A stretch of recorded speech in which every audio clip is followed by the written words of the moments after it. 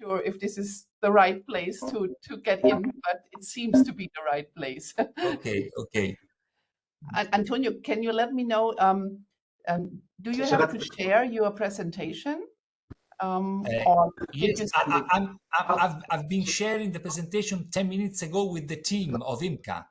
So it should be visible in the room.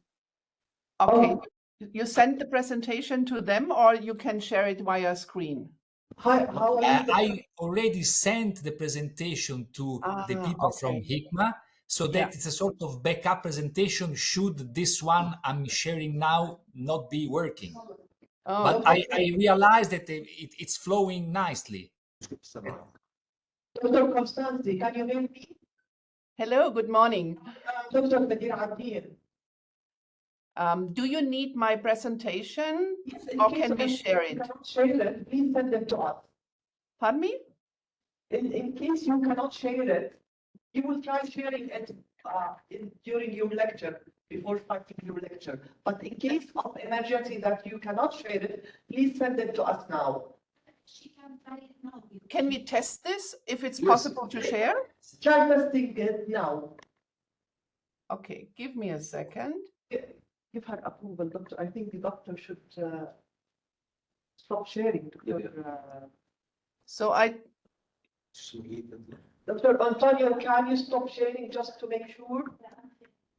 Dr. Contanzi, just a few minutes, just to stop sharing. Okay. So I stop sharing now? Yes, yes. Already Is that okay? Constanzi, you can start now. I try it, yeah.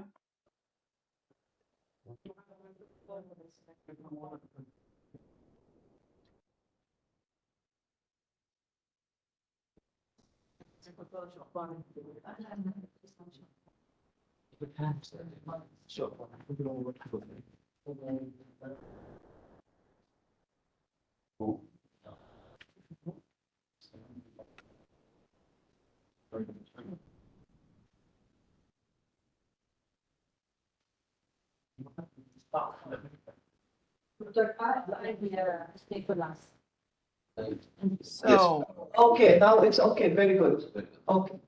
So you can see the full screen? Yes, we can see it. Perfect. So then I think I don't need to send it to you then. Okay, no need, right. And I will be there 1 hour, half an hour before the meeting starts, or? 15 minutes before your lecture. Your lecture will be at 4 o'clock in our time.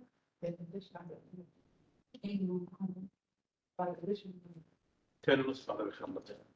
لا هي كنت هاي حضرت مع الأربعة محسوبوا لي 45 minutes. لا مش 45 لا. Okay. يعني 2 hours. لا 2 hours Constanzi 2 hours. In 2 hours from now, Dr. Constanzi, you will start. Perfect. I will be there. Thank you. Thank you. See you then. Bye. Hi, Constant. So I will share the screen now, okay? Yeah. Hi, Constant. Hi. Have a good talk. Have a nice talk. Bye. Okay. Okay.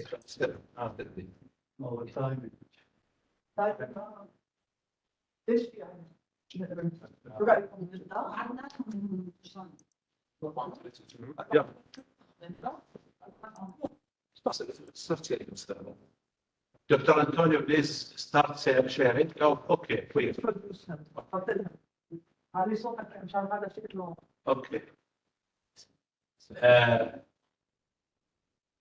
Good afternoon, everybody. First of all, I welcome our guest, Dr. Antonio Conio, and on behalf of the Jordanian Society of Hematology, allow me to introduce Dr. Antonio Conio.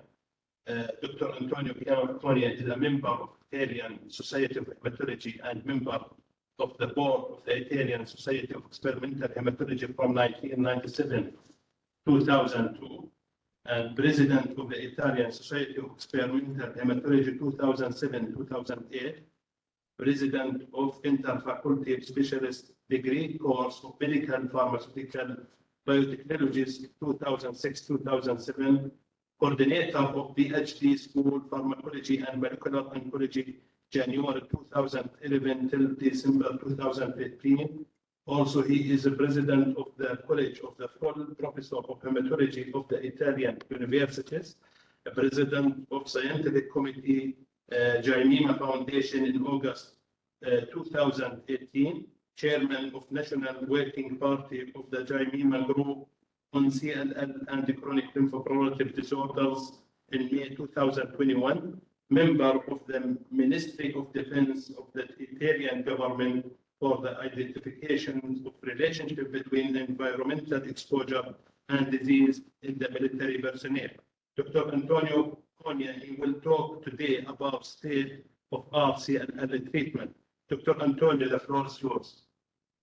So thank you for the nice introduction, dear colleagues. I will share with you in the next 35 minutes my views on the state of the art for the treatment of CLL today. We have some game changers, BTK inhibitors and BCL2 inhibitors. And this is a brief summary of a patient of mine, age 49, in 2011. He received FCR. He had untreated CLL with unmutated immunoglobulin gene without p53 aberration. He had a time to next treatment after FCR of 3 years. Then he was treated with bendamustine rituximab for 6 months, and after 1 year he received alemtuzumab, and at that time he would have been out of option. Ibrutinib was introduced into the market at that time, so he was treated with ibrutinib, which was effective in this patient for 4 years. Then he switched to venetoclax and rituximab. He achieved a complete response with MRD negativity, and he is now at the age of 62 years treatment free for the last 2 years. Is this the end of the story? No, because we have a new entry, pirtobrutinib, recorded in FDA in January 24. So the first message is that today we have a wide array of treatment which are very effective for CLL. We were all surprised in 2012, looking at John Bird's presentation published later in the New England Journal of Medicine, where 85 patients out of option, 4 previous lines of treatment, were salvaged with ibrutinib, producing a response at 2 months in 72% of the cases, with an overall response rate greater than 90%, and especially with the duration of the efficacy of the drug, with a number of trials published in a few years showing that at 30 months of observation, more or less 70 of the patients were progression-free and 53% were still on treatment. Now, state of the art, 2 scenarios, 2 options, fixed duration or continuous treatment. Let's start with fixed duration, young patient. These are the data of the MD Anderson Cancer Center, treated with FCR, and the paper was published in 2005. Median follow-up now 19 years. The key message here, dear colleagues, is that some 50% of the patients with favorable genetic profile, as documented by the mutated immunoglobulin gene, are being possibly cured of their CLL. And among these patients, those who achieved MRD negativity have a 75% probability to be free from recurrence at 19 years median follow-up. Which are the problems with FCR? Immune suppression and secondary primary malignancies. In the CLL-8 trial that documented the advantage of FCR over FC, fludarabine cyclophosphamide, in terms of PFS and overall survival, you can see here that after 6-year median follow-up, the dead patient were lost due to infections in 42% of the cases, 25% only due to disease progression, 18% due to secondary tumor. These were young patients. So this is a limitation of the efficacy of FCR. I will get back to this issue later during the presentation. Other option, young patient, fixed duration, ven, obinu. We have the Gaia CLL13 trial, recently updated by German colleagues at ASH in San Diego. In this trial, chemoimmunotherapy, FCR or BR for those patients greater than 55 years of age against venetoclax containing regimen, one with rituximab, another one with obinutuzumab, another one with obinutuzumab and ibrutinib. Who is the winner at a 50 months median follow-up? Venetoclax with obinu or venetoclax with obinu and ibrutinib. The blue curve is the PFS with FCR and BR. So greater efficacy of this regimen over the best chemoimmunotherapy regimen in the front-line setting in the young patient. Ibrutinib and venetoclax, this deserves a mention because Peter Hillman presented this outstanding data at ASH, and the presentation was included at the final Best of ASH presentation closing the ASH meeting in San Diego in Tuesday. Best of ASH summarized the most important contribution. This one was included FCR in the young patient as compared with the combination of ven plus ibrutinib with a particular schedule based on MDR at different time points. But to make a long story short and to come to the point I want to make with you, colleague, this is another trial showing a survival advantage with I plus V for fixed duration treatment as against FCR, with 2% of patients dead at 3 years with I plus V as compared to 6-7%. The P is highly significant. The salvage regimen in the patient treated with FCR was efficacious, was represented by efficacious agent because 83% received a second-line targeted therapy, so that the trial was well designed, well conducted in the UK, as you may know. And look here again, why do we lose patient? Why do the patient die with this modern regimen? 7 patients due to infection FCR as compared to 1 with I plus V, 3 due to secondary primary hematologic malignancies. First line, old patient, fixed duration, again, ven obinu. This is the CLL14 plus obinutuzumab, patient unfit, median age 71 years, as compared with 1 year of venetoclax plus obinutuzumab. As you may see here, I elected to present you the time to next treatment data and not the PFS data, because in the elderly patient with a fixed duration regimen, in my opinion, dear colleagues, time to next treatment is a very important measure of efficacy of the study combination. As you may see here, 80% of the patient didn't need the second line treatment at 6 years in the ven obinu arm if the patient had the mutated immunoglobulin gene. 57% did not receive a second line treatment because there was no relapse if the patient with ven obinu had the immunoglobulin in the unmutated configuration. Which are the drawbacks of this combination? Infusion reaction, need of tumor lysis syndrome monitoring, and neutropenia. Very effective regimen with some caveats. Ibrutinib plus venetoclax. Again, the GLOW study updated by George Follows at the last ASH meeting. Ibrutinib 3 months lead in, followed by 12 months of combination of ibrutinib plus venetoclax. Elderly patient as compared with chlorambucil and obinutuzumab.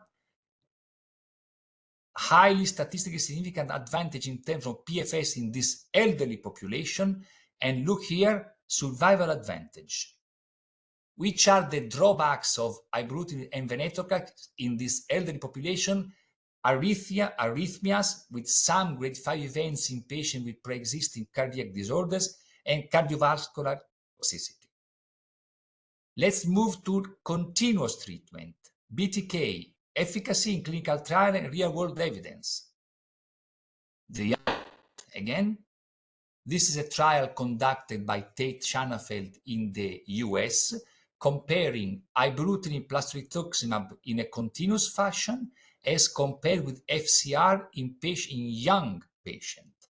Look at the results at a median follow-up of 6 years, published in Blood last year, in the unmutated, in patient with immunoglobulin unmutated configuration, large PFS advantage with ibrutinib and rituximab as compared with FCR.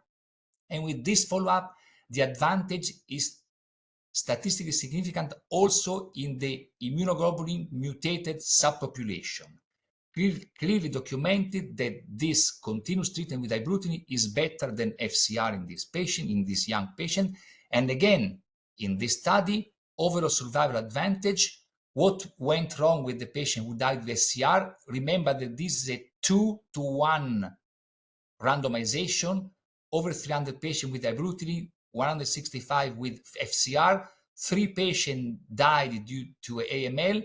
And look, the CLL-related deaths, considering a 2-to-1 randomization, were only 5 in over 300 patients with ibrutinib, as compared with 6 due to progression in FCR that included 175 patients.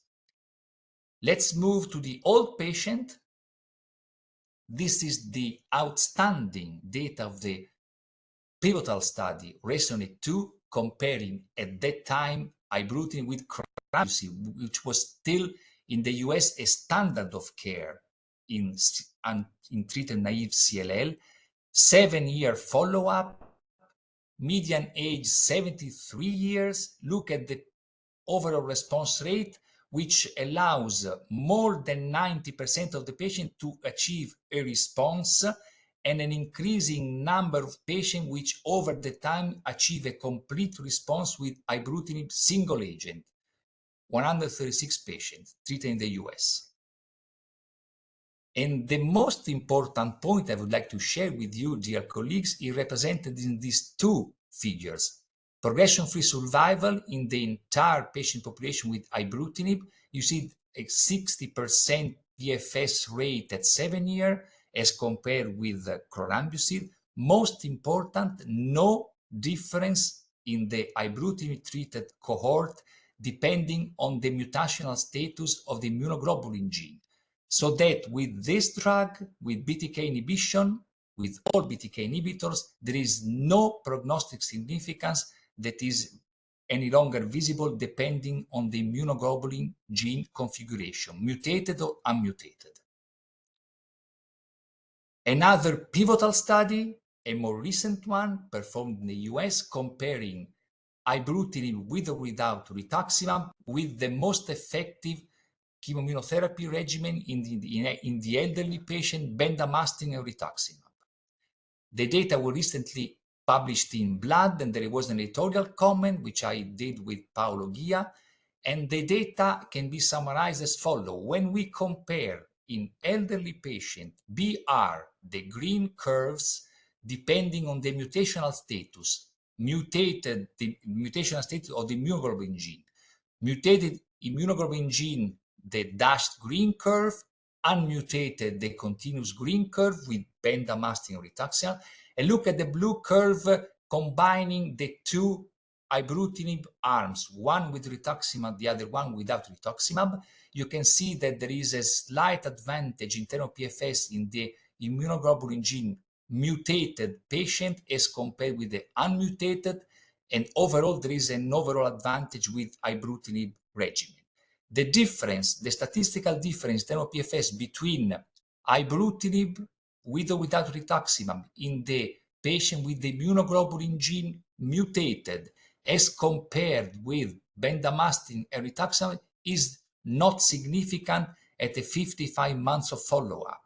So that in the editorial comment, which will soon appear in Blood, we commented that BTK is clearly better than bendamustine and rituximab. This is especially evident in patients with high-risk disease, p53 aberration, unmutated immunoglobulin gene, less so at the time being in the mutated immunoglobulin gene configuration, also considering the financial toxicity which is something which you start taking care of. Continuous treatment, real-world analysis. If a treatment is effective, we have to measure what happens in the real world. And there are some data which are, in my opinion, quite interesting, because this is the last one which we published along with the colleague of the National Drug Agency. In Italy, if you have to prescribe a targeted agent, you have to register the patient in the drug agency web platform monitoring registry, so that we have 100% capture of all patients who started a targeted agent. Coming to the data in this paper recently published in Blood Cancer Journal, we could study 747 patients treated with ibrutinib first line with 17p-. The patient initiated treatment between January 2016 and December 2020, so that there was a minimal follow-up of 1.5 years. In this large cohort, 747 patients with 17p- treated upfront with ibrutinib, median age 71 years, reflecting the real life, median time to discontinuation 37.4 months. At 24 months, 63% of the patients were still on ibrutinib. And if you look at overall survival at 24 months, 83% patients were alive. These data are reported here in terms of time to treat and discontinuation, which is a very easy to measure endpoint in a registry, because the registry monitor every prescription that the physician is mandated to include in this registry, so that no prescription means discontinuation. You see that 37 months median time to treatment discontinuation compares favorably with the Anthony Mato data in the US, 32 months in patients 17p-. Anthony Mato also reported the data of the efficacy of ibrutinib in first line without 17p deletion, which is 43 months of median time to discontinuation, so that we can say that this drug is efficacious with good treatment retention also in the real world. In the US, probably the discontinuation are greater in Italy because they have the opportunity to switch to other drugs before what happens in our country. Which are the factors predicting for shorter time to treatment discontinuation, overall survival in our experience? Age, ECOG performance status, and the pre-existing cardiac disorder or renal disorder. Overall survival, patient will survive shorter if they were male, elderly, or with an ECOG performance status of 2 or greater. At the last ASH meeting, attention of the scientific community was drawn by Maseri Shadman, who reported a real-life experience in the US registry. Treatment retention of ibrutinib. He studied 522 patients included in a registry in the US, and the criteria for selection for inclusion of the patient in the study was usage of ibrutinib and patient who reported a cardiac or non-cardiac adverse event after single-agent ibrutinib. Going back into the data of the registry, they noticed that 95 patients had a persistent dose reduction after an adverse event, as compared to 427 patients who did not receive a dose reduction. And look at the surprising results here.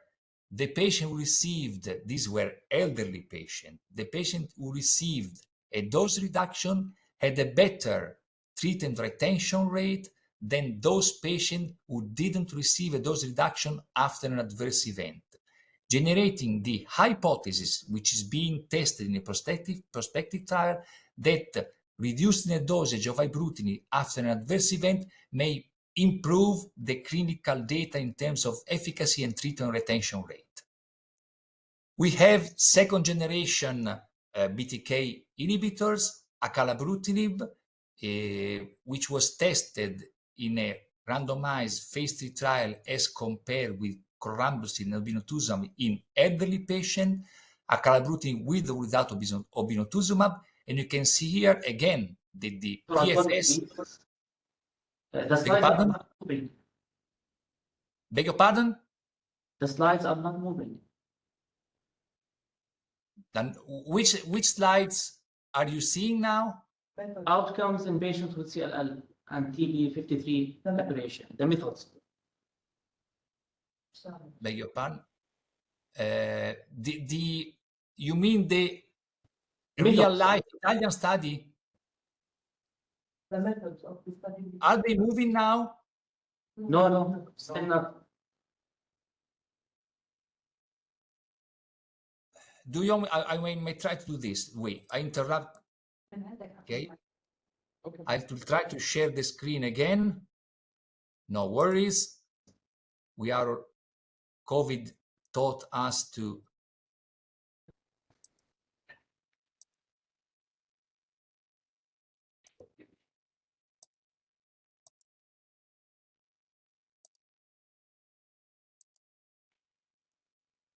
Can you see the slides now? No, not yet.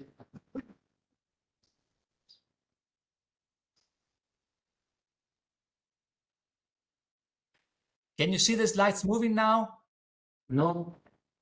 Do you want to share the slides I sent you as a backup presentation? Yes, we will try. I'm sorry about this. I know.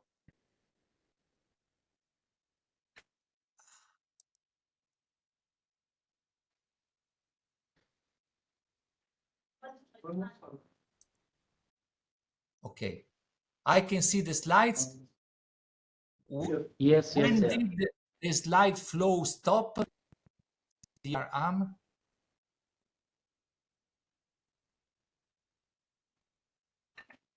Okay. Did it when? So you can go back to the last slide. I was commenting and briefly summarized what I already told. This one. Is this the one?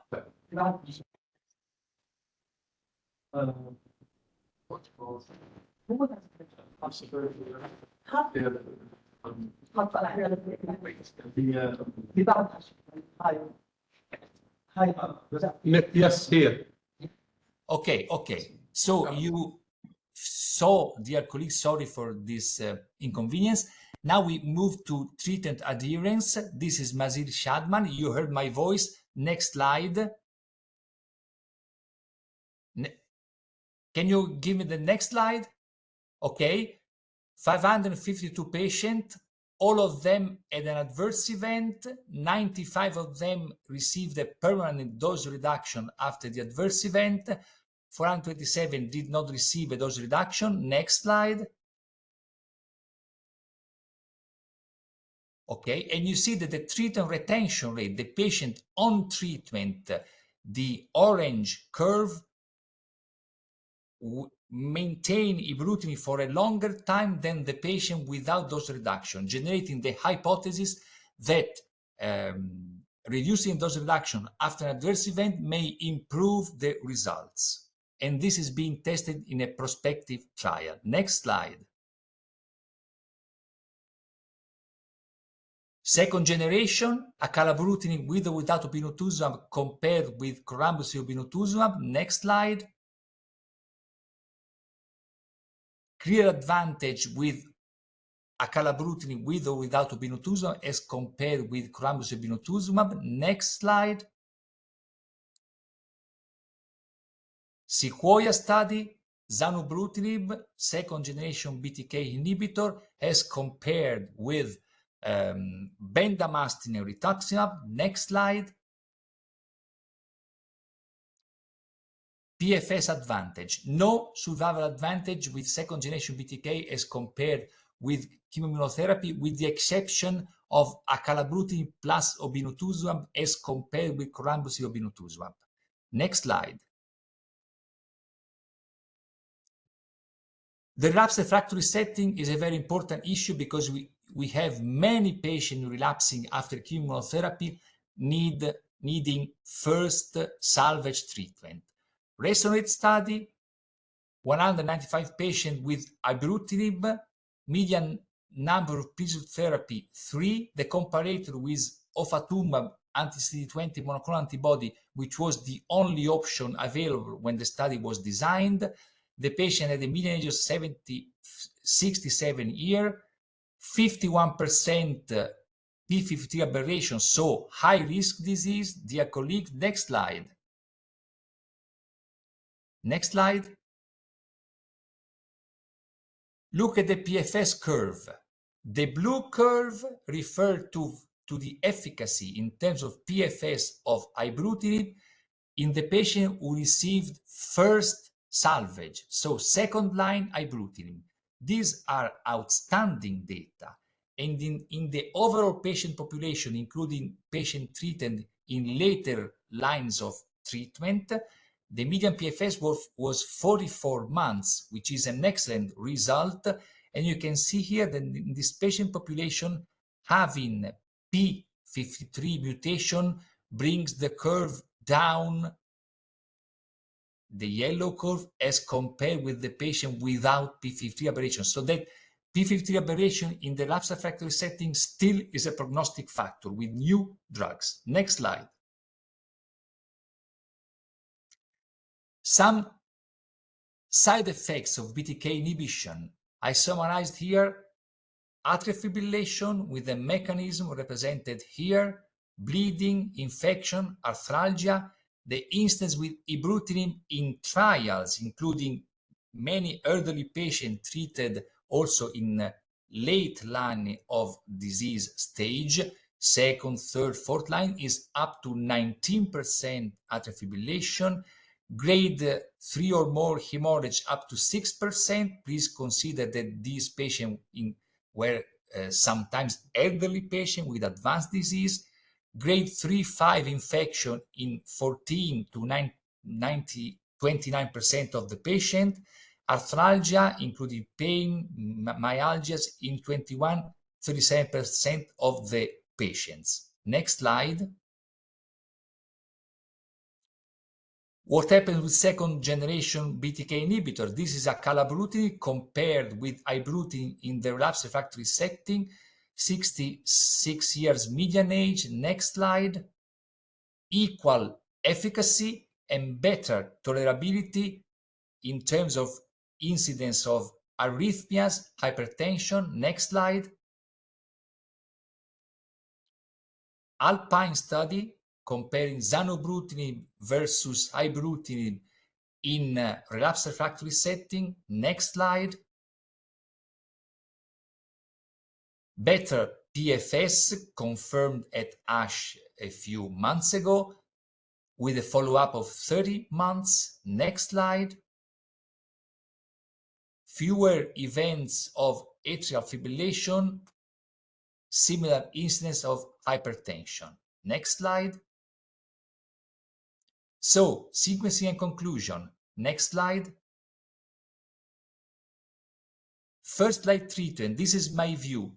Today, in patients with standard risk disease, be it young and fit or elderly and or unfit, target therapy is a preferred option as compared to chemoimmunotherapy, which may have a limited role in a few patients. Next, 17p minus p53 mutation, definitely target therapy. BTK inhibition is preferred over fixed duration treatment. Next slide. Based on the immunoglobulin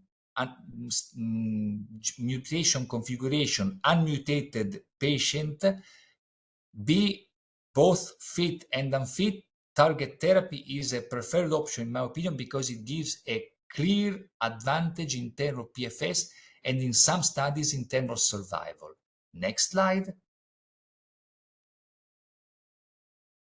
What to do in the relapsed refractory setting? One statement clear: in our country, in my view, chemoimmunotherapy should not have any role in relapsed refractory patient. Next slide. And what I suggest in case of symptomatic progression after first-line treatment with chemotherapy, we can choose continuous treatment or fixed duration. BTK inhibitors are the mainstay of continuous treatment. At progression, we can cross to another class of agent. In the double refractory patient, we have the novel generation BTK inhibitor pirtobrutinib, and in clinical trial, bispecific monoclonal antibodies, new agent, and CAR T therapies. Next slide. I prepared some backup slide in case the discussion will require some data. And having said this, I will stop my presentation, and I'm happy to discuss with you, dear colleagues, if there are any questions. Thank you so much. Thank you, Dr. Antonio, for this wonderful presentation and talk. Now, I think we should open the session for asking the questions. Anybody who have a question?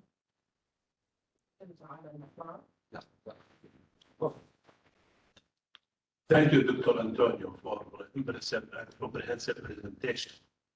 My question about options of CAR T cell with re-challenge ibrutinib. I beg your pardon, the function of? Re-challenge ibrutinib with CAR T cell.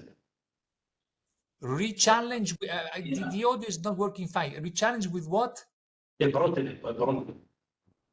Okay, re-challenge with ibrutinib in case of fixed duration regimen, I guess you mean. If I use ibrutinib in combination with venetoclax, what happens when the patient relapses? So this is a well-taken question, very important one, because now in our country, we are allowed to use this fixed duration combination in the elderly and the young patient. 3 months lead in ibrutinib, 12 months of combination.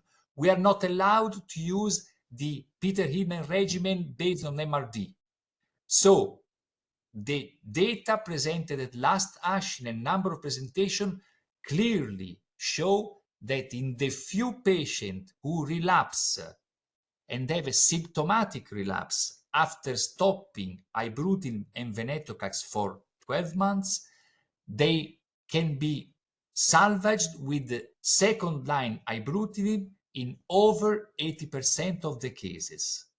We don't have a sufficiently long follow-up to measure the duration of response of second-line ibrutinib, but the data are definitely encouraging, especially because there are only a few patients who need second-line treatment with this follow-up, which is not so long, but it is now median 4 years, so that we are improving our experience with this fixed duration regimen.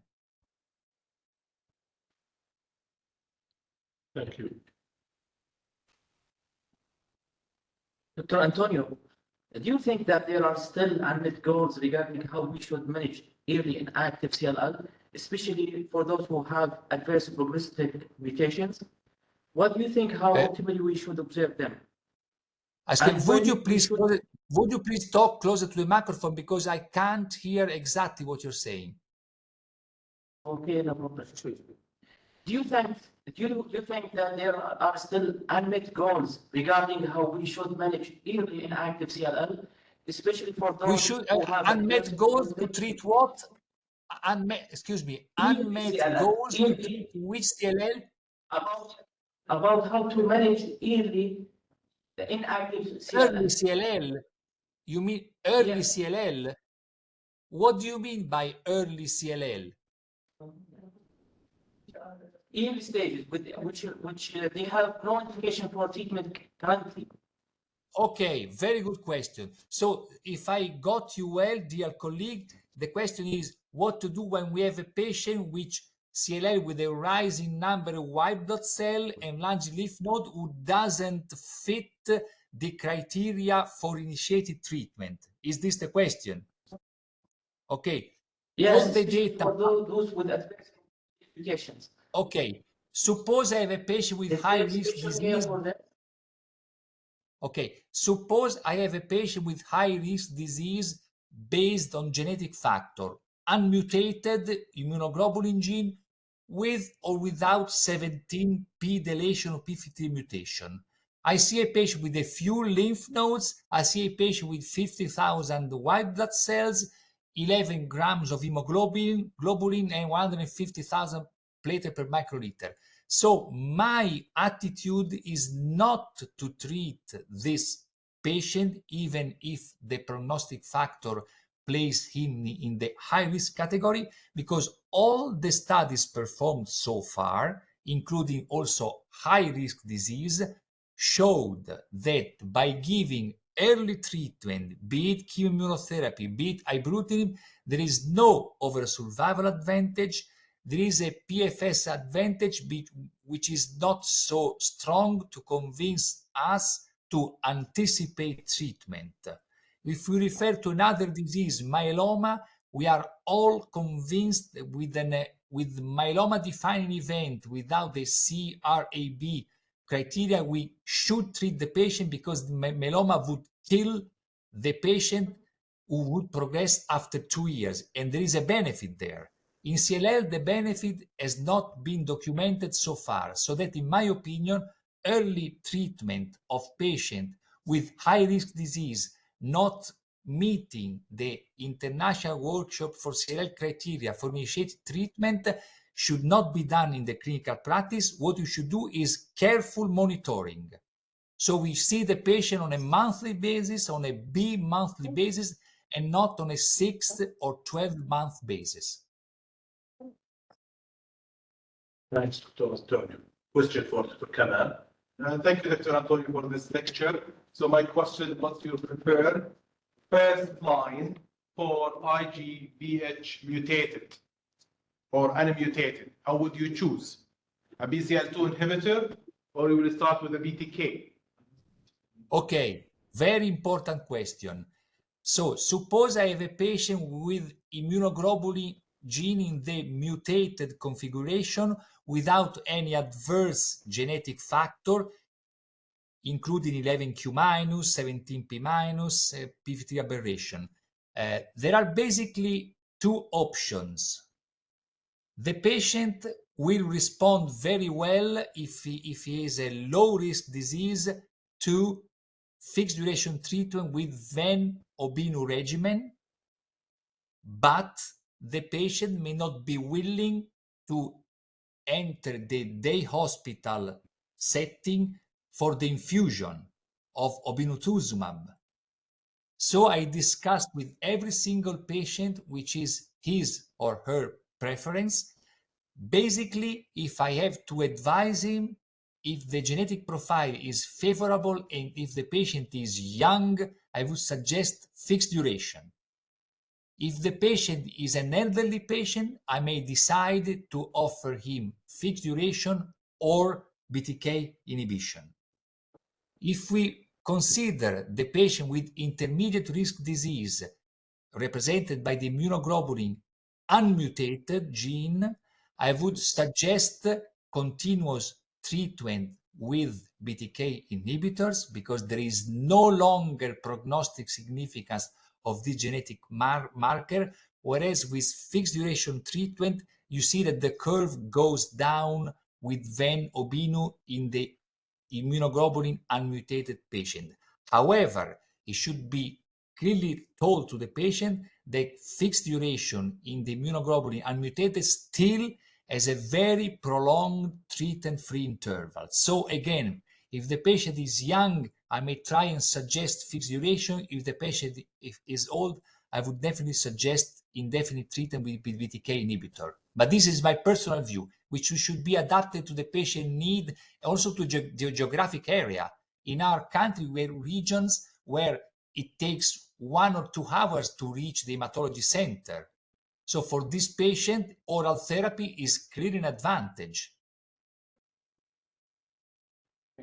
Thank you, Dr. Antonio. It seems no more questions. I conclude this session. Again, I would thank Dr. Antonio for being with us. And we hope see you next year in Jordan. Okay. Thank you again. And we finished. I appreciate very much your presentation. No more questions. No.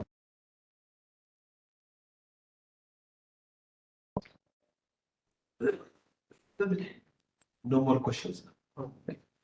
Yes. Thank you. No more questions. We finished. Thank you so much for this invitation. I really appreciate it very much. It gave me the opportunity to review the literature with a number of new data. Looking forward to meeting you in presence, maybe. And peace to all the people. We hope so. Thank you so much.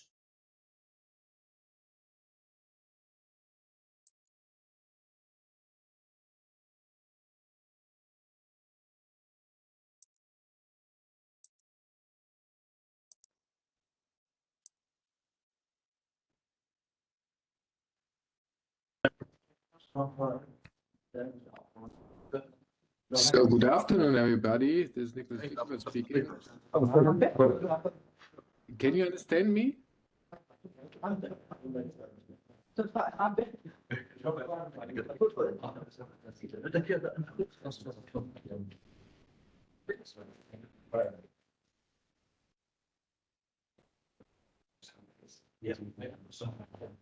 Good afternoon.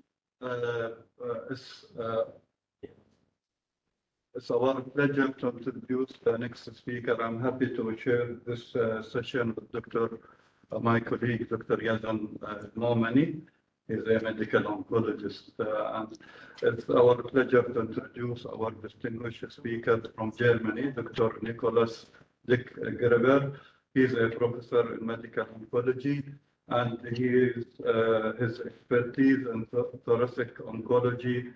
Dr. Nicholas has been a principal investigator in many phases 1 to 3 phase trials since 1998 on lung cancer, mesothelioma, and other pulmonary diseases.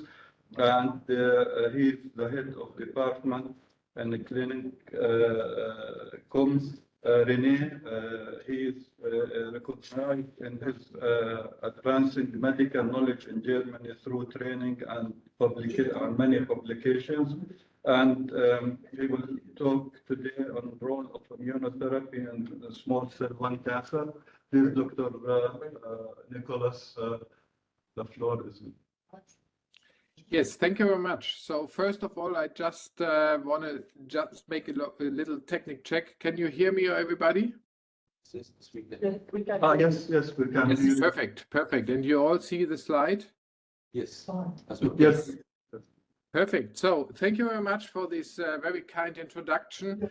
And I'm very happy and glad to have the opportunity to give you this talk today. I think we have also some discussion at the end. So what I want to give you today is principally a little overview of the development of the treatment possibilities for extensive stage small cell lung cancer, especially in first-line treatment. We will discuss some recent data. And further on, I will end with just one case from our clinic. I think also there will be some points of discussion, and I will be happy and glad if you have some questions and comments to these things further on.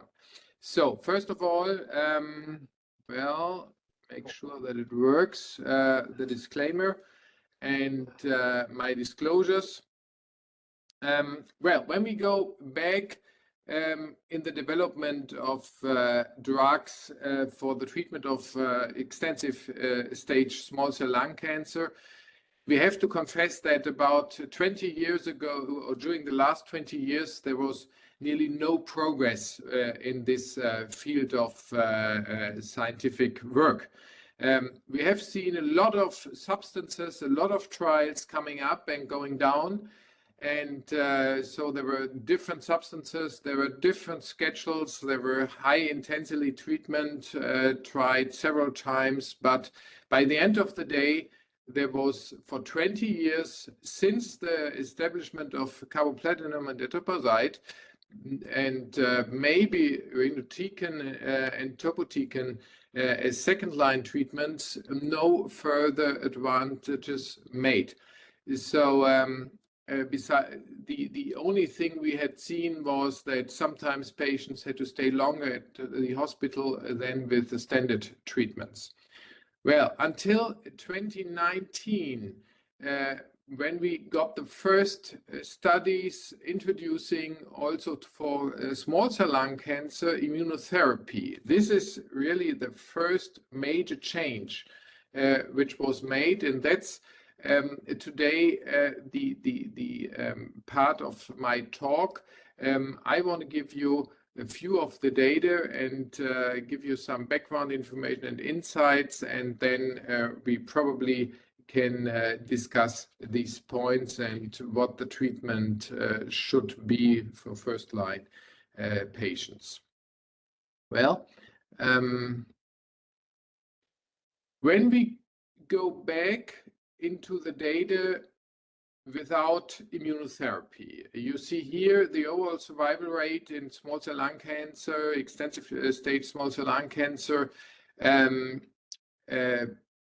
in stage 4, but also in limited disease. You can see this here, that just during the last decades, we haven't done much progress. Also in the early stages, we are not even reaching a 5-year survival rate of 30%. We are just below it. And when we come to stage 4, we are below 2%. And this is probably one of the big differences to other diseases. So it's one of the worst prognosis we have in lung cancer in general. So 5-year overall survival rate less than 2% for small cell lung cancer. This is something you have to keep in mind when you're looking on the data we are now talking about. Well, what I want to discuss with you is the first trial which tested immunotherapy in combination with standard chemotherapy versus standard chemotherapy. This was the so-called IMpower 133 study, and we probably start to go just through the study details, how they were made. So it's a mid-size trial with approximately 400 patients and all had to be measurable, had to have measurable extensive stage small cell lung cancer. They had to be in a relatively good performance status of ECOG 0 to 1. No prior systemic treatment was allowed, and they were allowed to have treated asymptomatic brain mets by study entry. The stratification was for sex, ECOG, performance status, and brain mets, yes versus no. Patients were randomized one by one, either to receive atezolizumab plus chemotherapy with carboplatinum and etoposide, or standard chemotherapy, carboplatinum etoposide, followed by a maintenance phase, and this until disease progression or loss of clinical benefit. What does that mean? Well, it was allowed to treat partly beyond progression if the investigator had the impression that there is still some clinical benefit for it. You know this concept already from some other trials in non-small cell lung cancer. Since we know immunotherapy, we are all doing this once in a while in some certain patients. We now see more something like oligoprogressive disease, or also, so that we probably use in some certain circumstances also some additional features like radiotherapy. And this was the idea behind it, that the investigator could decide if there is still some clinical benefit there. There was a survival follow-up done afterwards, and the primary objectives were overall survival and PFS. Well, the results you see, they are of course not as tremendous we have seen initially in non-small cell lung cancer, but keep in mind there was no benefit seen in the last 20 years. And therefore, we have to say that what we see here, we see a hazard ratio of 0.7. It depends on which point of time you really have the readout. This varies between 0.7 and 0.75 around, with a highly statistical significant result. At this time, this graph with a median follow-up of nearly 14 months, and we see a median overall survival of 10.3 versus 12.3 months. And remember, the hazard ratio equals this area between these two curves. So there is a statistically, not only statistically, but also clinically important difference, with an increase of the 1-year survival rate from 38.2% to 51.7%. So this is a highly positive study, and there was I will show you this in an enlargement in the next slide. So here you can see it probably a little bit better. It's the same graph. So and you see here up in the corner, well, it depends. When we go to a readout with 22.9 months, we have a hazard ratio of 0.76, still highly significant. Well, so this is the benefit the patients have. And there was a second idea behind this study. I will tell you later. First, we have a look into the subgroups regarding the OS, and you can see that all of the subgroups have a benefit. The benefit is a little bit less, but as caveat, you keep in mind that the numbers are small. If there are brain mets available, then we have a hazard ratio of 0.96 here in this certain case. Obviously, the elderly ones have a little bit better benefit than the younger ones, and the females seem to do better than the male patients. On the other hand, when we see liver mets, you remember we have in non-small cell lung cancer sometimes the impression that liver mets has something to do with prognosis. It doesn't seem to be the case in small cell lung cancer. And at that point of time, another thing people looked at was a TMB. You remember, by end of last decade, this was one of the markers which was hot. Well, at this point of time, it seems to be cold. And therefore, at least in this readout, you can see that there is not really a difference in between. Anyway, there was another idea which had something to do with also the availability of the drug worldwide. The idea behind was they saw at the point of the end of the study that there were still patients on atezolizumab. And so the idea was to make the drug, on the one hand, probably available to every patient who is still on the drug.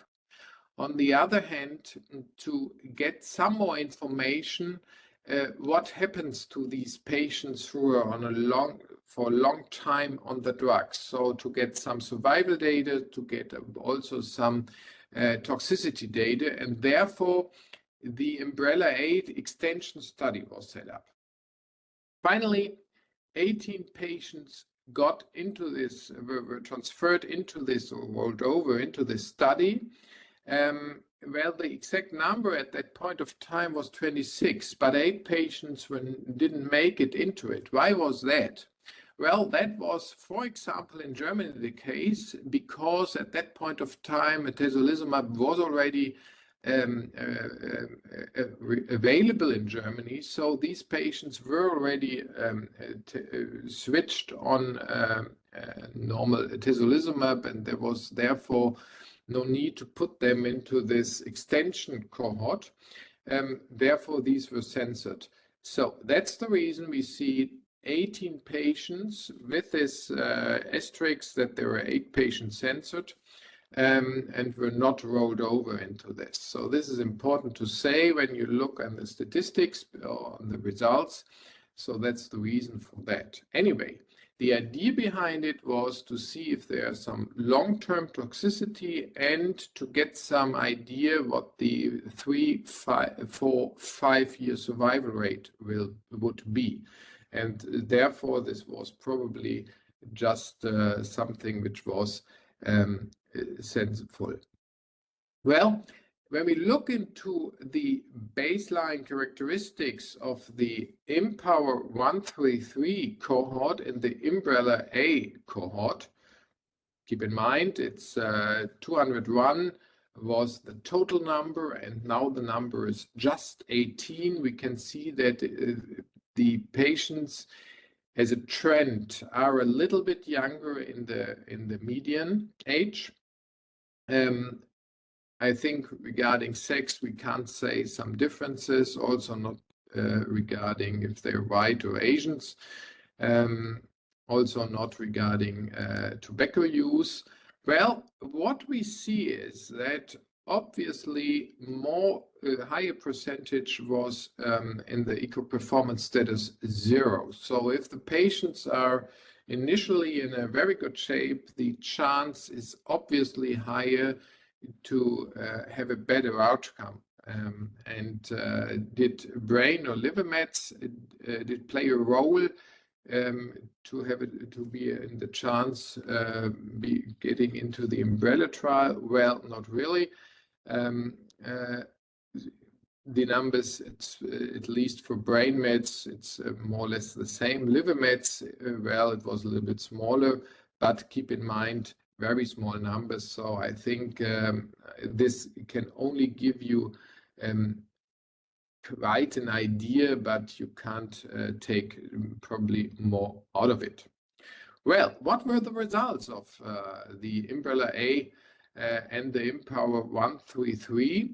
Well, you can see here more or less the graph we have seen before, added by or extended by the Umbrella A cohort. And in my opinion, there is one major data point here in this graph, and this is the 5-year overall survival rate. Remember what I told you in the beginning, and I showed you in the beginning, the 5-year survival rate in different cohorts we have usually with small cell lung cancer when it's extensive disease, it's less than 2%. And ask yourself how many patients you have seen in your daily practice with a 5-year survival with initial extensive disease small cell lung cancer. Well, I have to confess, well, it's the maximum of 2%. It's probably in our cohort, it's less. And here we can see now that we have a tremendous rise in the 5-year survival rate up to 12%. And how has that come? Well, we now see a statistical phenomenon which we have seen before also for non-small cell lung cancer. Probably a little bit different than we have seen it before, but we see that also here with the small cell lung cancer, the end of the tail of the curve gets more and more flat. So there seems to be a small cohort of patients who have really a long-term advantage due to the therapy, and that is something we all have never seen before without immunotherapy. And on the other hand, it's kind of proof of principle that we now see this, of course, on a lower level, but that we see it also in small cell lung cancer. And I think this is a tremendous information for our patients, because it means that there is some chance for these patients to have a definitely better outcome than they had before. And it's not only that, we see that here the curves divide already here at 6 to 9 months. So we have in general better prognosis for patients when they are treated with immunotherapy. Well, let's have a look into the swimmer's plot for the umbrella trial, and there you can see that just half of the patients stayed on the drug just for a relatively long time, but the other half obviously had just an advantage regarding prognosis due to the fact that they were initially treated with atezolizumab. So there is probably also the question if immunotherapy has something to do with the long-term outcome also of other lines of therapy. So it's not only the fact that they have to be on the drug, that probably also that changes the results of second and third line therapies. So when we look into these data and we try to figure out, are there certain clinical settings which would support the patients be transferred into this long-lasting treatment effects. Well, all of these 18 patients had initially either a complete response or partial response as best response. So there were no patients in these 18 patients which were just stable as best response to first-line therapy. That is probably one point you have to keep in mind. Well, 6 of these 18 patients were treated beyond progression. You can see this in the lower part of it. So it seems to make sense to get this concept also transferred into small cell lung cancer and do maybe on the one or the other point just a local treatment for some spots of progressive disease. And did liver or brain mets play a role? Well, of 11 patients still alive at the data cutoff date, 2 had baseline brain mets. So this seems to be possible, but none had finally liver mets. Well, we have seen the small number of patients with these circumstances, so you have to take these numbers with caution, but this could give you at least a certain feeling what kind of patients will have a chance for longer prognosis. When it comes to patients' safety and to side effects, well, it's more or less that what we already know with immunotherapy, and as you can see here, this is shown, and it is pretty much exactly that what we know from other things. So it's diarrhea, it's pneumonia, and we had seen here a procedural pneumothorax. Well, that sometimes happen. But we had ease of special interest. This was in this certain study, the hypothyroidism. There we had one case with grade 2. Well, let me go further on. I want to put you a little bit in just in a wider view. And therefore, I brought you the data of the Caspian study and the Keynote 604 study, both going with other immunotherapeutics in extensive disease small cell lung cancer. And you can see that this is pretty much the same result. By the end of 3 years, we have a much higher survival rate than we have before.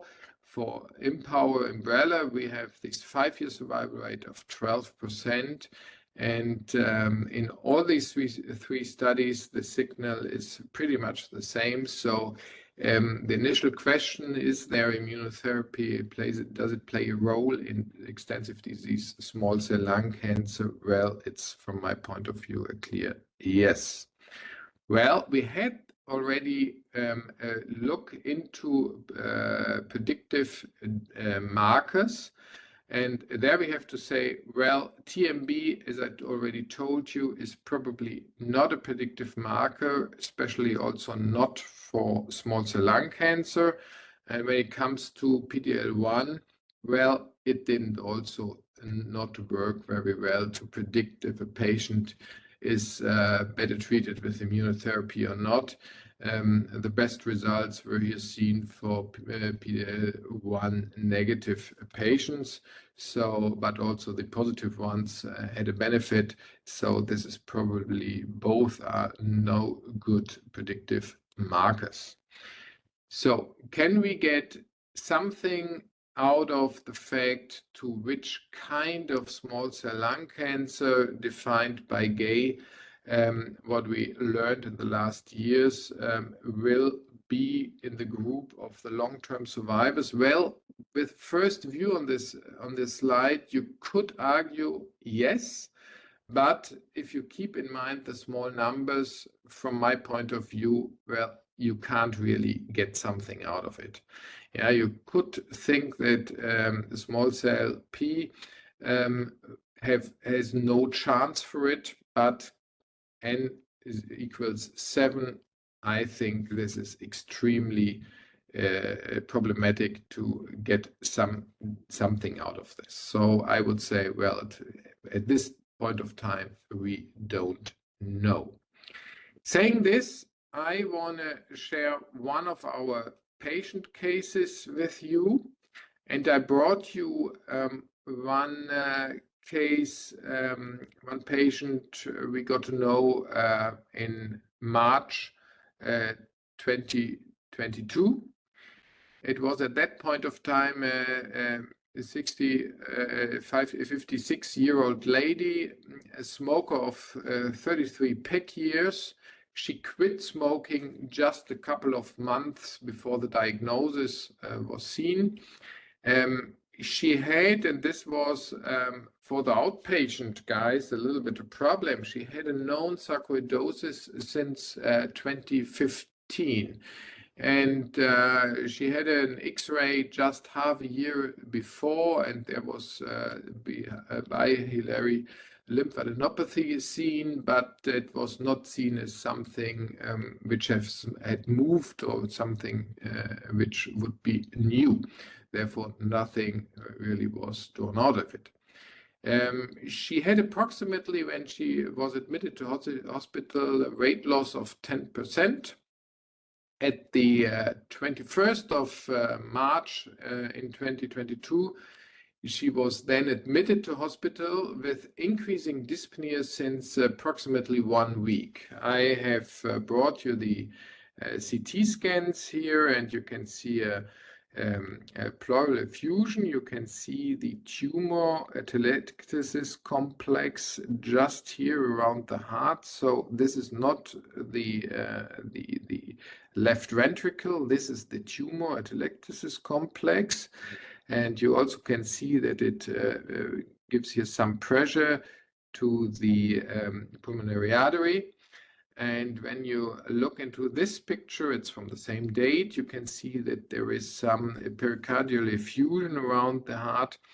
Further on, there was one liver met seen, and there was one brain met seen here at this point of time. The rest of the brain scan was without any other pathological results.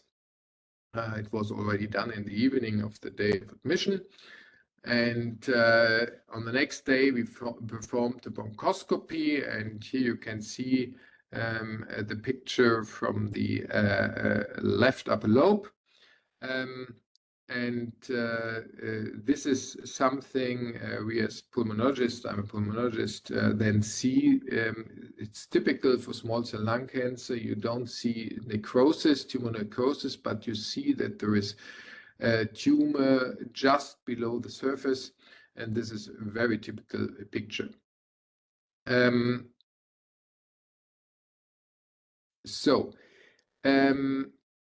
What did we do? Well, the pathology gave us the result just 2 days later that this is small cell lung cancer. We talked to the lady, and we decided to start with etoposide, carboplatinum, and atezolizumab. She got 4 cycles in combination, 9 cycles, then atezo mono. By the end of the year, she developed multiple brain mets. The rest of the disease was a wonderful response. In January 2023, therefore, we decided to treat her with whole brain radiotherapy. And due to the fact that we saw at this point of time, then after ending that, also a slight progress in other areas, we decided to switch her to second-line treatment echo scheme with adriamycin, cyclophosphamide, and vincristine. She got 4 cycles of it. And unfortunately, she developed during the 4th cycle again some symptoms of progressive cerebral mets. After we got the pictures, we saw that there were new and progressive cerebral mets, but also meningosis carcinomatosa. At that point of time, it was just 3 months after the whole brain radiotherapy. We first switched to topotecan, having the hope that this could help us in this area a little bit more. Well, there was not really quite a large advantage of it. So by end of May, beginning of June, there was still ongoing CNS progression. So that we decided in our tumor conference together with the radiotherapists that we would add some additional whole brain radiation to it, and we parallel started temozolomide, which is in Germany an off-label use at this point of time. And finally, the patient died in September last year due to progressive CNS disease. The rest was more or less stable. There we had at least no unmet need to treat it in another way. But finally, the problem was that we did not get the CNS disease completely managed. Well, saying this, I'm coming to the conclusion. I think I could show you that Empower 133 and Umbrella A provide the first report of 5-year survival outcome for patients who received first-line cancer immunotherapy with chemotherapy for extensive stage small cell lung cancer. 5-year survival in the atezolizumab plus carboplatin and etoposide arm was 12%, as I showed you. The overall survival data compared favorably with historical 5-year overall survival rate of approximately 2% for patients with extensive stage small cell lung cancer treated with chemotherapy alone, although patients' numbers were limited. The long-term safety profile of atezolizumab and carboplatin and etoposide in the Umbrella A is encouraging, considering the low incidence of serious adverse events and adverse events of special interests. Notably, late-onset immune-mediated toxicities were rare and manageable. These outcomes demonstrate the potential for durable survival benefit up to 5 years with this combination treatment. And now I'm looking forward for your questions. Thank you very much.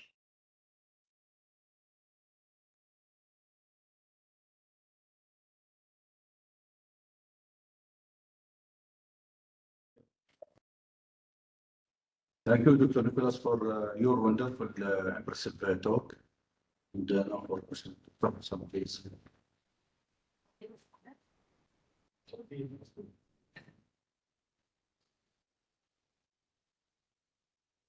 Thank you so much for the exceptional presentation with regards to the supercell Weber umbrella study.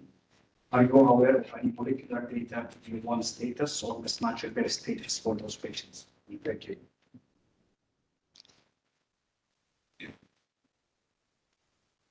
الصوت كان واضح please. صوت واضح شوي. So I had difficulties in understanding. Excuse me.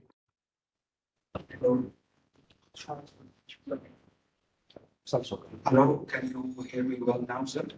Yes, unfortunately, the transmitting is quite bad, but just let's try it. Thank you so much for the exceptional presentations. With regard to the super survivors, the 18 patients in the umbrella study, are you aware of any particular data, PD-L1 status or MMR status for those patients? And thank you. Did I understand it in the right way that you're asking for the method of staging? No, the 18 super survivors in the umbrella study. Yeah. If we are aware of any molecular data, PD-L1 status or MMR status of those patients. Well, at my knowledge, yeah, we have for PD-L1 not, but I can. Well, I try to switch back. I showed you. We have a little bit, which is not a lot. So the only thing we know is this one. As you see here. So we have this difference in terms of the RNA sequence data. Yeah, so you see on the left-hand side, evaluated patients alive on study after 5 years. So this is the umbrella cohort where material was available initially. These were only 7 patients, and these were the 5-year survivors. And you see on the right-hand side the initial data set. So there is a switch, of course, but keep in mind the numbers are pretty small, and therefore I'm not sure if you really can draw any conclusions out of it. Regarding PD-L1 status, from my knowledge, we don't have any data which is more than this, or that what I showed you in the initial forest plot. Therefore, we have no further results. Thank you.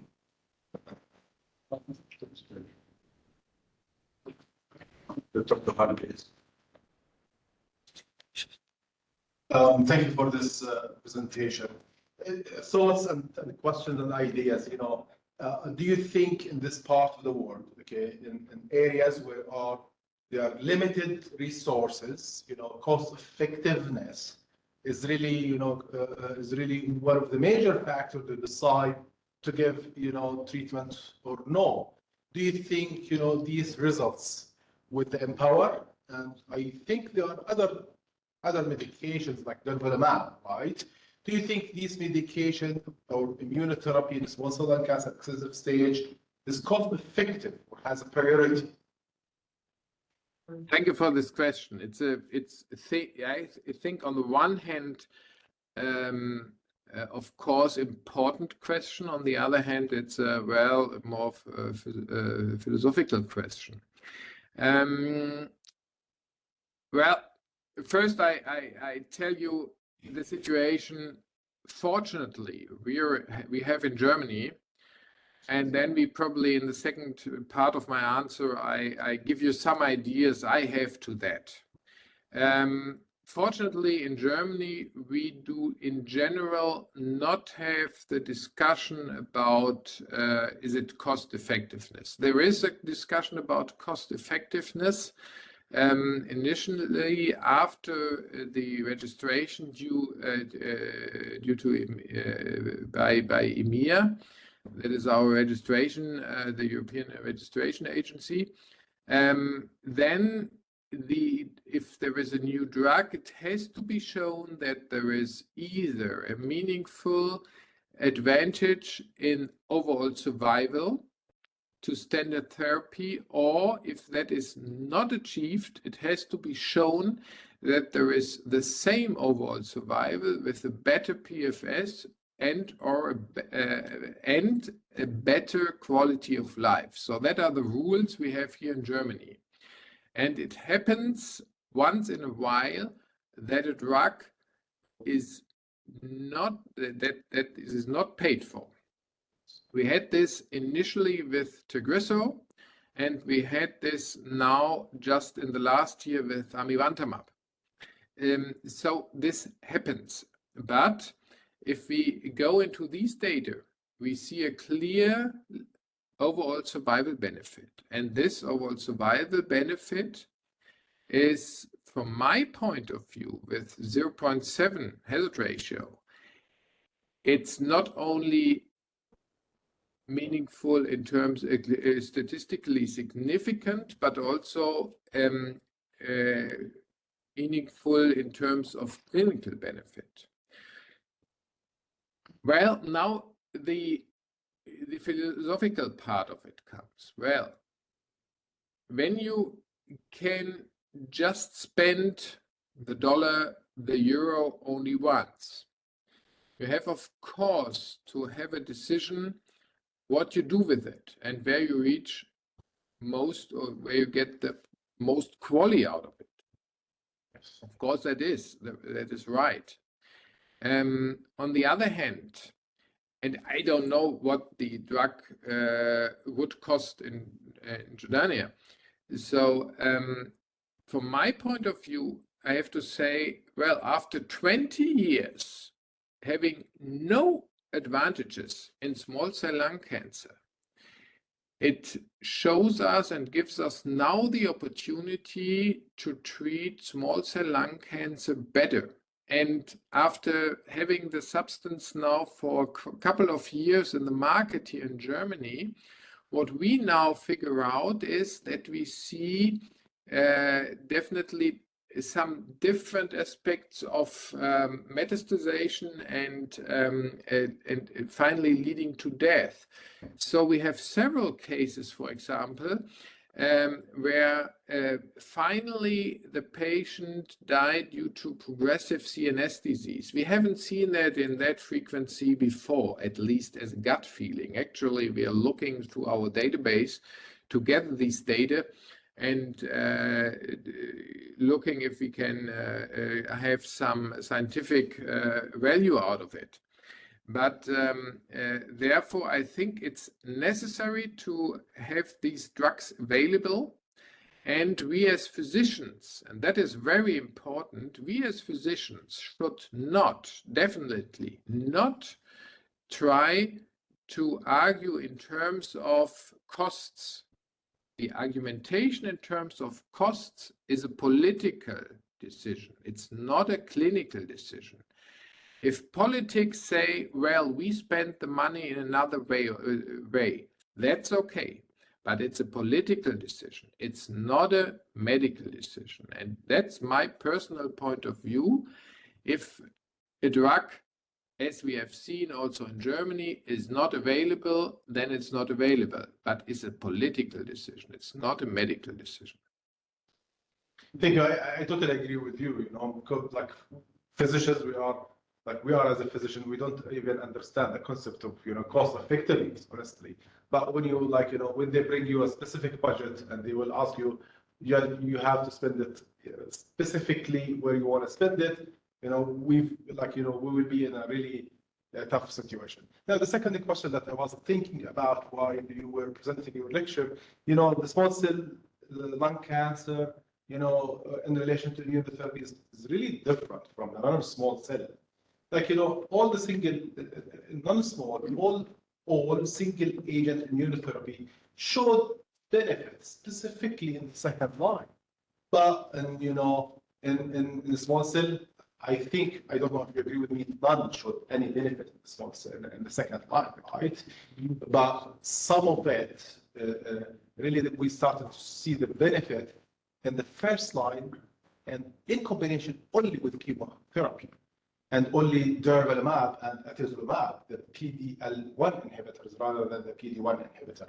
Do you have any comments on this? Well, when the study was planned and initially performed, you're totally right. So the counterpart to it was this concept BMS was at that point of time doing. They started with immunotherapy just after ending the chemotherapy, and they failed with this concept.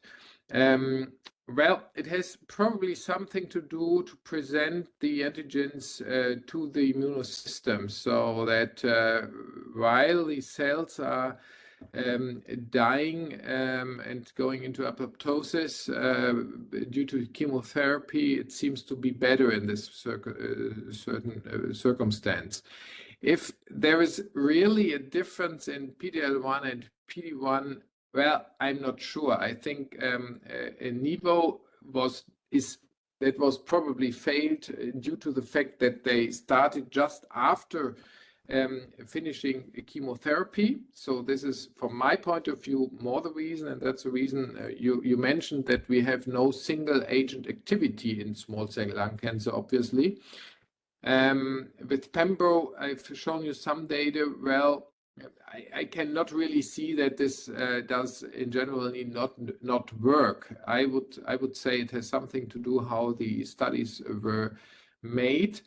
And the other question is, but it's never looked out, if you would also in second line treatment, you could push this a little bit by radiotherapy or something else. So or other substances. For example, I told you about this problem with the CNS disease. So we have to consider probably definitely or to try to figure out which patients will have the CNS problem, and have we probably to do a kind of PCI earlier on with immunotherapy, or do we have to add in between somewhere while we're doing immunotherapy some topotecan or something like that.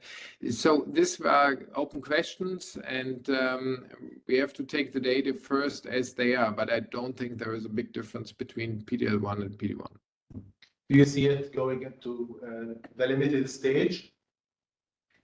Well, I mean, everything which is good for the outcome in extensive disease will probably also affect the outcome in limited disease. I think it's important to make progress in this area of science, and therefore, yes, I would definitely, especially with regards of the tremendous neoadjuvant data we have now in non-small cell, I would definitely say also in small cell, when you're going to limited disease, we have to add immunotherapy into this. And studies are needed. Thank you. Just for your excellent. So just I want to ask about brain metastasis. You allowed the asymptomatic brain, and the response is not that good.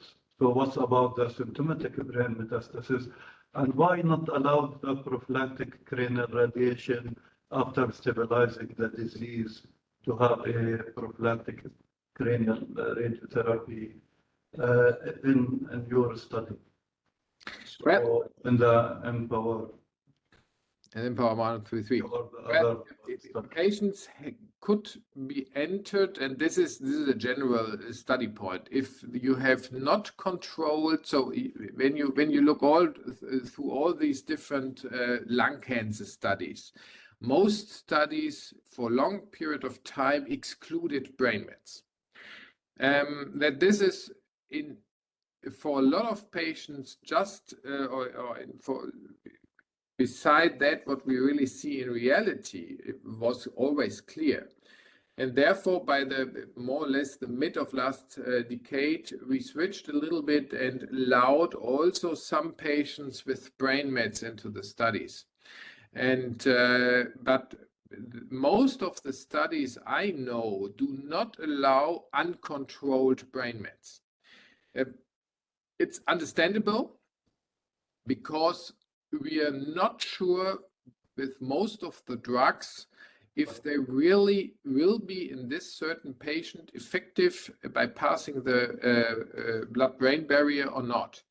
And therefore, the result of the study, if that is not the major endpoint, is somewhat unpredictable if you're taking uncontrolled brain met patients into the study. So from a study point of view, it's more or less logical that for a registration trial like this, you will exclude uncontrolled brain mets, so symptomatic uncontrolled brain mets.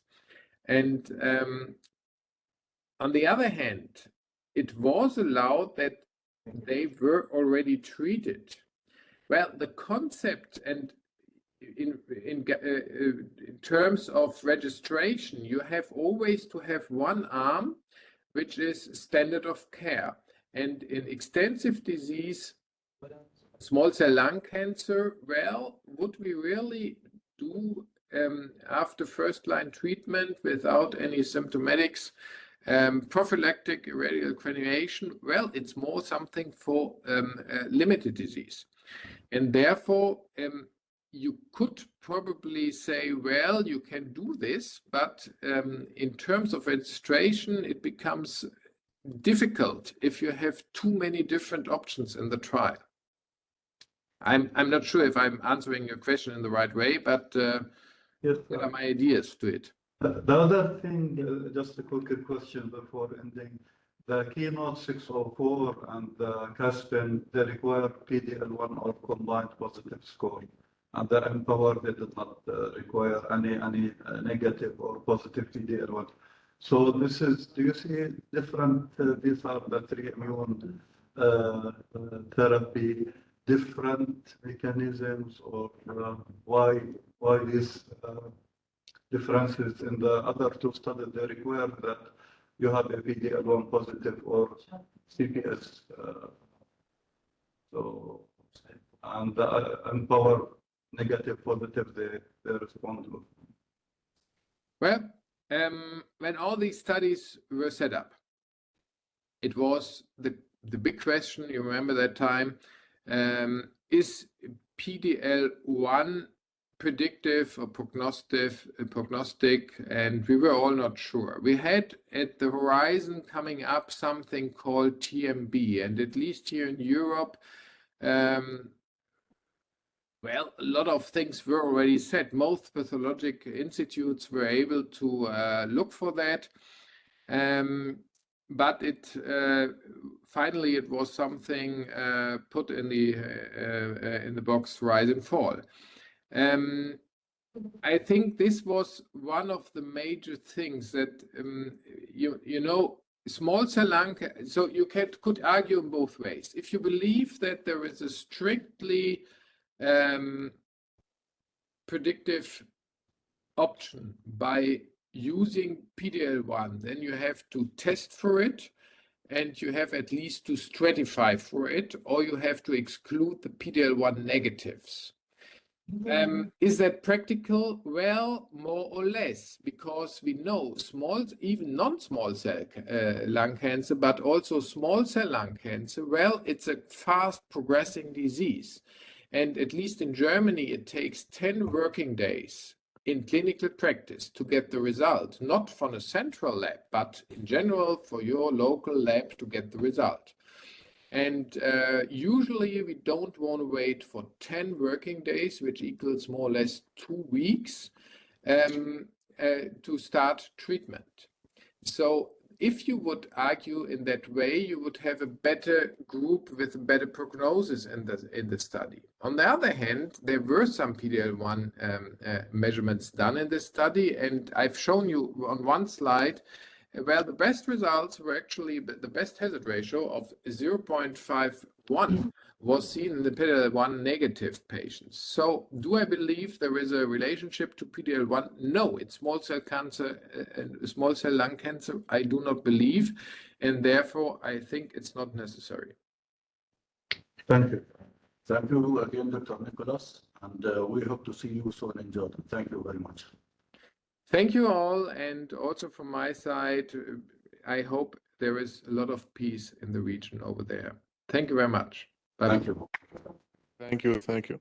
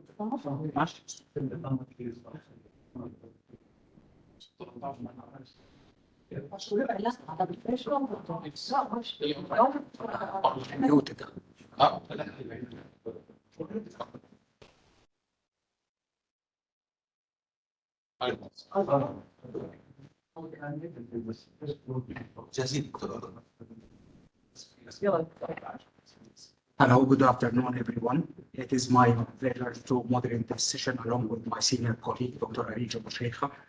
I'm inherently biased to this session for two reasons. First is my interest in gynecological malignancies. Secondly is that Dr. Ghani was my mentor at Princess Margaret. She's an exceptional mentor, a passionate physician, and an eager baseball mother. Notably, Dr. Ghani is an assistant professor at the Department of Internal Medicine in the University of Toronto and a staff medical oncologist at Princess Margaret Cancer Center. Following her medical oncology training, she completed a clinical drug development and translational research fellowship through the DTP program at Princess Margaret. This included a PhD at the University of Toronto, focused on studying hypoxia-related mechanisms of invasion and metastases in pancreatic cancer.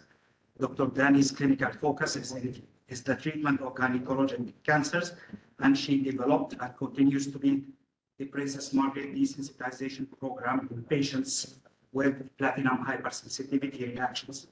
In addition, she is a pioneer of cell therapy studies in gynecologic malignancies at Princess Margaret. Since 2020, Dr. Ghani has led important initiatives in developing new models of inpatient care at Princess Margaret. And in 2022, she was appointed as the Medical Director of Acute Oncology and Patient Care. In this role, Dr. Ghani continues to work and improve delivery and integration of acute care for oncology patients at UHM. I would like to thank her on behalf of the Jordanian Society of Hematology. Please join me in welcoming her, and Dr. Ghani, the floor is all yours. Thank you so much, Hussam, for that very, very kind introduction. Can I just check and make sure that you guys can hear me okay? Yes, we can. Yes? Okay, excellent. Let me just share my screen now. Or are you guys sharing slides? I'll share slides, correct? Yeah. Yeah. Let's see. Oh, no. Just in the bottom of sharing. There's a Yeah. button down the screen. You can press on it and start sharing your presentation.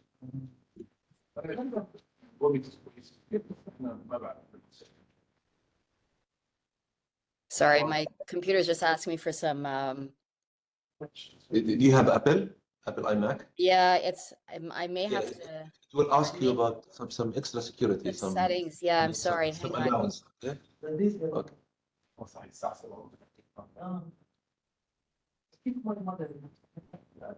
Okay, so screen share. Baseball mother. Are you guys seeing my screen now? Yeah, it's fine. Okay. Thank you. And I'm going to collapse that video now, so that's not in the way. Does that look okay? Sure, Yes? sure. That's fine. Yeah, thank you. Yes? Can I confirm that you guys can see the slides okay? Yes, yes. Oh, excellent. Okay. So again, Hussam, thank you so much for that very kind introduction. And I was thrilled to receive this invitation. Sorry, not there in person, but at least these forums allow us to kind of come together and discuss really important things. I'm really excited to be able to speak on new systemic therapies for advanced endometrial cancer. As those of you who join me in this field, you know that there's been quite a lot of advances recently. So let's just get right into it. Sorry, I don't know why. Here we go. Let's try my slides now. All right, and I have a few disclosures to note. I've received some honoraria from a variety of companies for talks, and I am using in my presentation some slides that have been provided by industry partners, specifically from conference presentations around some of these studies. And I will be discussing both on and off-label indications, as there are a number of emergent indications in endometrial cancer that are not yet fully approved or funded. And just to give you a little bit of an outline, I'll talk a little bit about some background just to give a little bit of clinical context, set the stage of where we were prior to 2023, and spend most of the talk talking about what updates we have over the year of 2023 and some evolving indications, specifically in terms of immunotherapies, but also the targeted treatments. So let's get right into it. Those of you who treat endometrial cancer do recognize that this continues to be a very significant global health problem. It's the most common gynecologic cancer worldwide and the 6th most common cancer affecting women. And unfortunately, I think this highlights the crux of the matter is that it's rising both in incidence and mortality. I have some North American stats. In the US, it's a cause of 60,000 new cancers diagnosed. In Canada, the number is about 10% of that, just given the population. So 8,000 new cancers, 14,000 cancer deaths in 2021.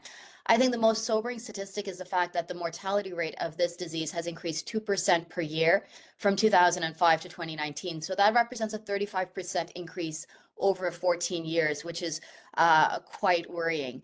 And this is really the reason why, although the majority of women are diagnosed with early stage disease, that group of patients who are diagnosed with advanced disease or with high-risk disease, so high risk of recurrence, have a 5-year survival that still sits at less than 20%. So clearly a lot of work that still needs to be done. Now, this slide here, very familiar, is work from the TCGA group in terms of the recognition of the molecular classification of endometrial cancer. It is a decade old, but I think it's really important to kind of anchor a talk like this because I really do feel that the only reason we've been able to realize advances in endometrial cancer is because we're actually able to study drugs in the right subgroups of patients. So we now understand that there are 4 discrete molecular subgroups of endometrial cancers. We talk about the patients with tumors that harbor POLE mutation. We have our MMR deficient subgroup. Then we have our subgroup of copy number high, or those that are characterized by having an aberrant P53. And then the group of patients that we can't really qualify, so it's considered no specific molecular profile at this time. However, there's a lot of work that's being done in this group of patients to really understand the biology that's driving different pathways and so on.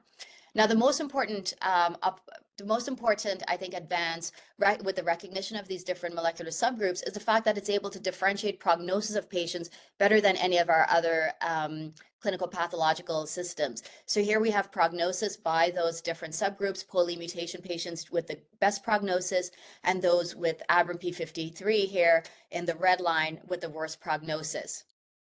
And I think more importantly, we're actually able to differentiate these patients with very basic tests that were already available in our clinical pathology lab. So we didn't actually need to do very comprehensive genomic analyses. We could easily do NGS for POLE mutation, P53 by IHC, and MMR by IHC, and actually characterize these patients in our clinic in real time, which allows us to then identify the appropriate treatments for patients. Apart from that, endometrial cancers do harbor a high frequency of various genomic aberrations, so-called actionable mutations, as there are drugs that are being developed against many of these, and I'll highlight just ERB2, as there is quite a lot of interest in this area. So where were we prior to 2023? These are the results of GOG 209, which really cemented the use of carboplatin and paclitaxel as a standard of care for advanced endometrial cancer. And even with decades of work after that, in addition of various other drugs, anti-androgenics like bevacizumab, other chemo drugs like ixabebolone, and targeted agents like temsirolimus, we really were not able to shift that curve. And we're still looking at a median PFS of about 13 months, about a year, for those patients with advanced disease receiving first-line platinum-based chemotherapy, overall survival of about 3 years. And really, there were no really improvements with the addition of various other drugs. The second line setting, things were even more dismal. So this is probably some of the best prospective data we have in the second line setting. And really the takeaway point from here is that the median PFS of patients receiving second line cytotoxic treatment was 3 to 4 months, overall survival less than a year. So quite dismal. The first indication that perhaps there were other agents that would make an impact in endometrial cancer came from the endometrial cancer cohorts on Keynote 158. Old data, but really this kind of set the stage for some of the advances that we've seen now. So if we look specifically at those 90 patients with MMR deficient endometrial cancer, heavily pretreated group, about 50% had more than 2 prior lines of chemotherapy. The anti-tumor activity was quite significant, so about response rates of about 50%, which is something we had not seen before. We're seeing a median PFS of 13 months. So if you think back to the last slide, our PFS prior to this study was about 3 months in this patient population. So very exciting. Recognized small group of patients, less than 100 patients, but the results of the Garnet study, which was quite a large phase 1 of dostarlimab, another PD-1 inhibitor, again in advanced endometrial cancer, we're looking specifically at patients with MMR deficient or MMR proficient tumors. If we look at the patients with MMR deficient tumors, very similar levels of activity to what we saw with pembrolizumab. So response rates of close to 50%. So this was very reassuring that maybe we're able to identify a group with a high response rate to single agent immune checkpoint inhibitors, similar to what we had seen in other diseases with the immune checkpoint inhibitors. And I thought it was very important that we actually got some indication of activity in those patients with MMR proficient tumors, so response rate about 15%. Not very impressive, certainly not something that we think would be clinically significant, but really the response rates to chemotherapy in this patient population is around that level. But clearly we needed to do some work to try and improve those response rates. The other point I'd like to highlight, and that this was a very large group of patients, so almost 300 patients with advanced endometrial cancer, only 5% discontinued dostarlimab due to adverse events. So this is a well-tolerated regimen in a patient population that tends to be sicker, tends to have challenges with tolerating treatments. So in the field, we were looking at trying to improve the response rates to immune checkpoint inhibitors through the addition of various other drugs, and the addition of anti-androgenics was one area of specific interest, and with this drug, lenvatinib. So pembrolizumab really started to be evaluated in many disease sites, including endometrial cancer. These are the results of the second-line study, so done in patients who had already been treated with chemotherapy. Over 800 patients, included patients with both MMR proficient and MMR deficient tumors. Again, in advanced endometrial cancer, only 20% of patients have MMR deficient tumors, so that qualifies the balance there. And patients were randomized to receive either the experimental treatment of pembrolizumab with lenvatinib or standard of care chemotherapy. Was a 1-to-1 randomization. The standard of care options were either doxorubicin or Dostans or paclitaxel or weekly paclitaxel, depending on the investigator's choice. There's stratification by MMR, ECOG region, so very similar to other stratification factors, with a primary endpoint of PFS and OS. I'd also like to highlight a few points about this patient population.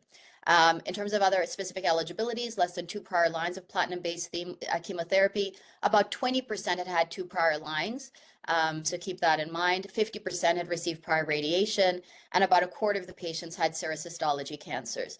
So it's a pretty aggressive or poor prognosis group. So looking across all patients, here we have the results. There was an improvement in median PFS from about 4 months in the control group to about 7 months in the experimental group, and more impressively, an improvement in overall survival, which we had not seen previously in endometrial cancer, so about a 7-month improvement in overall survival. Now, the study was powered to look specifically at the MMR proficient patient population, recognizing that this was a group that we really needed a new treatment option. Very similar results in terms of median PFS, about a 3-4 month improvement there, and similarly a 5-month improvement in overall survival. So very impressive results. And I'd just like to highlight, based on this is considered a new standard of care for patients in the second-line setting with FDA, Health Canada, and NICE approval in the UK. It is important to point out, though, that unlike single-agent dostarlimab that tends to be well tolerated, this is a regimen that really needs some care when administering to patients. The adverse events to pembro and lenvatinib are a little bit different to what we're used to with chemotherapy. So the highest frequency of toxicity was probably hypertension. About 2/3 of patients had any grade of hypertension. 1/3 was grade 3 or more severe. So that's fairly significant, something to keep an eye on. Also, the anorexia and weight loss really important adverse events that need to be managed. Compared to the toxicity, most common toxicity of chemotherapy that we're all very familiar with, mainly cytopenias, so anemia and neutropenia. That being said, I think some of these facts here on the right-hand side of the slide are important. So the duration of treatment over 200 days with pembrolizumab compared to 100 days standard of care, many patients on the pembrolizumab arm had to be dose reduced. About a third of patients had to discontinue treatment due to adverse events. I think the important thing to keep in mind is that all the third of patients discontinued due to adverse events. Although 2/3 of patients needed those dose reductions, we still saw that overall survival advantage, which means that care just needs to be taken to manage patients through these toxicities so that they could actually realize clinical benefit. And then the study did comment on subsequent lines of therapy. About half of patients on standard of care did receive subsequent immunotherapy either on its own or together with a targeted agent. Again, still saw that overall survival advantage. So shifting gears a little bit, in parallel with the interest in immunotherapies and targeted treatments, there was also this interest in just specifically only targeted treatments and specifically targeting the HER2 new pathway. So prior to this study, which was published in 2018, so it's a bit old now, there were other studies looking at trastuzumab in advanced endometrial cancer, mainly as a single agent, so not with chemotherapy. The response rates were quite low, and there was really no suggestion of clinical benefit.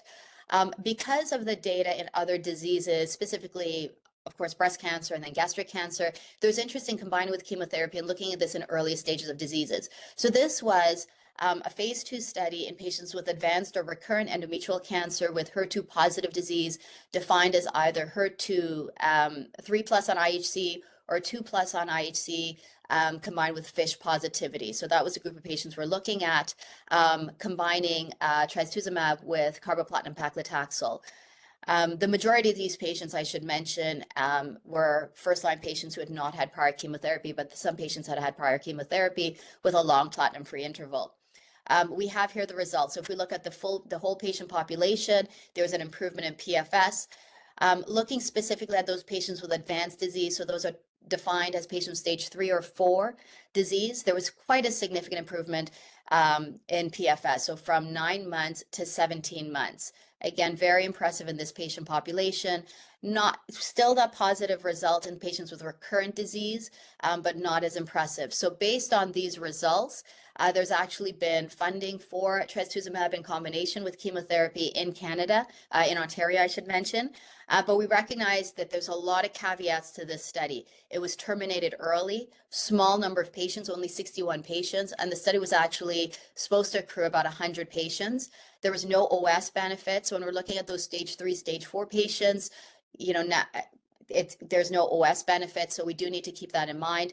I think this data is really exciting because it tells us that there is some benefit to targeting the HER2 pathway. And I'd like to highlight this study. This is something to look out for, the NRG-GY026 study, which is looking, again, at different ways of targeting HER2. So trastuzumab or the combination of pertuzumab, trastuzumab with the subcutaneous delivery of these drugs. So I think this is going to be quite exciting as a subcutaneous delivery of a maintenance strategy is also a lot more attractive to patients than having to come back to the clinic once every 3 weeks or so for an IV treatment. So something to keep an eye out for. So this is where we were prior to 2023, and then there's been a lot of activity in 2023. I'd like to highlight this study. So this was NRG 18 or ENC1. We ran this in Canada through the CCTG group. So this was looking again at the patients with a measurable stage 3 or stage 4 disease or patients with recurrent endometrial cancer who are receiving first-line chemotherapy, platinum-based treatment. They're randomized to receive either chemotherapy alone with a placebo or chemotherapy with pembrolizumab. Patients completed 6 cycles of chemotherapy, either with a placebo or with pembrolizumab, and then continued on maintenance. Again, either the placebo or pembrolizumab for up to 14 cycles. I think that comes up to about 2 years of treatment. And stratification factors included MMR status, very important, and ECOG. And this study had a primary endpoint of PFS, looking at both those stratification groups, MMR by MMR status. And these are the results, and I apologize, I know the writing on these is quite small. So if we look, the results were presented by MMR subgroup. So on the top graph here, we have the MMR deficient cohort. as to be expected, very significant improvement in PFS. The PFS in the group receiving chemotherapy with immunotherapy is not yet reached. I think these numbers are quite nice to look at. If we look at the 24-month mark, 70% of patients remain progression-free, compared to about 20% of patients who receive chemotherapy alone. So very impressive results. When we look at the MMR proficient cohort, we're still seeing that improvement in PFS. So median PFS from 8 months to 13 months in this group. Again, pretty wide separation of the curves here. We're looking at about 10% of patients being progression-free at 24 months compared to about 40%. And I like to look at those numbers because I find it helpful when I'm counseling patients, or even when I think about the value of the addition of a drug to a standard regimen, the chance that this patient will be alive, the chance that this patient will not be requiring a different line of treatment a year or 2 years out. I think that's a very clinically significant statistic. So looking at the adverse events, this graph here shows the adverse events in patients with MMR deficient tumors here on the left-hand side, and MMR proficient tumor subgroup. The dark bars represent those grade 1 and grade 2 toxicities, so milder toxicities. The lighter bars are grade 3 and grade 5. And just a takeaway point here is that the red bars are with the addition of pembrolizumab. The blue bars are with chemotherapy alone. And really, the bars here look very, very similar. So the addition of pembrolizumab did not add a significant toxicity to the regimen. Most of the side effects were really driven by the chemotherapy. So we're seeing fatigue, neuropathy, anemia, nausea, constipation, diarrhea. So really things that are related to chemotherapy as opposed to immunotherapy. If we want to understand immune toxicities in a bit more detail, we can look specifically at those immune-related adverse events. Again, this was presented in the MMR deficient and MMR proficient groups separately. Most common toxicities are issues with the thyroid and colitis. And again, even the patients with colitis, it's occurring in at about 5% of patients. Tends to be mild, with the dark bars here, grade 1, grade 2, so easily managed in the clinic. So I think the takeaway point is that we could be reassured that this is actually a regimen that's tolerable for our patients. So there was, in parallel with ENC1, the RUBY study, very similar design, looking at those advanced and recurrent patients with advanced and recurrent endometrial cancer, stage 3, stage 4 disease. I will say there is one difference from the RUBY study compared to ENC1 in that this study allowed a platinum-free interval of 6 months compared to the prior study that we discussed where the platinum-free interval had to be a year. So this patient population perhaps even had more aggressive disease. This study also included carcinosarcoma, which is quite impressive as well, as carcinosarcomas tend to be excluded, and really the biology is very similar. These are patients with very aggressive disease and really need treatment options. So again, very similar design of the addition of dostarlimab to chemotherapy versus chemotherapy with a placebo. So patients received these 6 cycles of chemotherapy alone or chemotherapy with immunotherapy, and then went on to receive maintenance treatment for up to 3 years. The study had a primary endpoint of PFS, but also OS as a primary endpoint and various other secondary endpoints. And so we'll look first at the data in terms of the overall patient population. So the top graph there is a progression-free survival. So we saw a significant improvement in progression-free survival. Again, looking at that 24-month point from 18% to 36%. And I'm always impressed when I see an overall survival advantage, particularly when we're looking in this first-line space. So looking at an improvement in overall survival from 56% at 24 months to 71%. So again, remember, we had not actually seen improvements with addition of any other drugs in combination with chemotherapy before this. We can now look specifically at the breakdown of patients with MMR deficient versus MMR proficient tumors. Again, as to be expected, very significant benefit in the MMR deficient subgroup from 15% to 64% PFS at 24 months. But we're also seeing that benefit, about a 10% improvement in PFS at 24 months in the MMR proficient subgroup.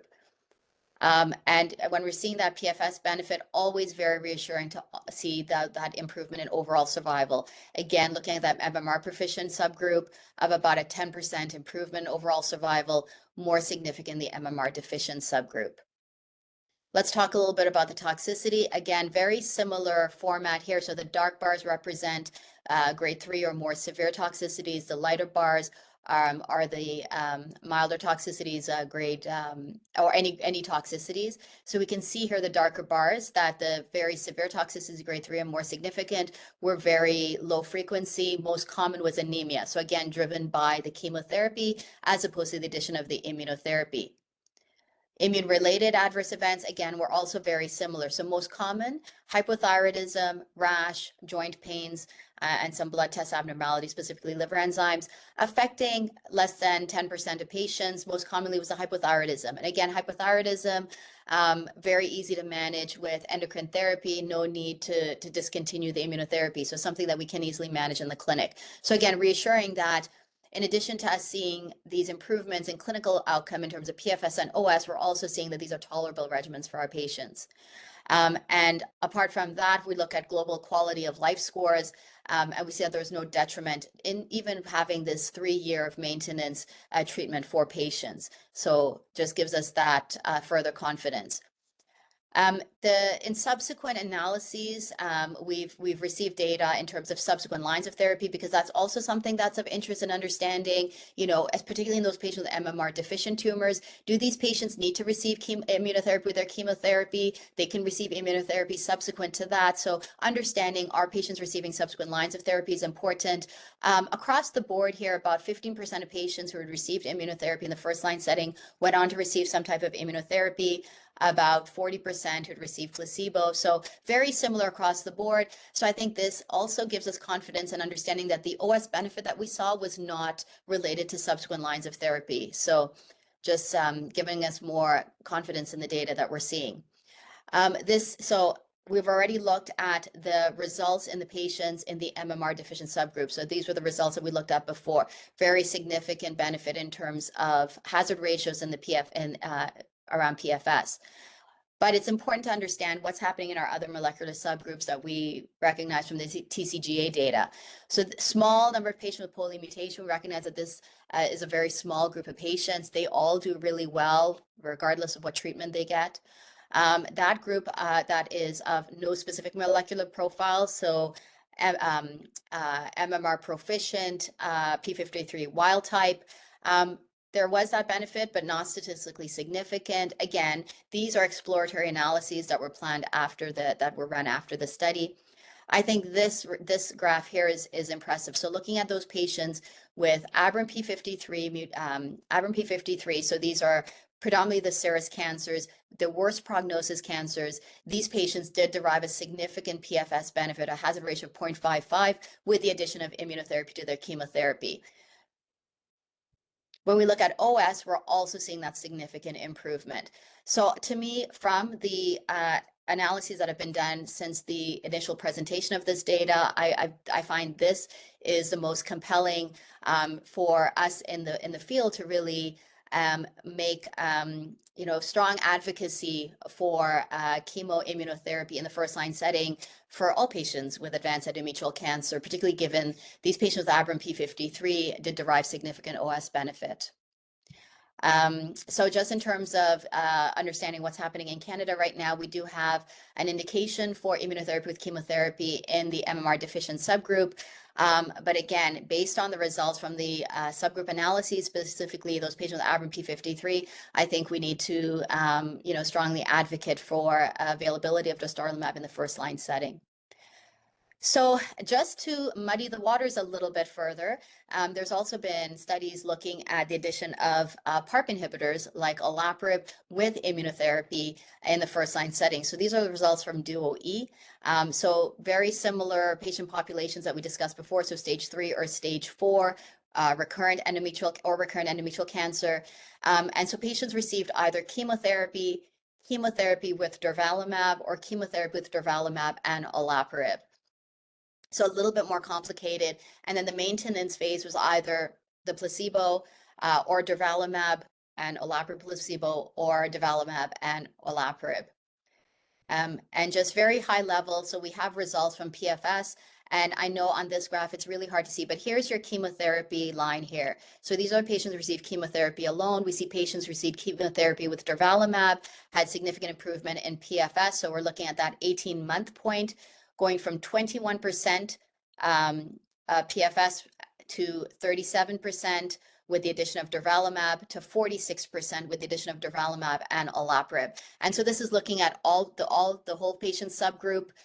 What will be interesting to understand as this data matures and evolves is, are there patients who would benefit from, who need the addition of the olaparib to the durvalumab, or are there patients who would do well just with durvalumab alone?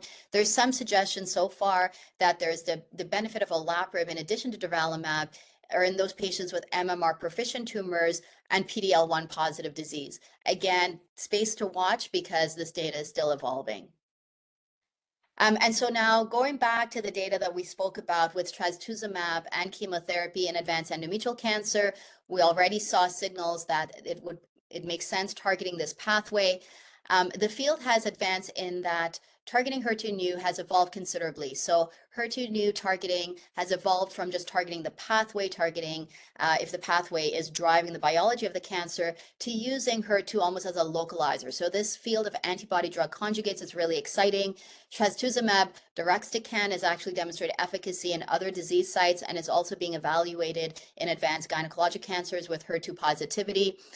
Just a very high level, this is an antibody treatment, so has the same kind of targeting as trastuzumab, but is conjugated to a topoisomerase 1 inhibitor payload, so has that kind of cytotoxic activity. So actually doesn't rely on the pathway itself driving the biology of the cancer. This was a study across different tumor types and actually had a very strong inclusion of gynecologic cancers, cervix cancer, endometrial cancer, and ovarian cancer in patients with HER2 positive disease. And really from here, I just wanted to highlight that in this patient group who had received prior chemotherapy, so heavily pretreated, we're seeing fairly significant response rates, so about 50% in all patients. And when we look specifically at those patients with HER2 positive disease, endometrial cancer, 84% response rate if they're HER2 3+ by IHC, and 47% with 2+. And we won't go into the other diseases right now. Again, small groups of patients here, about 40 patients, but interesting signal of activity. So something to keep an eye on. There are studies that are ongoing to explore this in further detail. And finally, and I'm sorry, I know I'm going quickly and kind of covering a lot of different areas. There's interest, again, in other types of maintenance strategies. So we saw the benefit of maintenance immune checkpoint inhibitors, but there's also been avenues of maintenance targeted treatments, PARP inhibitors, and specifically this drug selinexor. So this was a study looking at selinexor as maintenance therapy after first-line platinum-based treatment. So patients received carboplatin and paclitaxel for 6 cycles and then went on selinexor. This was the whole patient population. So not really significant improvement there, but there was a plan to look at patients by P53 status. And interestingly, when we look at that the population of patients with P53 wild-type disease, there was a significant improvement in PFS from 5 months in patients receiving placebo versus 13 months on selinexor, which actually was not what was expected. I think the expectation was that we'd see benefit in those patients with aberrant P53. However, this data was quite intriguing, and there's an ongoing study to try and explore this further, specifically in that patient population with P53 wild-type disease. And so this is going to be that patients with that no specific molecular profile. So again, we are seeing targeted treatments being evaluated in the right patient population. So I know I present a lot of data and I'm happy to take questions. There's still a lot that we need to learn. There's a first-line study of pembrolizumab versus chemotherapy. We haven't seen full data yet, but the press release was that it was a negative study. So we now have this data with chemotherapy and immunotherapy in the first-line space. We don't understand yet whether or not chemoimmunotherapy is superior to sequential chemotherapy followed by immunotherapy in those patients with MMR deficient tumors. Those studies are ongoing. This that I've highlighted here in red is the area that we really need to focus on. IO after IO. What's the benefit of IO kind of targeted strategies in patients who've already progressed on immunotherapy? And this is going to be extremely important as we're using more immunotherapy in the first-line state. More effective HER2 targeting agents and maintenance strategies. So these are all things that we're going to see an explosion of data around in the next few years. So in conclusion, I hope I've been able to relay to you that molecular characterization that we can easily do in the clinic is now allowing us to address the right questions in the right patient populations. And we're really seeing advances for this patient with advanced endometrial cancer, which is important given its increasing burden in society from a cancer perspective. The fact that we're seeing overall survival advantages is very exciting. However, I think it is important for us to recognize that this is increasing the complexity of care. Specifically in gynecologic cancers, we do have a mixed model of care where patients are receiving systemic therapy with medical oncologists, but also with gynecologic oncologists who may not have the same exactly the same background in terms of immunotherapy compared to medical oncologists who've been treating melanoma and lung cancer and renal cancer for many years prior to these results being available in gynecologic cancers. I think this highlights some real opportunities for us to collaborate and look at ways that we can support our patients better through their toxicities, through their adverse events, support patients themselves in advocating for more support, even patient advocacy groups for patients to really support each other. So a really exciting time in advanced endometrial cancer. And thank you again for this opportunity. I'm going to stop sharing my screen now so that I can see the rest of you to take questions.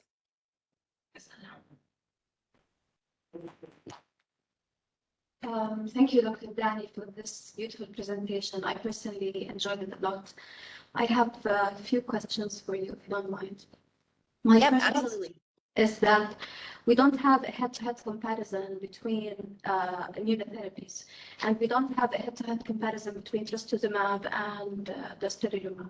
So if you have a patient with serious cancer, obviously P53 positive, and you need to choose between them, we don't have a head-to-head comparison. What would you do? Oh, that's the question of the day, isn't it? So I think that the data with trastuzumab is exciting, but I think that there were a lot of caveats. For one, it's just PFS data, not OS data, only 61 patients. I'm a bit reluctant to really adopt things when we have small studies and we don't have confirmatory studies.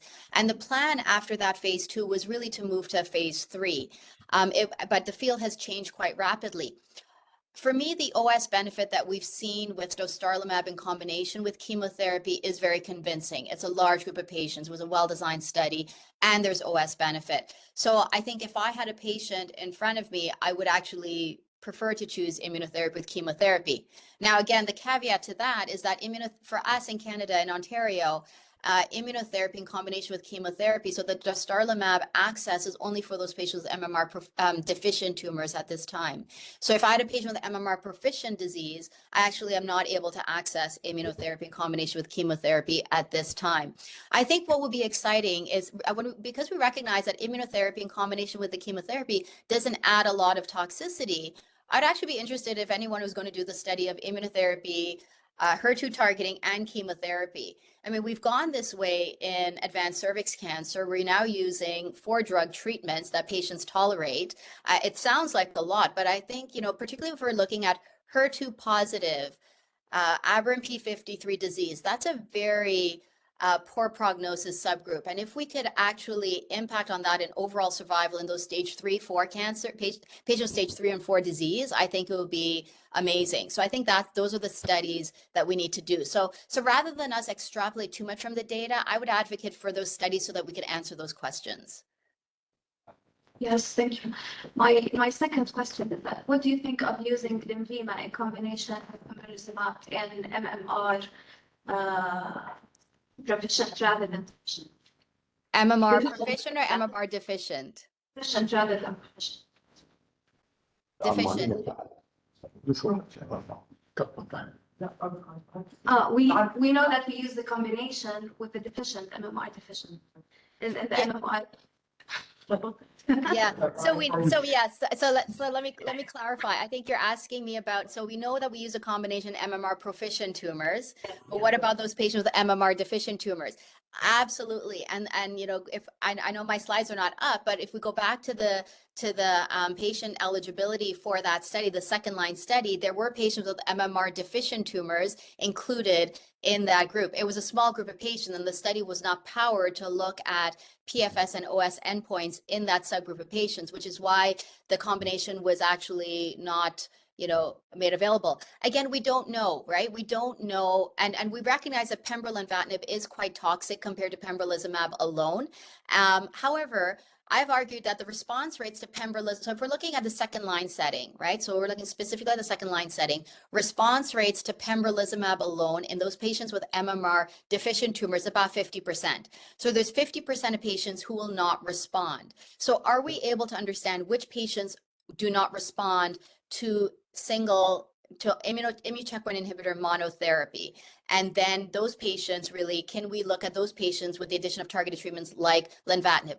I will say anecdotally, I've had patients who have progressed on with MMR deficient tumors who've progressed on pembrolizumab, where I've added lenvatinib and I've actually seen a response. So I think there is interest in having studies like this, where we could look at patients who've progressed on IO and then whether or not you could rescue some sensitivity through the addition of other drugs. I think they're important questions that haven't yet been addressed. Thank you, doctor.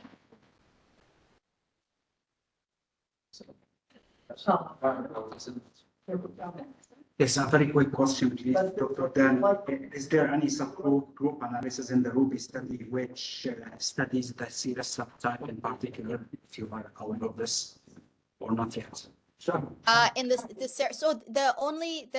the breakdown by the molecular subgroup was based on the different molecular subgroups as per the TCGA analysis. So they looked at poly versus the MMR deficient, the no specific molecular profile, and then the aberrant p53. So not specifically serous, they kind of lumped all the aberrant p53, which I think is reasonable, because I think otherwise you'll miss those patients who have aberrant p53 but not necessarily serous histology, so maybe clear cell or high grade endometrioid, and we recognize that their prognosis is similar to the serous histology. Sure. Thank you, doctor.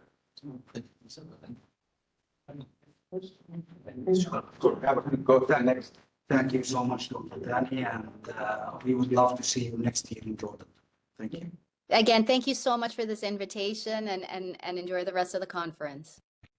Thank you.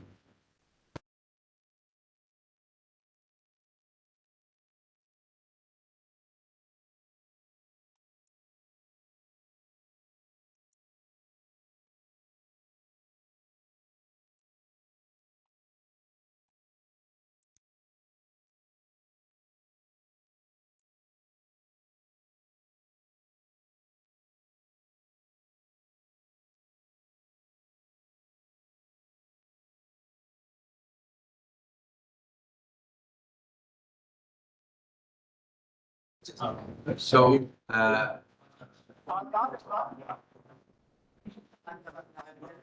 we will go to the next session.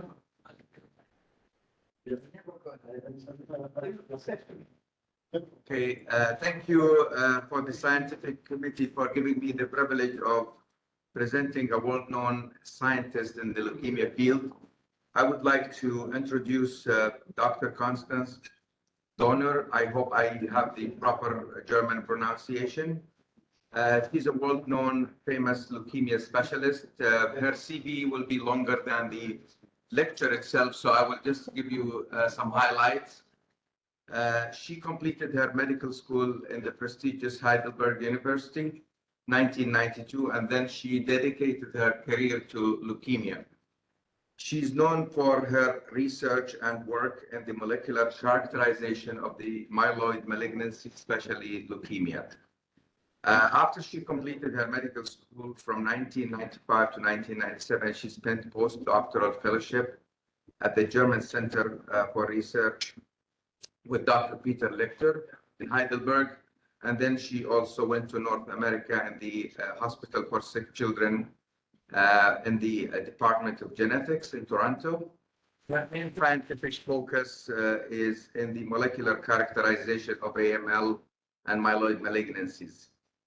Then after that, she dedicated her entire career for this field, and she was in multiple positions related to that. Like lately, she was elected in the European Hematology Association, and now she will discuss with us. Like as everybody knows, over the last 20 years, we have a snowball effect, a snowball situation in the leukemia. We find mutations. We did studies to find molecular targeted therapy. Then during that, we find another target. So we had a situation. We have like the most evolving probably field in the hematological malignancies. So she will present us a review of this targeted era of acute myeloid leukemia. Professor Donner, please. Yeah, so can you see my screen? Yeah. Perfect. Dear Dr. Helale, dear Dr. Admi, ladies and gentlemen, so first of all, I would like to thank the organizers for the kind invitation to the international conference of the Jordanian Society of Hematology. It is really a great honor and a great pleasure for me to be part of this conference. As we all know, for many years, the development and the introduction of novel drugs for AML treatment has been a major challenge. But fortunately, times have changed, and within the last 5 to 6 years, a large number of novel drugs have been approved by FDA and by EMA for the treatment of our AML patients.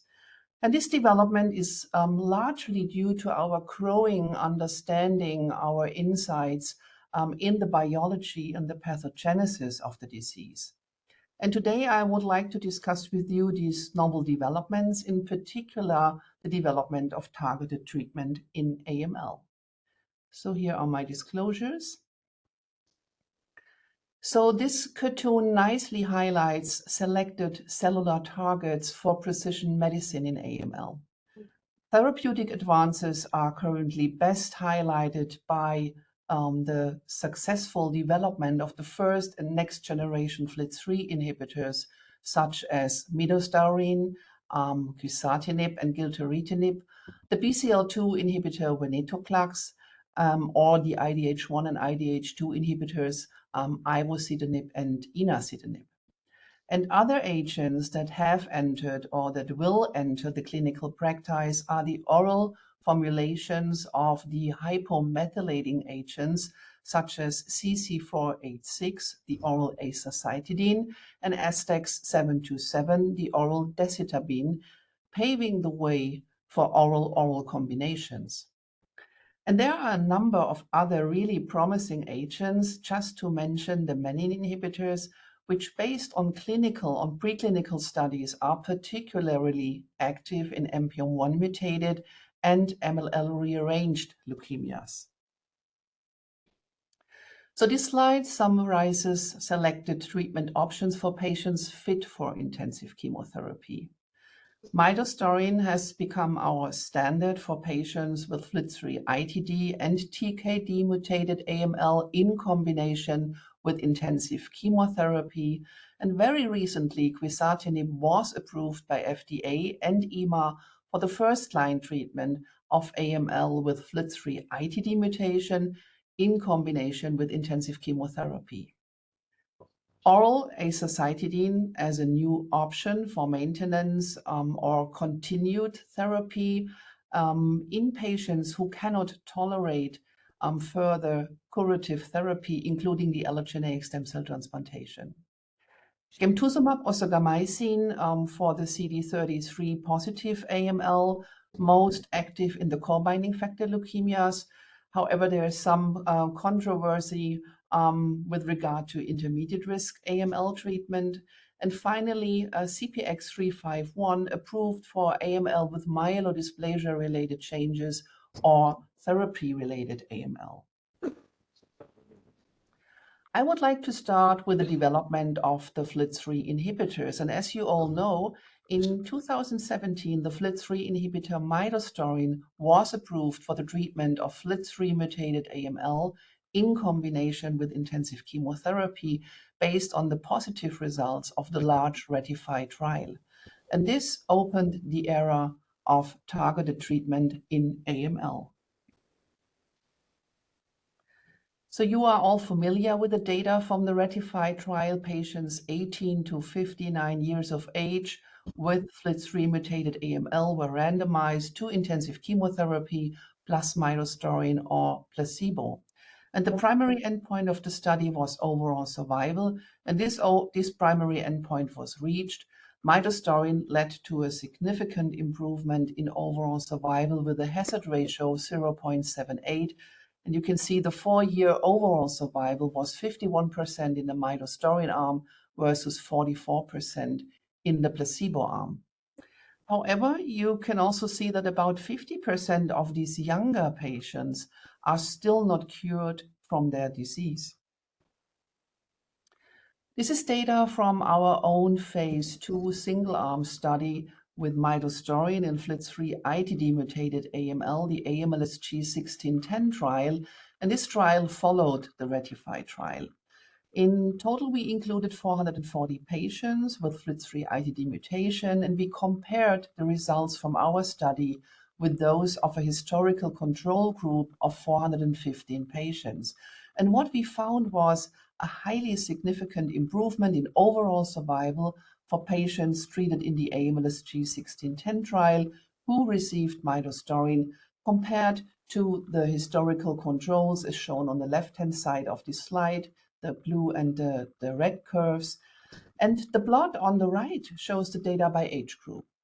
In green versus red curves, the data in the younger patients, very similar to the data from the RATIFY trial, but what was really striking and surprising, there was also a highly significant benefit in patients 60 to 70 years of age with an even greater hazard ratio, as illustrated by the dark blue and the purple curves.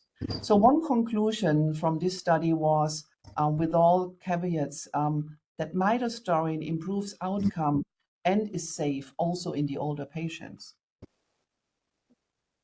This is data from the Quantum First study evaluating quizartinib versus placebo in AML with FLT3 ITD mutation. Very similar design as in the RATIFY trial, placebo-controlled, and a very similar chemotherapy backbone. But there were differences with regard to the eligibility criteria. In the Quantum First study, also older patients up to the age of 75 years were eligible. Only AML with FLT3 internal tandem duplications, but not with TKD mutations, could be enrolled.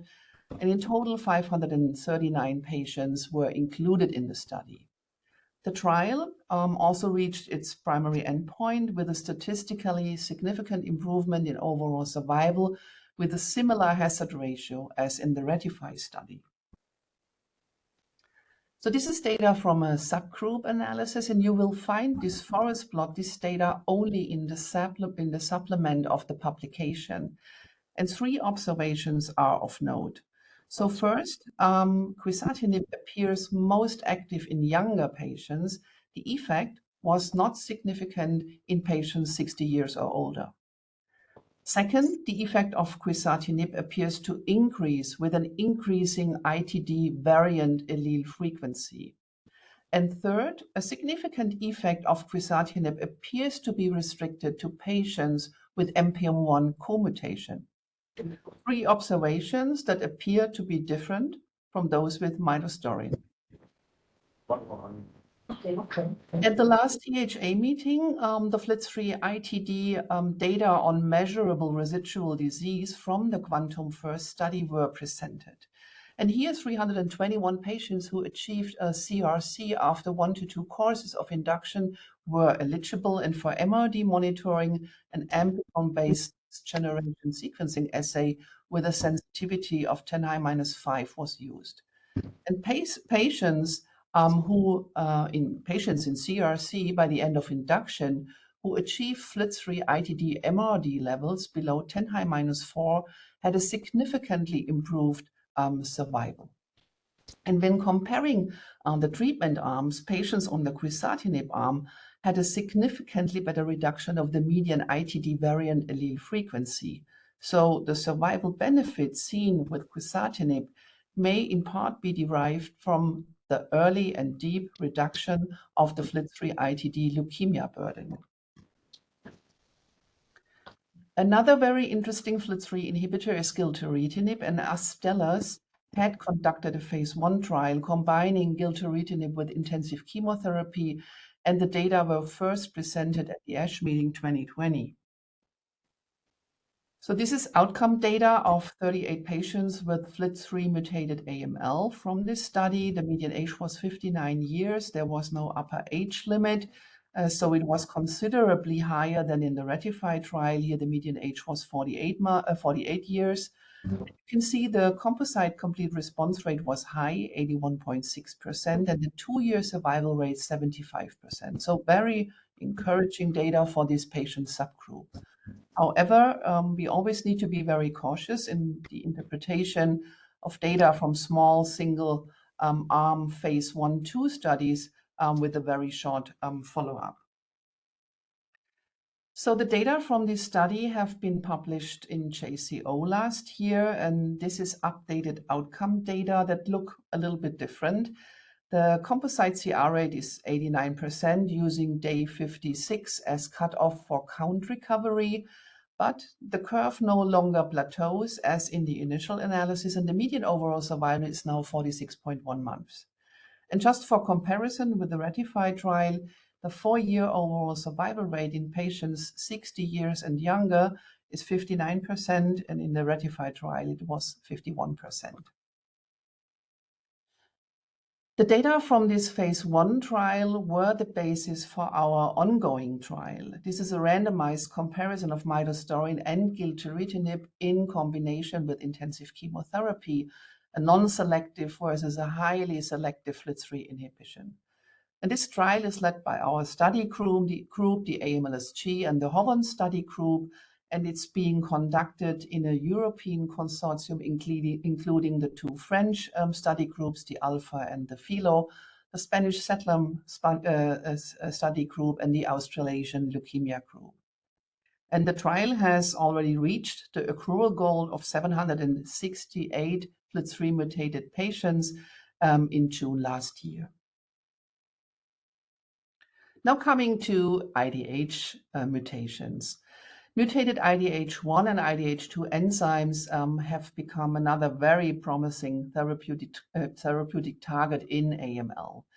And we know that the mutations lead to a neomorphic enzyme activity and the production of an oncometabolite that is 2-hydroxyglutariate that leads to epigenetic dysregulation and a differentiation stop.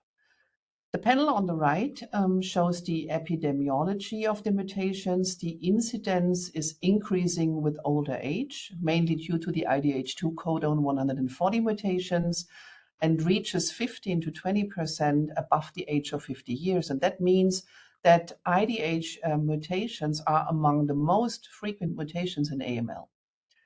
With inacitinib and ivosidenib, the first inhibitors were developed, and the next slide shows you, summarizes the clinical development program of the 2 inhibitors. Both inhibitors, ivosidenib and inacitinib, were approved by FDA based on the data from single-arm phase 1-2 trials in the relapsed refractory IDH mutated AML. And both inhibitors were evaluated in first-line treatment of unfit patients, and I will come back to this later. And both inhibitors are now also evaluated in first-line treatment in combination with intensive chemotherapy in the fit patients. Agios had conducted a phase 1-2 trial with ivosidenib and inacitinib plus intensive chemotherapy. 60 patients treated with ivosidenib, 91 patients with inacitinib.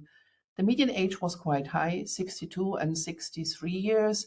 And what is also important to note that there was a selection for high-risk patients with a high proportion of patients with secondary AML and of adverse risk genetics. Given these features, the results are really encouraging with 78 and 73% CRC rates for ivosidenib and enasidenib respectively, and 1 year overall survival rates of 80% and 76% for ivosidenib and enasidenib. Based on the data from this phase 1/2 trial, we are currently conducting this placebo-controlled randomized trial of ivosidenib or enasidenib for AML with IDH1 and IDH2 mutations. Actually, these are 2 studies in 1 protocol. It is the same international consortium as in the FLT3 trial, and it's also the same chemo backbone that we are using. Again, a very ambitious project. We do need 484 patients each with IDH1 and IDH2 mutated AML, and that means that more than 7,000 patients with newly diagnosed AML will need to be screened for the mutations. But the trial is really accruing very rapidly, and the IDH2 arm has reached the accrual goal in March last year, and we expect that the IDH1 arm will reach the accrual goal in Q2 or Q3 of this year.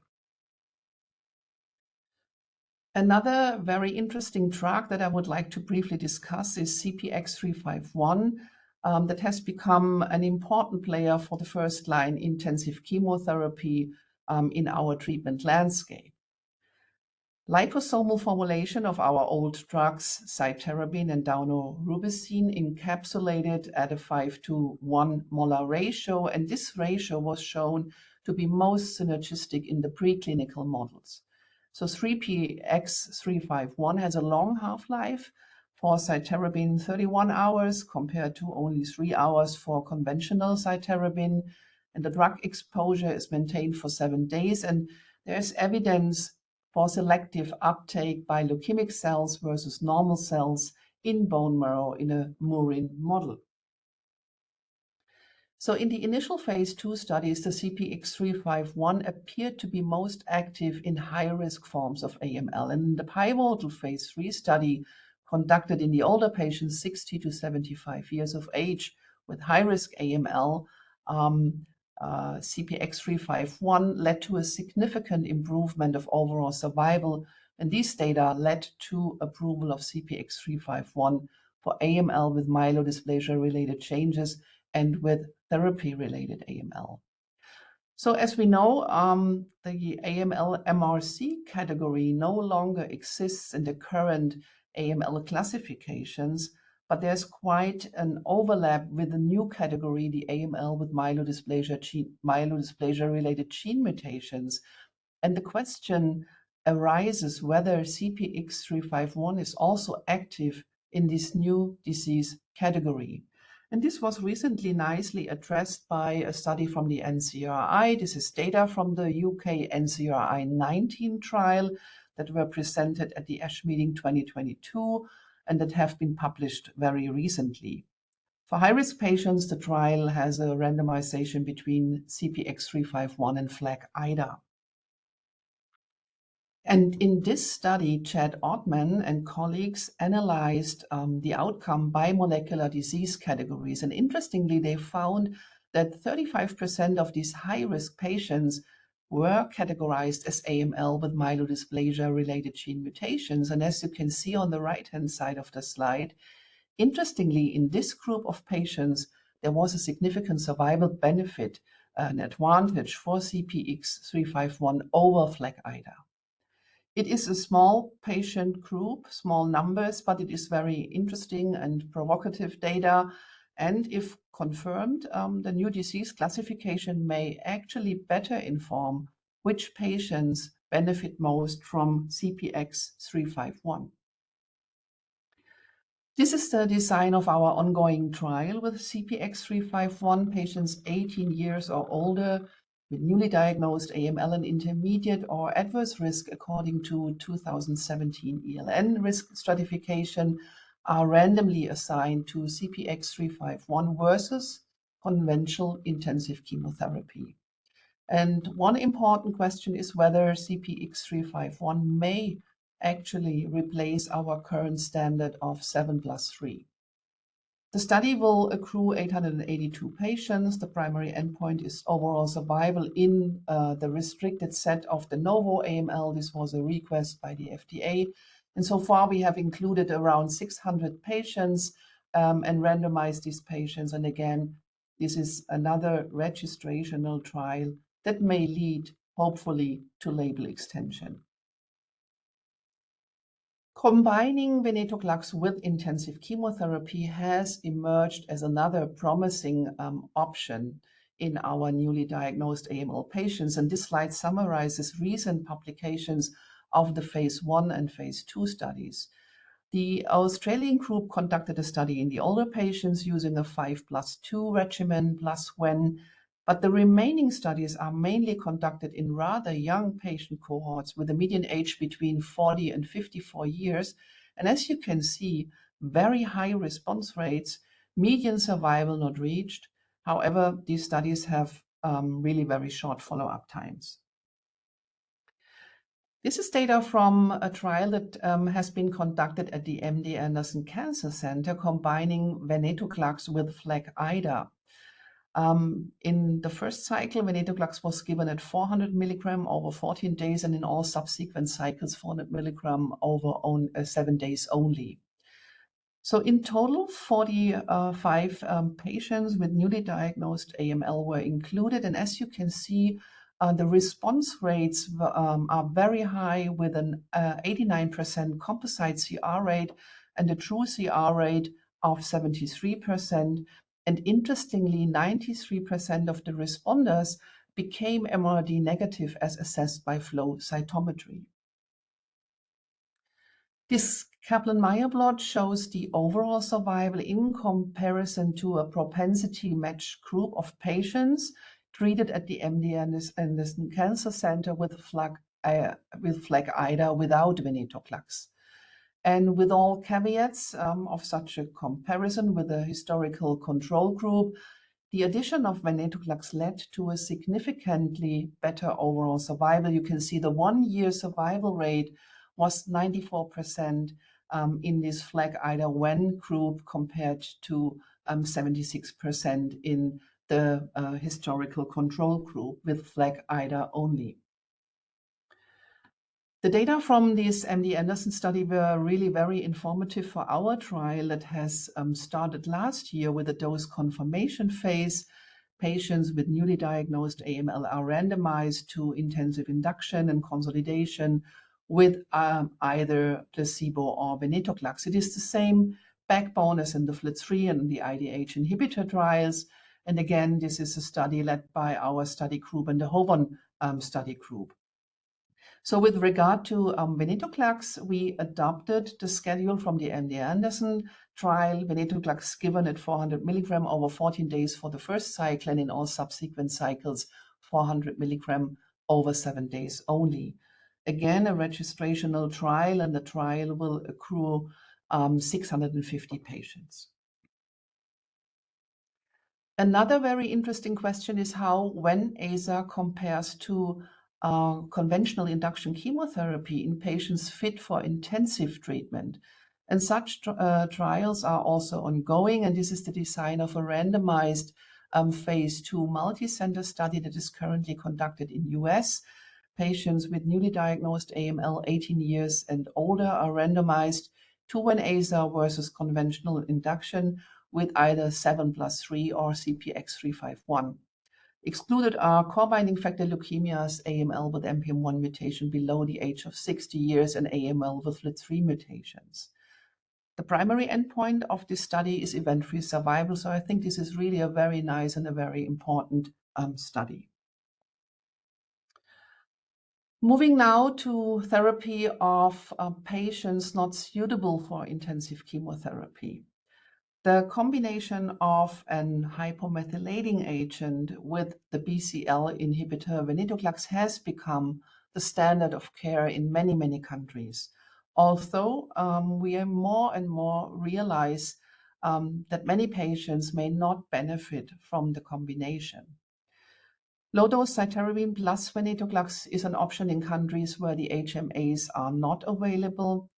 And based on the data from the Agile trial, we now have a new interesting option available with the combination of ivosidenib and azacitidine in patients with IDH1 mutated AML.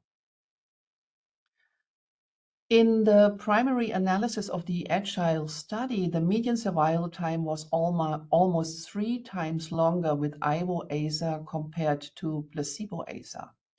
And the plot on the left shows the updated survival analysis with a longer follow-up that were presented at the last EHA meeting. The median survival time with Ivo-Aza is now 29.6 months, more than 5 months longer than in the initial analysis. Another interesting analysis is shown on the right. Survival analysis for IDH1 mutated AML patients treated within the VIALE-A study. And you can see median survival for patients in the Ven-Aza arm was 15.2 months versus 2.2 months in the Aza arm.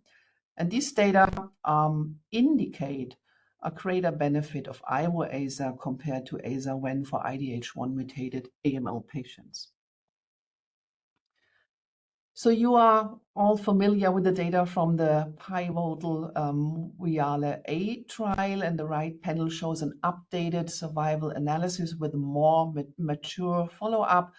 The median overall survival time remains more or less unchanged. However, the survival curve continues to decline, indicating that this combination is unlikely to have curative potential in the vast majority of the patients. So we do need different therapeutic options, new options for these patients.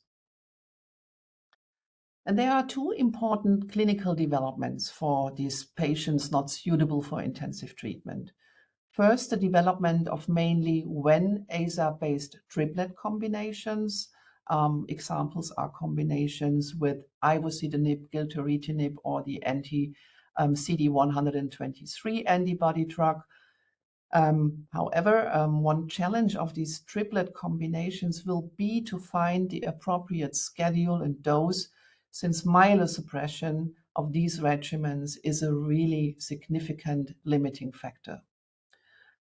Second, the development of the oral formulations of the hypomethylating agents CC486, the oral azacitidine, and STEC727, the oral formulation of decitabine, and both agents are in ongoing clinical trials with venetoclax. So what is STEC727? We all know that the oral bioavailability of decitabine and azacitidine is limited due to the rapid degradation by cytidine deaminase. And cedazuridine is a novel, a potent and safe inhibitor of CDA. STEC727 is a combination of decitabine and cedazuridine in form of a tablet that is administered over 5 days. And very recently, STEC727 was approved by EMA as monotherapy for the treatment of adult patients with newly diagnosed AML who are not eligible for intensive therapy. At the last ASH meeting, data from a phase 2 study with oral decitabine STEC727 in combination with venetoclax for the elderly unfit AML patients were presented. So this is a single center phase 2 study with 2 patient cohorts, a frontline cohort including elderly unfit patients and a cohort including relapsed refractory AML patients. And patients received STEC727 on 5 consecutive days, and then on day 1 to day 28 for induction. And venetoclax was held in case of blast clearance in the bone marrow at day 21. For consolidation, STEC727 was administered again over 5 days in combination with venetoclax for 21 days. And the primary endpoint of this study was overall response rate.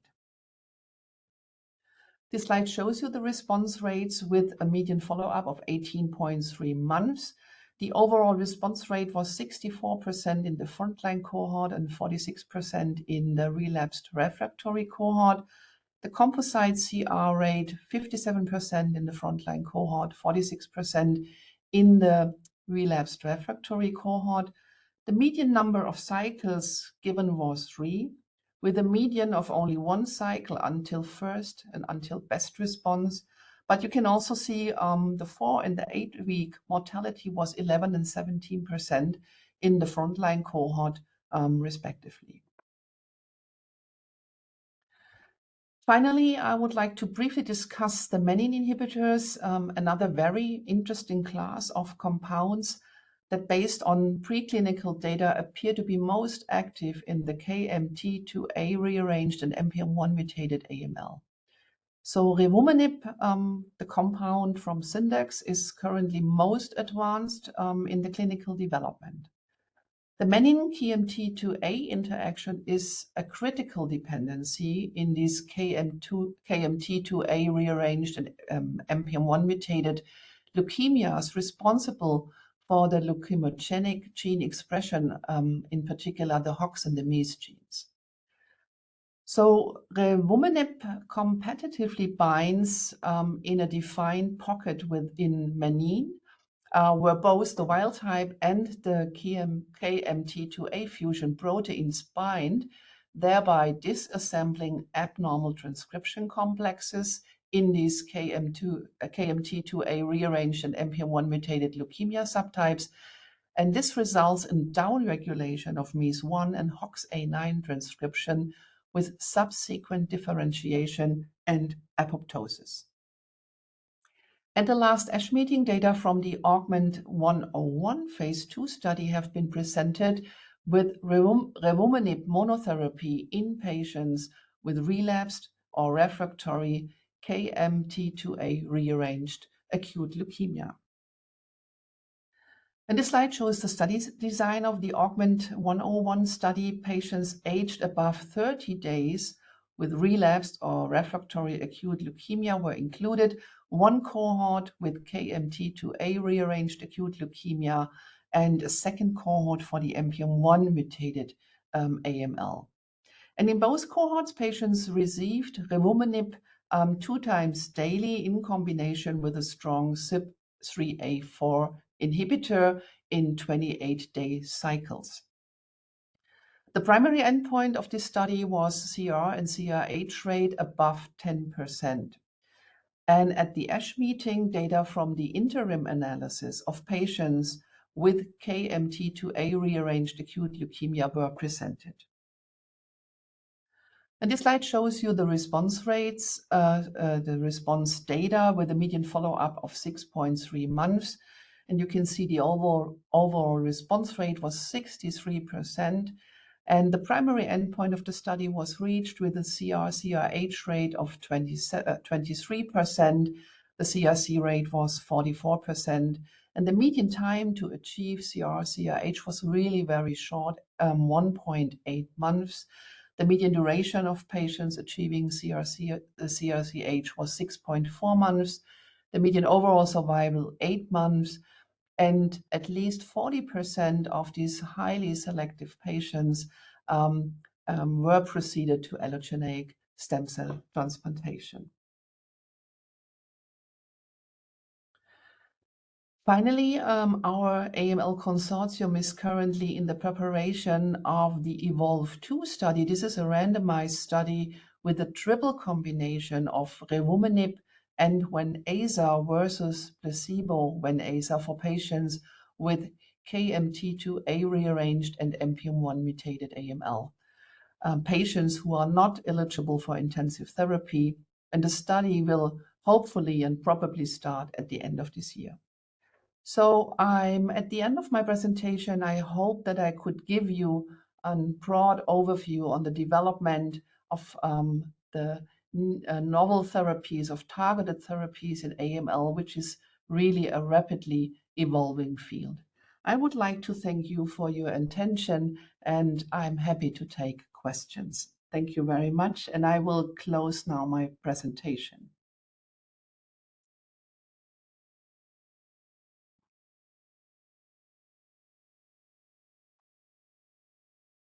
And If there is no question so far, I will start with my question.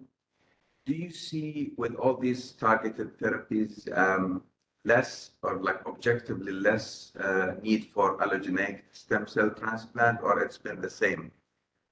That's number one. And number two, do you see a time, or are we currently having enough data for total oral therapy for induction? For example, if you have IDH, with like venetoclax and IDH inhibitor, do you see that happening? Thank you.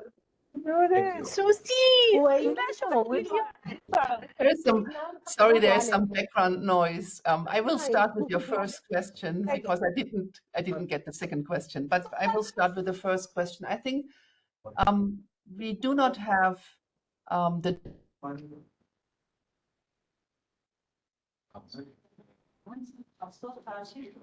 Sorry, we lost.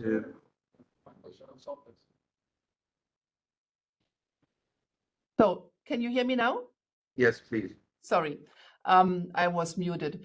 So coming back to your first question, I think we do not really have the data yet to show that we might not need allogeneic stem cell transplantation in our patients anymore. I think this is data that needs to be generated also in the context with maintenance treatment that is now more and more introduced in these regimens with the novel drugs. And I think one important point is still to monitor measurable residual disease in our patients, independent what type of therapy they receive. And we now have really very solid data clearly showing that at very early time points after induction, after 2 cycles of treatment, the MRD status is really of prognostic relevance. And I think this is the right time to make a decision with regard to allogeneic stem cell transplantation. Thank you.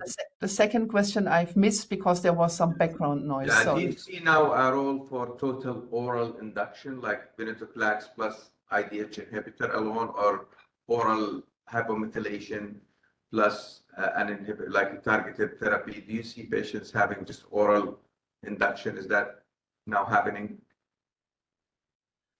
So, I mean, based on the HL trial and the positive results and the approval of this combination therapy, I think this is becoming a standard in the IDH1 mutated patients to combine venetoclax with ivosidenib.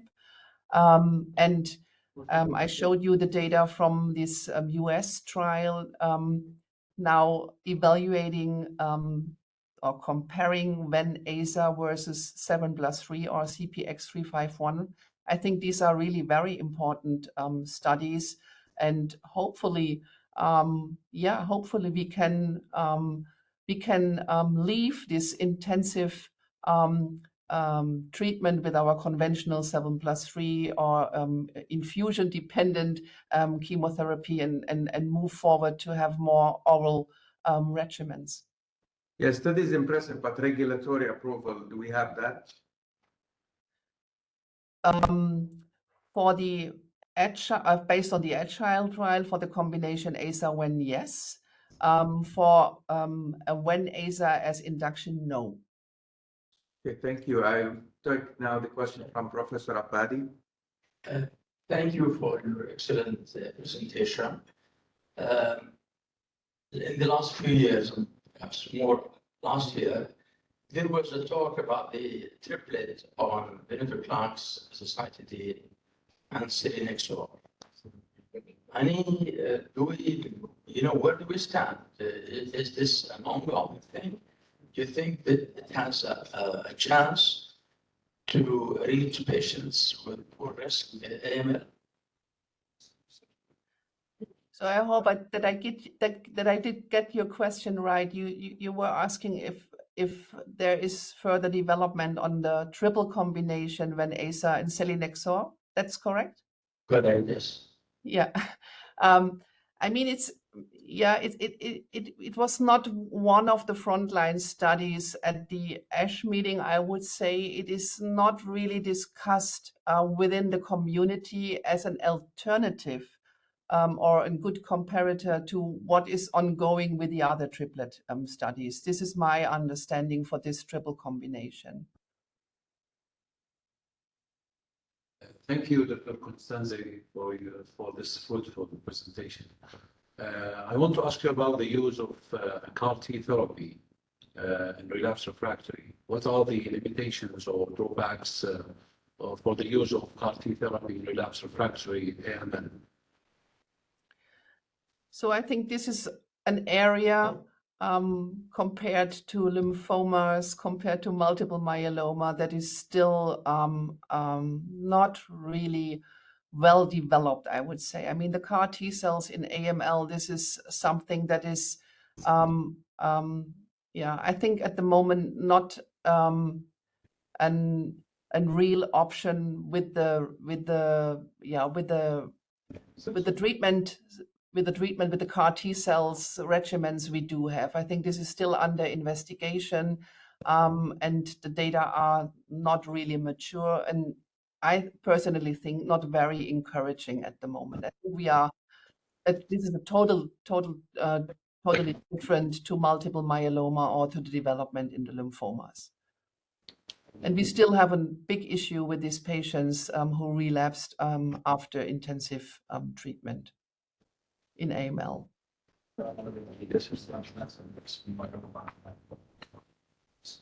Okay, thank you, Dr. Constanze. Thank you very much. Thank you very much for the kind invitation, and I wish you a very successful ongoing meeting. Thank you again. Thank you.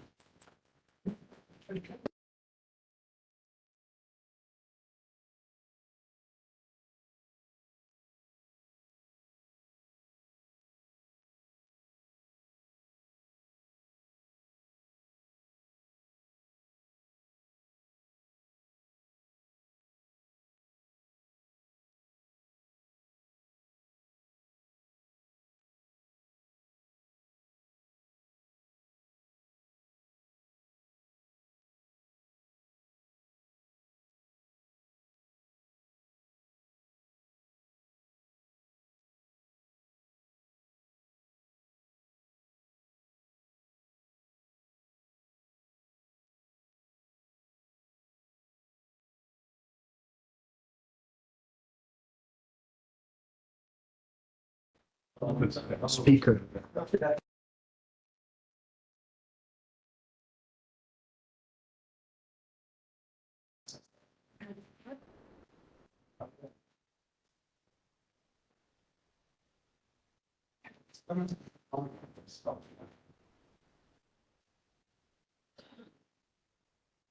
So hello again, and thank you all for patiently listening to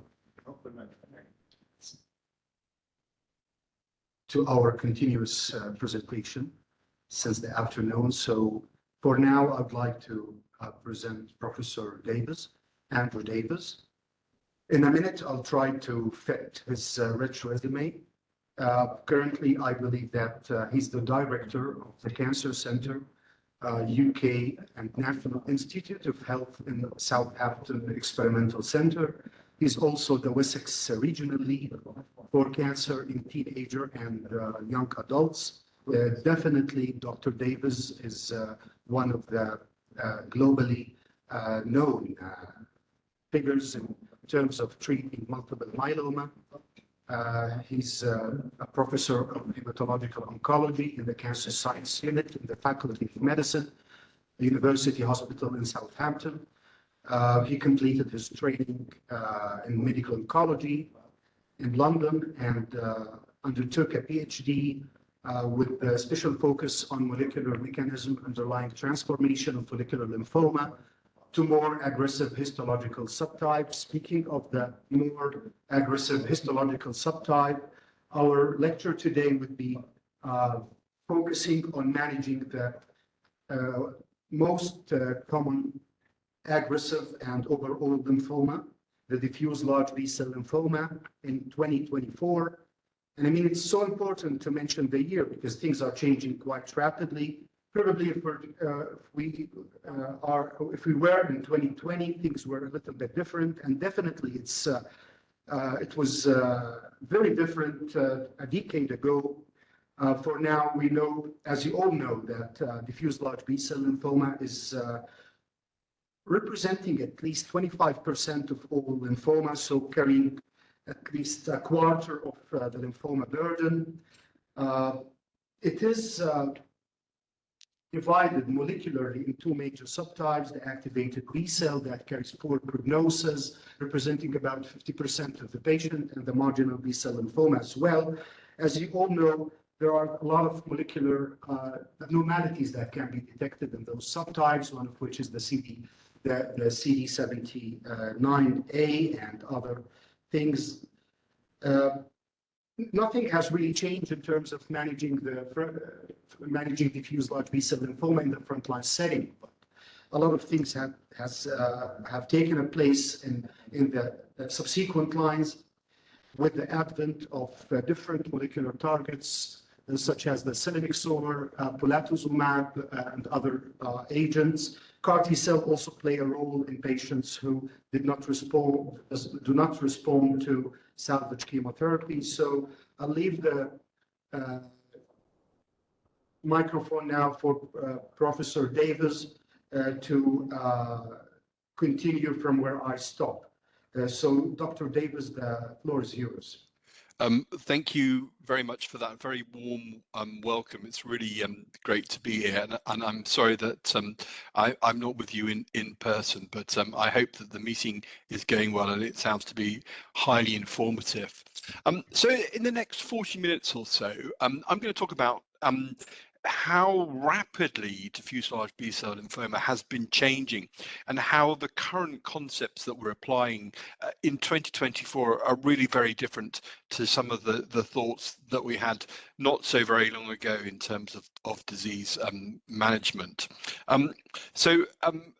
First of all, I'm just going to say that this has been very kindly supported by Roche, this symposium, but this is not Roche content. I have a number of conflicts of interest to declare. I do a lot of novel drug development, so I have a number of interactions with the pharmaceutical industry. Now, I think, we've heard that diffuse large B-cell lymphoma is the commonest of the B-cell non-Hodgkin's lymphomas. And, we recognize we have a high expectation of success in the management of this disease. And if you look at data from clinical trials, the top curve shows data from the most recent UK clinical trial that we conducted, demonstrates that about 80% of patients are going to be alive with diffuse large B-cell lymphoma about 2 to 3 years from diagnosis. But really, the trial population that we have is probably somewhat different to the real-world population. Many patients can't go into clinical trials because of poor performance status, comorbidity, age, rapid disease progression, which means that they're not, suitable for screening for these kind of investigations. So when we look at population-based analysis in diffuse large B-cell lymphoma, we recognize that only about 60% of patients are alive 2 to 3 years from diagnosis. And what that's really telling us is that our current therapeutic approaches fails about 40% of patients, and we've got to do much better. Now, we're quite good at determining who's going to do well and who's going to do less well. And we can use clinical scoring systems, the International Prognostic Index being the most commonly applied and most famous, and we've had this for 30 years now, that can discriminate how well patients are going to do. Age, stage, performance status, lactate dehydrogenase, and the number of extranodal sites. And if you don't have risk factors, or you have low numbers of risk factors, then our expectation of success is that probably 95% of patients can be cured. But patients who have multiple risk factors, 3, 4, 5 International Prognostic Index variables, unfortunately about 50% of these patients are alive 2 to 3 years from diagnosis. So this is really where much of the work needs to be done. Now, we can layer on information about the biology of diffuse large B-cell lymphoma on top of those clinical risk scores. We recognize that we have distinct subtypes of diffuse large B-cell lymphoma, the activated B-cell, the germinal center B-cell type, which have different prognosis. And then there's information about whether tumors have translocations involving MYC and BCL2. But I think there's no doubt in diffuse large B-cell lymphoma, we are a long way behind our colleagues in other areas of hematological oncology in terms of application of biological risk stratification. And I think this is where we are heading in terms of potentially improving our outcomes in the coming years. Now, there's been a lot of refinement of molecular diagnostics in diffuse large B-cell lymphoma. Of course, the immunohistochemistry is really key for us to help define the B-cell lineage of the disorder and to give us some information about the expression of various cell surface antigens. And in very many territories, we're able to perform a FISH analysis, which gives us information about translocations of MYC and BCL2. The importance of BCL6 is somewhat out of the window at the moment in the new classifications of lymphomas, and it helps us to define the large cell lymphomas into those entities that are kind of clinically well defined, often organ defined, such as primary mediastinal lymphoma or primary central nervous system lymphoma. Then the group of the high grade B cell lymphomas with double hits or sometimes triple hits. But the vast majority of large cell lymphomas are going to be diffuse large B cell lymphoma, not otherwise specified. This is about 80% of the large cell lymphomas. And we can increasingly think about moving some research tools such as cell-free DNA analysis and genomic analysis of the tumors to help better subclassify diffuse large B-cell lymphoma into further genomically defined subgroups, which I'm going to come on to a little bit later. But really the whole sort of pathway in molecular diagnostics is moving very quickly. Coupled with that, we've got a great information from the use of various variables that we can obtain from the PET scan at baseline and potentially the PET scan during treatment and the end of treatment as well. And there are a lot of different radiomic variables that have been assessed in trying to determining prognosis in diffuse large B-cell lymphoma from the PET, but really there's been a settling on the total metabolic tumor volume defined by the PET as being probably the most useful prognostic marker. And really what this does is it gives us an idea of the burden of the disease. The patient in PET scan A on the left hand side has a high total metabolic tumor volume, and we recognize will do much less well than patient B, who's got a much smaller total metabolic tumor volume. And we're able to integrate information about the total metabolic tumor volume with the variables of the IPI, and the International Metabolic Prognostic Index can now be regularly calculated and give each patient a personalized risk assessment of how well or less well we think they're going to do. Now, total metabolic tumor volume can be readily calculated from the PET software that most nuclear medicine departments have available. It's a little bit complicated in that there may be some manual overriding that needs to be done, but I think talk to your PET doctors, and I think most of the time they'd be very willing to want to do this. And not only is the PET baseline important, but in terms of dynamic risk assessment, the PET scan performed at an interim stage after chemotherapy also helps us determine prognosis. And there's been a lot of work done over the years recognizing that if you do a PET scan after 2 to 3 cycles of R-CHOP chemotherapy, we can identify a group of patients who have residual PET positivity who are going to do poorly. It's very reassuring to do an interim PET scan after 2 cycles to see that's negative, but how do we handle the results of an positive interim PET scan after 2 cycles, perhaps, of induction R-CHOP chemotherapy? Well, there have been a number of studies that have tried to improve the prognosis of these patients by giving more potent combination chemotherapy regimens to overcome that intrinsic resistance that is defined by the interim PET scan that's positive. But these have failed to improve outcomes.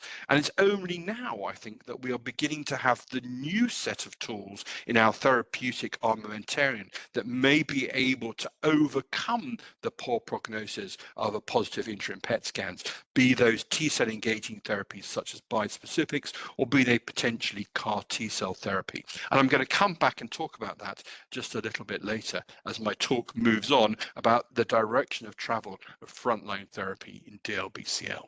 Now, in terms of the treatment of patients with early stage or limited stage disease, so stage 1 or stage 2 disease, where we recognize the prognosis of these patients is very good, there have been two things that we've been able to do. We've been able to reduce the amount of immunochemotherapy we give patients, and we've been able, in selected individuals, to be able to eradicate radiotherapy. And for those patients without risks defined by the IPI, so IPI 0 patients, the FLIERS study demonstrated that we could safely deliver just simply 4 cycles of R-CHOP chemotherapy for our patients with excellent outcomes. Progression-free survival at 3 years in excess of 96%, overall survival approaching near 100%. For those patients who have IPI-defined risk factors, which are relatively common in limited stage disease, we recognize a number of prospective and retrospective studies have demonstrated that we might be able to take a PET-directed approach, and that we may be able, in the majority of individuals who have a negative interim PET scan, we may be able to abbreviate the amount of chemotherapy we give these patients, and we may be able to safely omit radiotherapy.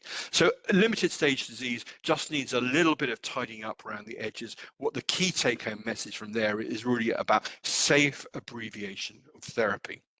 The challenge has been much more in terms of how we approach those patients who have multiple risk factors, those patients who have advanced stage disease. And really the critical question is, how have we been able to improve on the outcomes of conventional R-CHOP chemotherapy that we've been using now for so very many years. And over the last couple of decades, really tens of thousands of patients have been recruited into clinical trials of diffuse large B-cell lymphoma.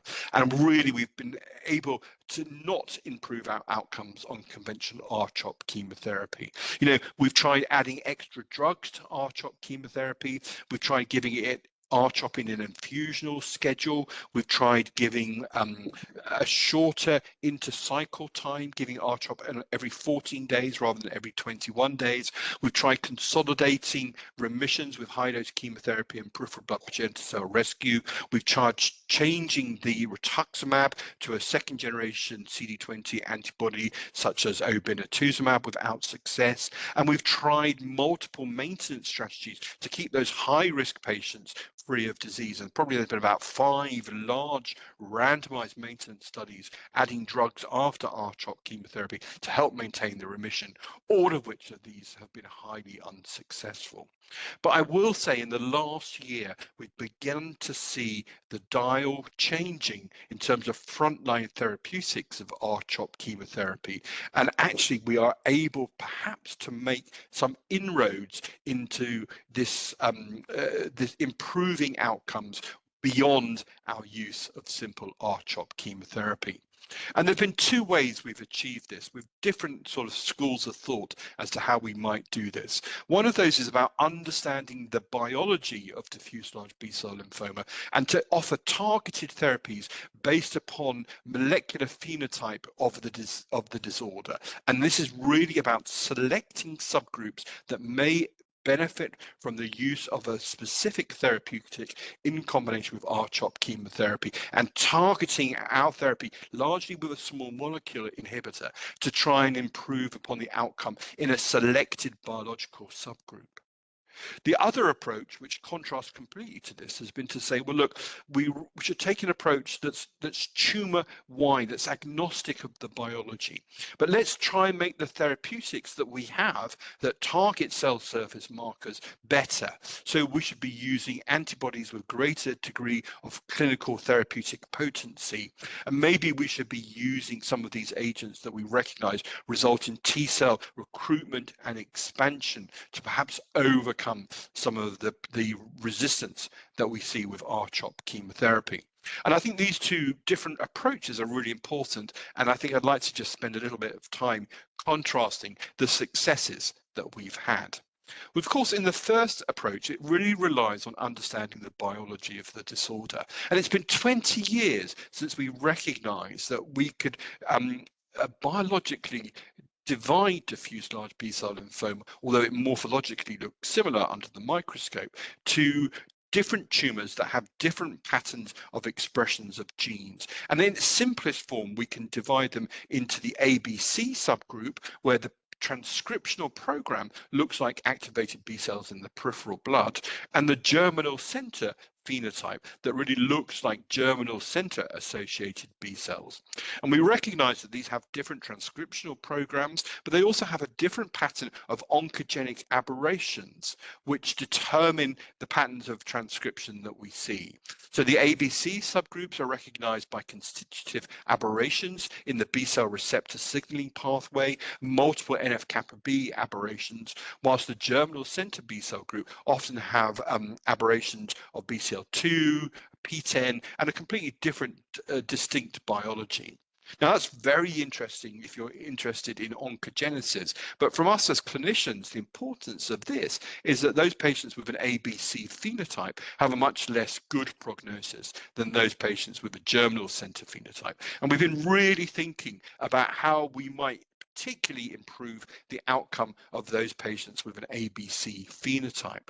However, determining whether a tumor is ABC or GCB involves transcriptional analysis, and that's not the kind of analysis that's available in our routine pathological laboratories. And so we've had to use protein immunohistochemical surrogates. There are a number of different algorithms that help us using limited numbers of immunohistochemical markers to define whether it's an ABC or a GCB subgroup. And the simplest of this is the Hans algorithm, which simply divides diffuse large B-cell lymphoma into germinal center B-cell-like or not. And it's a very sort of dichotomous classification of DLBCL. And it sort of takes it down to its most simplistic form.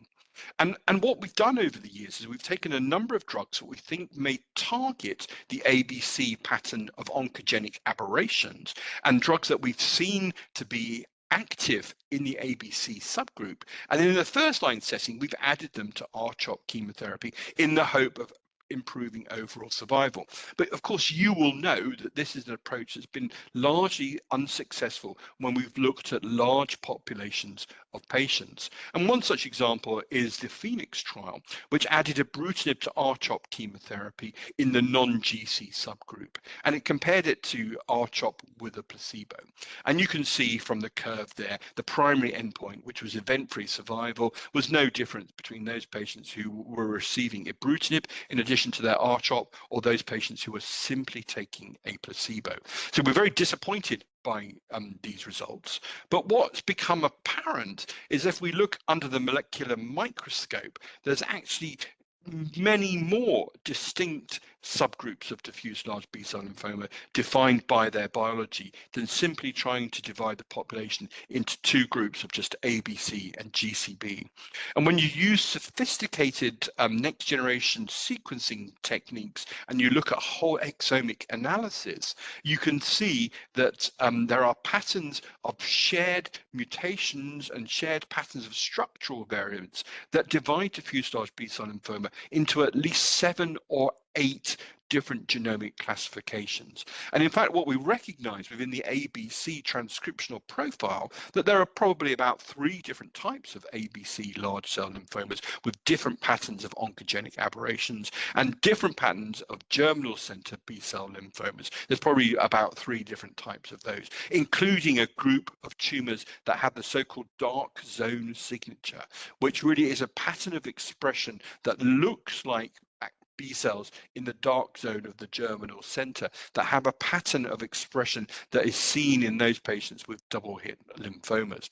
So in fact, there's a much greater degree of biological heterogeneity in diffuse large B-cell lymphoma than we had ever thought of. And that probably explains why we haven't got so far in determining, in improving outcomes. So let's go back to the ibrutinib with R-CHOP chemotherapy study, and let's look at some of the molecular subgroups. Now, This is a small curve, so I'm sorry that it's a little bit hard to see on the screen, but basically this looked at 3 different types of ABC diffuse large B-cell lymphoma defined by the genomic substructure.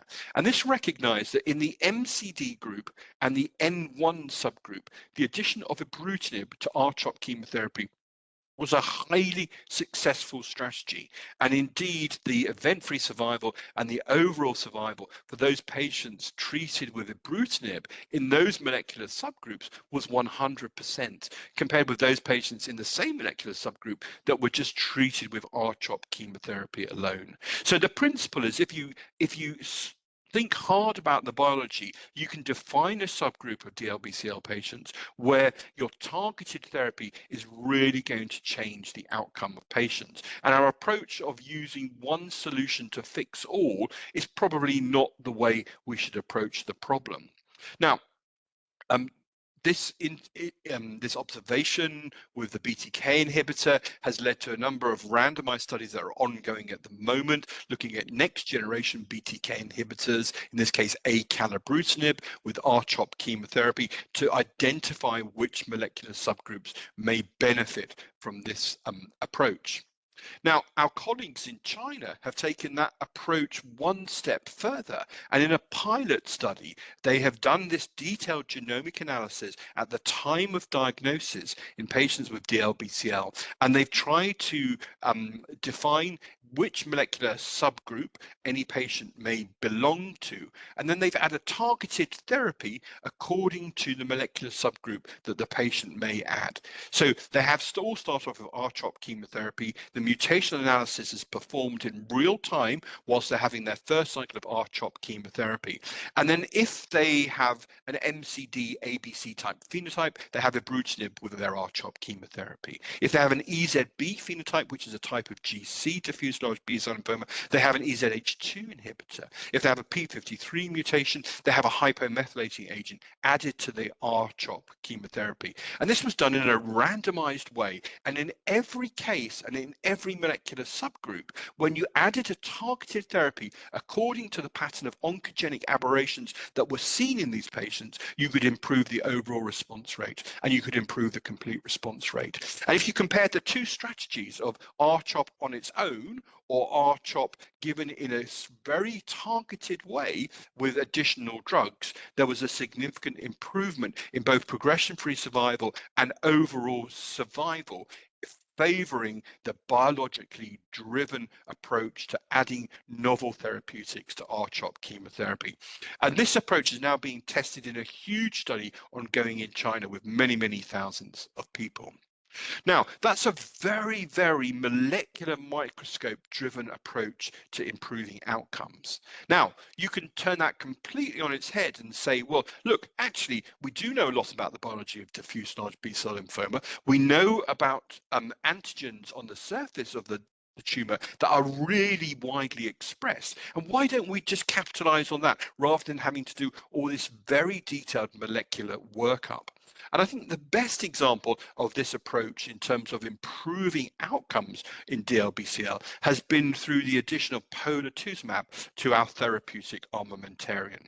Polatuzumab is an antibody drug conjugate targeting CD79B, which is part of the B-cell receptor.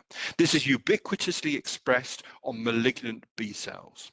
The antibody brings with it a cytotoxic payload, monomethyl auristatin, which is a microtubulin inhibitor. And really what happens is that once the antibody drug conjugate binds to the CD79B on the surface of the malignant B cell, it's internalized. The cleaver that links the molecules together is released, and you get release of free monomethyl auristatin, which causes microtubular disruption and death by apoptotic catastrophe.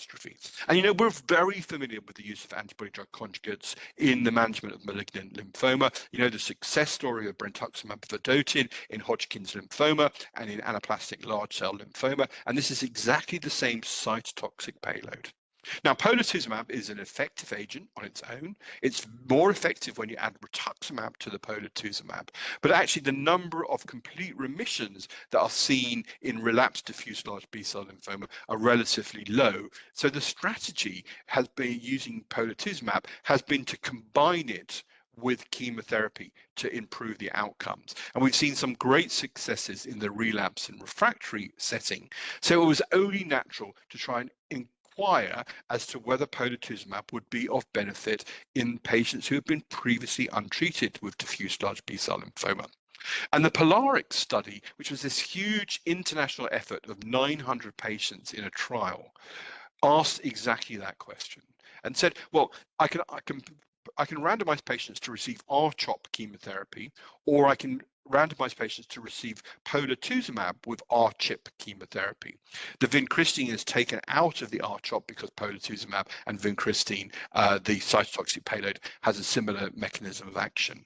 So this was a simple randomized study in patients who had an IPI score of 2 to 5 and were under the age of 80 to receive either R-CHOP chemotherapy or R-CHP chemotherapy with polatuzumab, and this was a double-blinded study with placebos for both vincristine and for polatuzumab. So neither the study delivery team nor the patients knew which one that they were receiving. And the primary endpoint of the study was progression-free survival. Now, the results of this study will be well known to you. The demographics of the patient population are well matched. About 2/3 of patients had an IPI score of 3 to 5, so the really highest risk groups of patients. When we look at the primary endpoint, we can see that the use of polatuzumab in the frontline setting with immunochemotherapy results in a significant improvement in progression-free survival over conventional R-CHOP chemotherapy. And when we look at the hazard ratio of those curves, the top green one being the polatuzumab treated patients, the hazard ratio is 0.73. And what that means is a 27% reduction in the risk of death or progression through the use of polatuzumab compared with using R-CHOP chemotherapy on its own. And actually, the improvement at 2 years in progression-free survival in the patients was some 6.5%. So a really significant improvement favoring the use of polatuzumab. Now, there is some heterogeneity in clinical effect, and I think there's been a lot of discussion about the observations we've had from the forest plot in terms of the subgroups, and there seem to be a number of groups of patients that perhaps do better with the polatuzumab than other groups of patients, and some of those are clinical variables and some of those are biologically determined. So we recognize that patients who are older than 60 probably do better. Patients with the highest IPI score of 3 to 5 also do better. And there's also been a lot of talk about the fact that ABC diffuse large B-cell lymphoma does better than those patients with a germinal center phenotype. So when we look at detailed analysis of 700 patients where ABC or GCB was determined by transcriptional analysis rather than immunohistochemistry, we can see in the top orange line the polatuzumab treated patients fared much better than those patients treated with R-CHOP chemotherapy, with not very much difference in the groups between the GCB subgroups. And this observation has been repeated in a number of other study settings, either in patients in compassionate schemes or in smaller studies performed from different territories, demonstrating that really the group of patients who do have the maximum benefit are those patients with the ABC phenotype. But I think we need to remember that we're not assessing ABC phenotypes in our patients that we're treating in everyday practice, because this is an analysis that's performed based upon transcriptional analysis.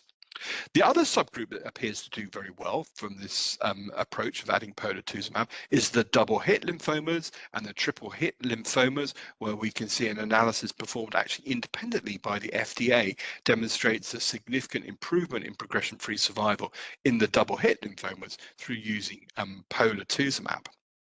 Now, if we perform a more detailed analysis on these distinct molecular subgroups of DLBCL, and we look at the germinal center group in a bit more detail, we can see that actually about a quarter of the patients within the GC group have this so-called dark zone signature. So that means that they have a highly proliferative tumors, a highly proliferative type of GC lymphomas that look like they have the expression program of double hit lymphomas, who we know are the group of GC patients that do very poorly. When we look at adding polatuzumab to patients with the dark zone signature, we can see in the top orange line on the left-hand side that those with the dark zone signature have an improvement in outcome when you use polatuzumab rather than R-CHOP chemotherapy. So if you restrict using polatuzumab just to patients with a germinal sense outside of germinal center phenotype, you'll be missing out on about a quarter of patients who would have benefited, who have a dark zone signature and are a GC phenotype. And I think this is really very interesting how we might think about using this in the future. And there's been further analysis of the POLARIX study that are focused on these various different genomic substrata of diffuse large B-cell lymphoma. And published at ASH this year, we can see, for example, that the EZB subtype and the MCD subtype particularly have a preferential benefit from the use of polatuzumab over conventional R-CHOP chemotherapy. So I think, you know, the whole message here is this is all about molecular refinement and as a way of us being able to potentially target patients for therapy in diffuse large B-cell lymphoma. Now, of course, you recognize that the data from the POLARIX study demonstrated no improvement in overall survival in those patients treated with polatuzumab. And I think, you know, we need to reflect on why that should be. We recognize that this study wasn't powered and hasn't been followed up long enough probably to identify differences yet in overall survival. But I think probably the most important thing is the effectiveness of our second and subsequent lines of therapies nowadays in diffuse large B-cell lymphoma, meaning that we have therapies that can still cure people in the second and third line setting, and therefore you know, progression doesn't necessarily always equate to ultimately a short survival time. And I think what's really important and what really makes the health economic case in favor of polatuzumab is that there is a significant reduction in the requirement for second and subsequent lines of therapy for those patients who are treated with polatuzumab compared with those patients treated with R-CHOP chemotherapy. In this figure, we can see the blue bars represent patients treated with R-CHOP. The green bars represent patients treated with polatuzumab with R-CHOP chemotherapy. And this is looking at the number of patients who required second and subsequent lines of therapy. We can see in each therapeutic arm or each therapeutic modality at progression, there is a reduced requirement for those patients treated with polatuzumab. And particularly over on the right-hand side, where we look at very expensive therapies and very toxic therapies and therapies that are very difficult for patients, we recognize that patients treated with polatuzumab have a lower likelihood of needing stem cell transplantation or subsequent CAR T-cell therapy. Now, what about the safety profile of using polatuzumab?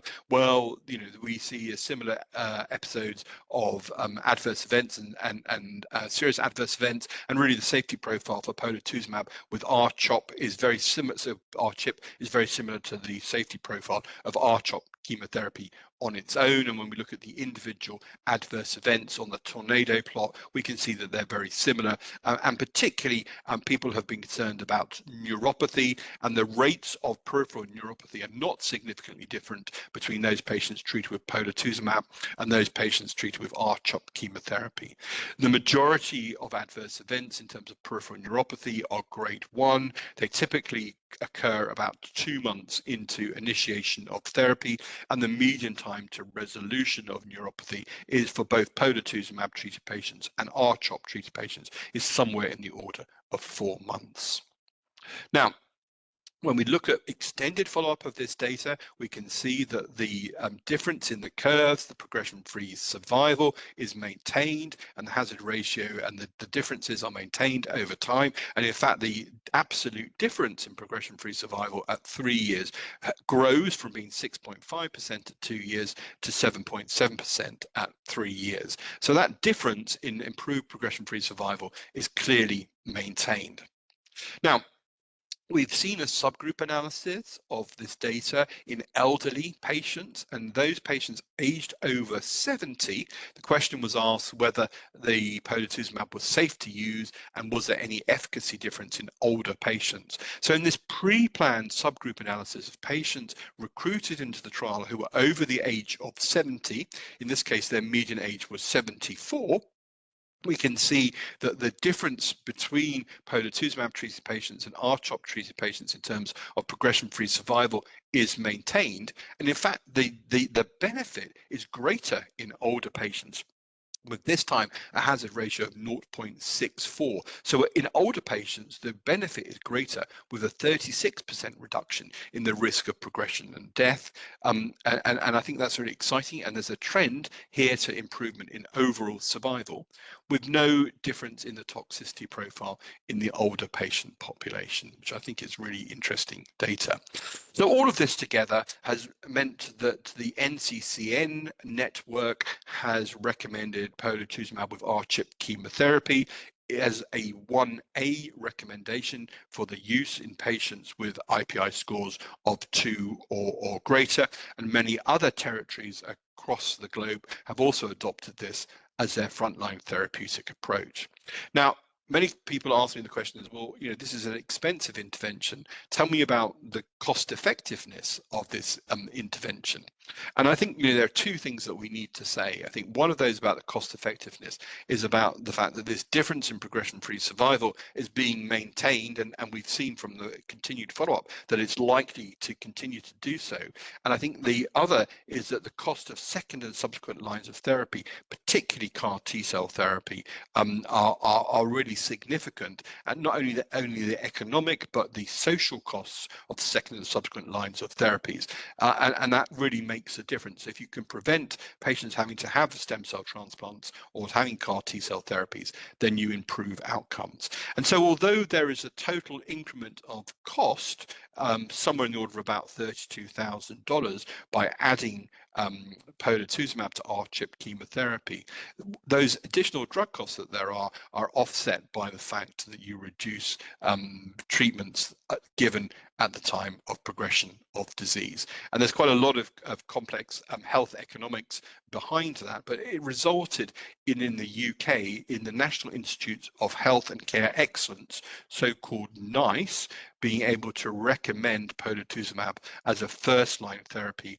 for patients with diffuse large B-cell lymphoma who have an IPI score of 2 to 5. And I think this has been a major change in the therapeutic landscape for us in the UK, but also for very many other countries around the world. What about these other approaches to first-line therapy in diffuse large B-cell lymphoma? How might you think about other ways of improving outcomes? Well, of course, we're all very focused on the bispecific antibodies and how their therapeutic application is coming over the horizon. And the bispecifics at the kind of the latter stage of development are obviously those CD3 by CD20 bispecifics, which engage both T cells and a CD20 on the malignant B cells, bring the cells into close apposition and result in an immune synapse, which causes cell death. And we've seen approvals for these in patients in the relapsed setting. And now there's been a lot of thought on how we might add this to patients in the first line setting. And there have been a number of studies that are ongoing at the moment, adding glofitamab, which is one of those CD20 molecules, mosunetuzumab, and epcoritamab, which are other bispecific antibodies, to R-CHOP chemotherapy to improve their outcomes. We've also seen some really fascinating data looking at the use of CAR T cells in the frontline setting in our patients with the highest risk of disease. And this study, the ZUMA-12 study, was reported a number of years ago and just updated recently at ASH this year. And it took patients who were considered in the first line setting in diffuse large B-cell lymphoma to have high risk disease. So that was defined by having an IPI score of 3 or greater, or having a double or triple hit biological phenotype. And these patients were given 2 cycles of R-CHOP chemotherapy and then had an interim PET scan. And if the interim PET scan was positive then we stopped giving the R-CHOP chemotherapy and they went on to receive CAR T-cell therapy in the first-line setting. So this was a super high-risk defined group of patients, not only from their baseline risk, but also from dynamic risk assessed after 2 cycles of induction therapy. And these patients you would expect to do very poorly indeed. And actually in this study, the overall response rate from the combined modality in these high-risk patients was almost 90%, with 78% of people achieving a CR. And we can see with longer-term follow-up that these benefits have been clearly durable. So this has resulted in a study that is looking at CAR T cells in the first line setting in patients with previously untreated diffuse large B-cell lymphoma, and it's being compared to standard of care R-CHOP chemotherapy. Now, in this study, the Zuma 23 study, the risk is defined not by the biology, not defined by dynamic risk assessment with PET scans, but simply defined by the IPI score. So this is open to patients, all comers with an IPI score of 4 to 5. And can you imagine how this is going to change our therapy if we're going to potentially be using CAR T cells in the first line setting? And I think this is a really exciting view on previously untreated patients with diffuse large B-cell lymphoma. Now, just in the last few minutes, I just want to touch on the landscape of relapse and refractory disease and how quickly that's changing in very many territories, including the adoption of CAR T-cell therapy in second line for those patients who have had short time from diagnosis to relapse. But actually we can see in the second or third line setting, there are a whole range of potential therapeutic agents that are causing a great amount of excitement.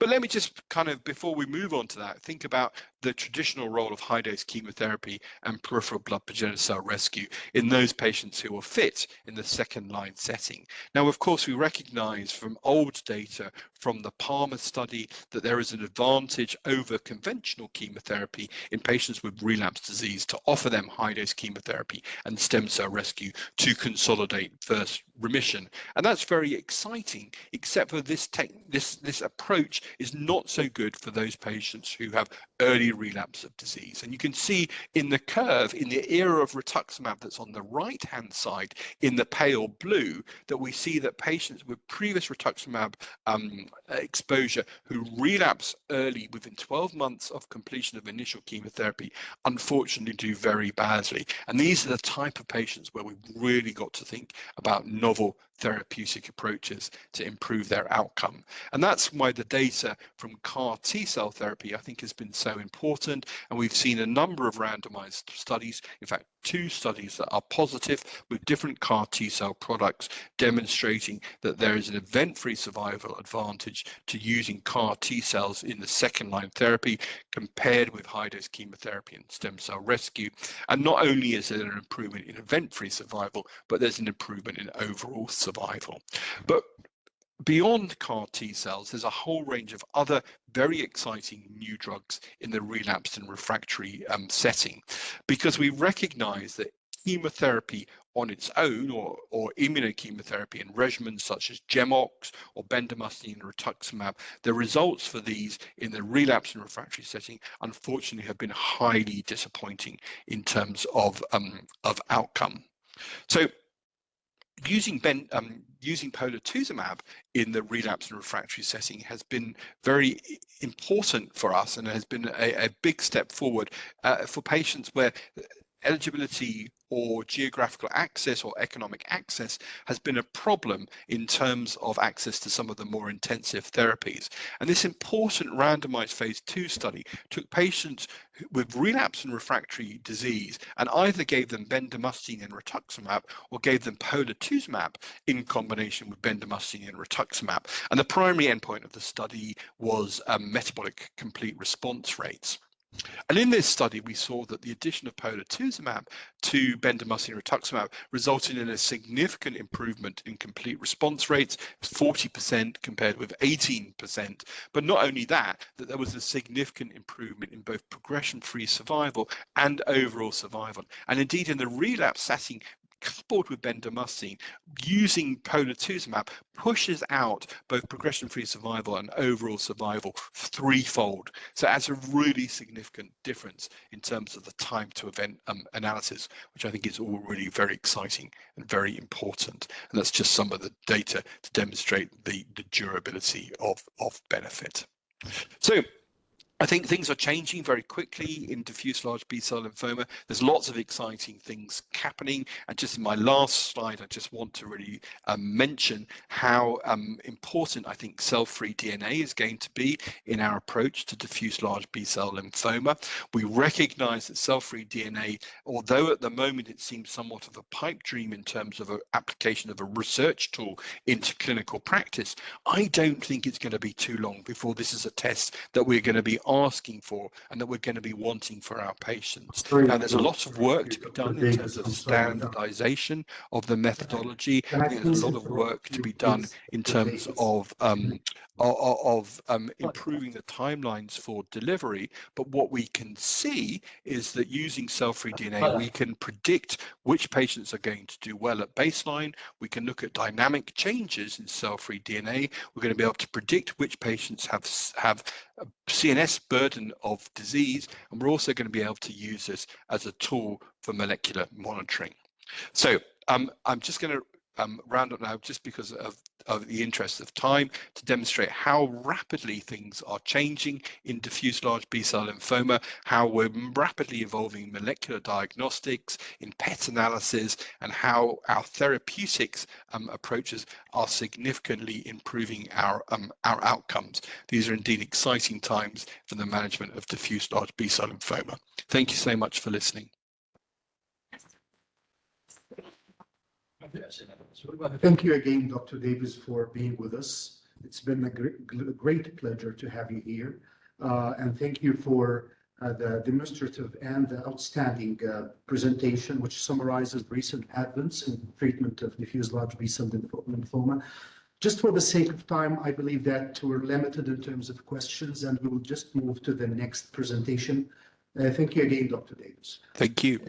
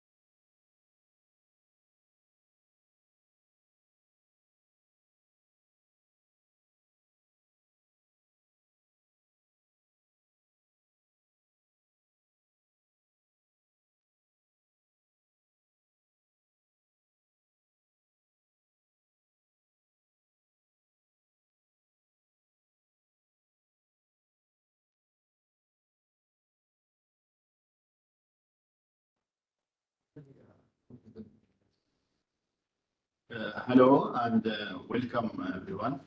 This is Dr. Ayman Abdullah.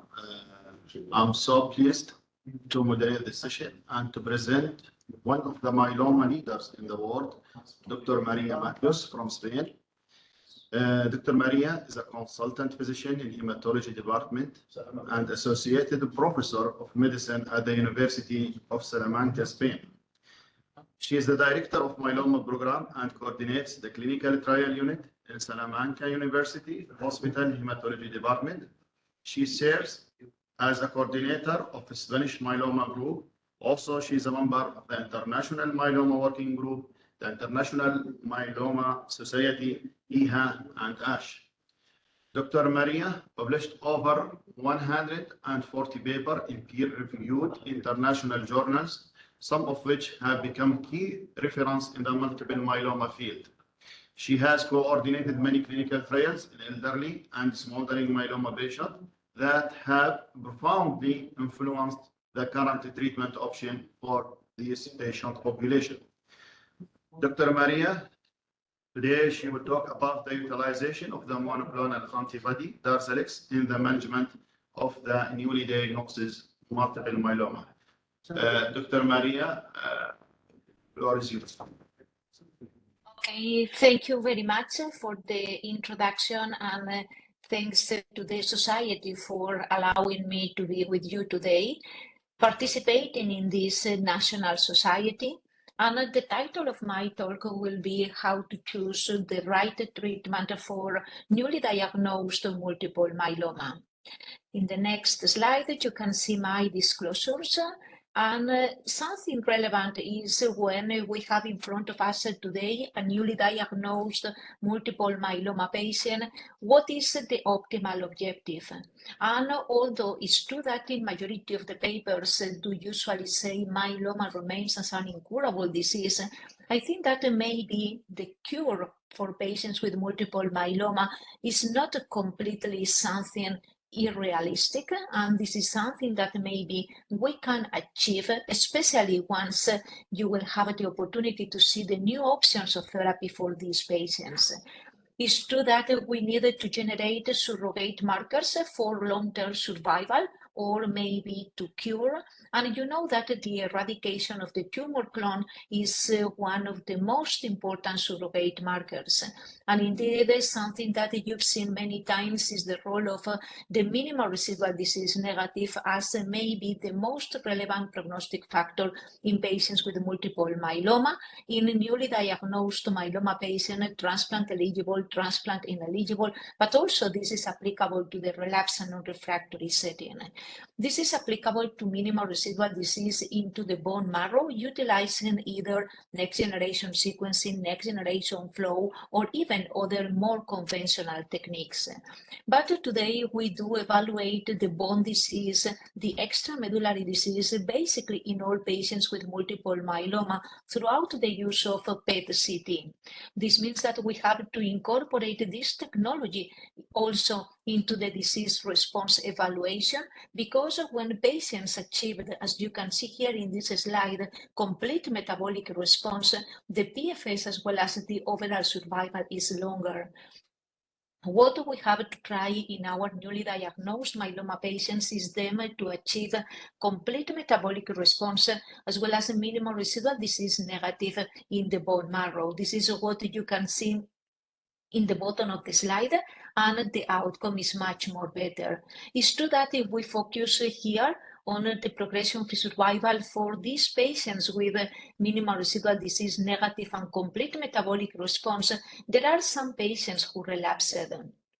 And in principle, patients with this double negativity for the minimal residual disease will have to present a plateau in the progression-free survival curve. This opens the door in order to investigate more about the quality of the response. And there are two ways. The first one is to increase the sensitivity threshold. And now the International Myeloma Working Group do recognize 10 to the minus 5 as the optimal sensitivity level for the minimal residual disease evaluation. But it's true that if we go to 10 to the minus 6, here you can see how less patients are actually in minimal residual disease negative, but the prognostic value is stronger. This is the way in which we are moving forward. And the other way in which we are investigating is into the evaluation of the minimal residual disease, not at a specific time point, but to maintain the minimal residual disease negative over time. And I think that these two criteria, together with the evaluation inside and outside of the bone marrow, will give us the opportunity to select or to identify patients with a very long-term overall survival, and maybe some patients that can be potentially cured. Another important concept in order to try to choosing the best for our newly diagnosed myeloma patients is to consider the attrition rate. And you have to know that we are going to lose approximately 1/3 of patients between the first and the second line. And this attrition rate is even higher in the non-transplant eligible population in comparison with the transplant eligible population. But this attrition rate underscored the need to use the most optimal treatment regimes as part of the first line of therapy. And how are we going to proceed? We have to follow the recommended guidelines, and these are the ESMO guidelines, but it is possible to utilize also the NCCN guidelines or the local guidelines you can have at your different countries. In the left-hand side of the slide, you can see the guidelines published in 2017. In the right-hand side of the slide, the guidelines published at the beginning of 2021. First, we are going to focus on the transplant-eligible population. And concerning the induction regime, we are moving from VTD, evaluated many years ago, but I decided to put here this slide because with a very long-term follow-up of more than 10 years, there are two studies conducted by the Italian and the Spanish myeloma group in which it is possible to see how with VTD more than 50% of the patients remain alive at 10 years, indicating that this is a good starting point. And as you probably know, the next step was to add the monoclonal antibody anti-CD38 daratumumab to VTD as part of the induction and as part of the consolidation after autologous stem cell transplantation. And when we add daratumumab, we are going to increase the complete response rate at the end of consolidation, more than 70% of the patients, and we have to evaluate the minimal residual disease negative, and approximately 60% of the patients after consolidation are in MRD negative. This is a high percentage of patients, and the final result is this significant benefit observed in terms of progression-free survival. The median PFS has not been reached yet, but the hazard ratio for PFS is 0.58, and important to note how the median PFS in the control arm is also quite good, 51.5 months. So we can expect that throughout the addition of daratumumab, the progression-free survival, the median progression-free survival can reach approximately maybe 80 or 85 months. In terms of overall survival, early separation of the curve, although we have to wait longer follow-up in order to see a significant benefit. I alluded at the beginning of my presentation to the minimal residual disease negative and sustained over time, and when we add daratumumab to VTD, we see how this does occur, and indeed those patients in complete response and MRD negative, the progression-free survival is basically a flat, indicating that this is a good surrogate marker predicting outcome.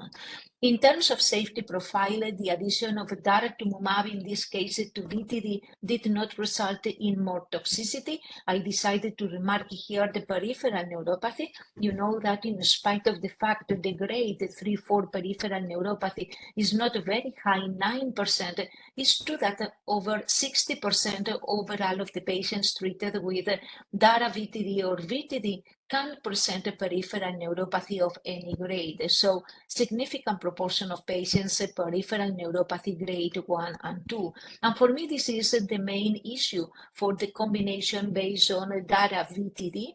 And this is the reason why we decided to move to bortezomib, lenalidomide, and dexamethasone with optimal efficacy data in single-arm studies like this you can see here in this slide.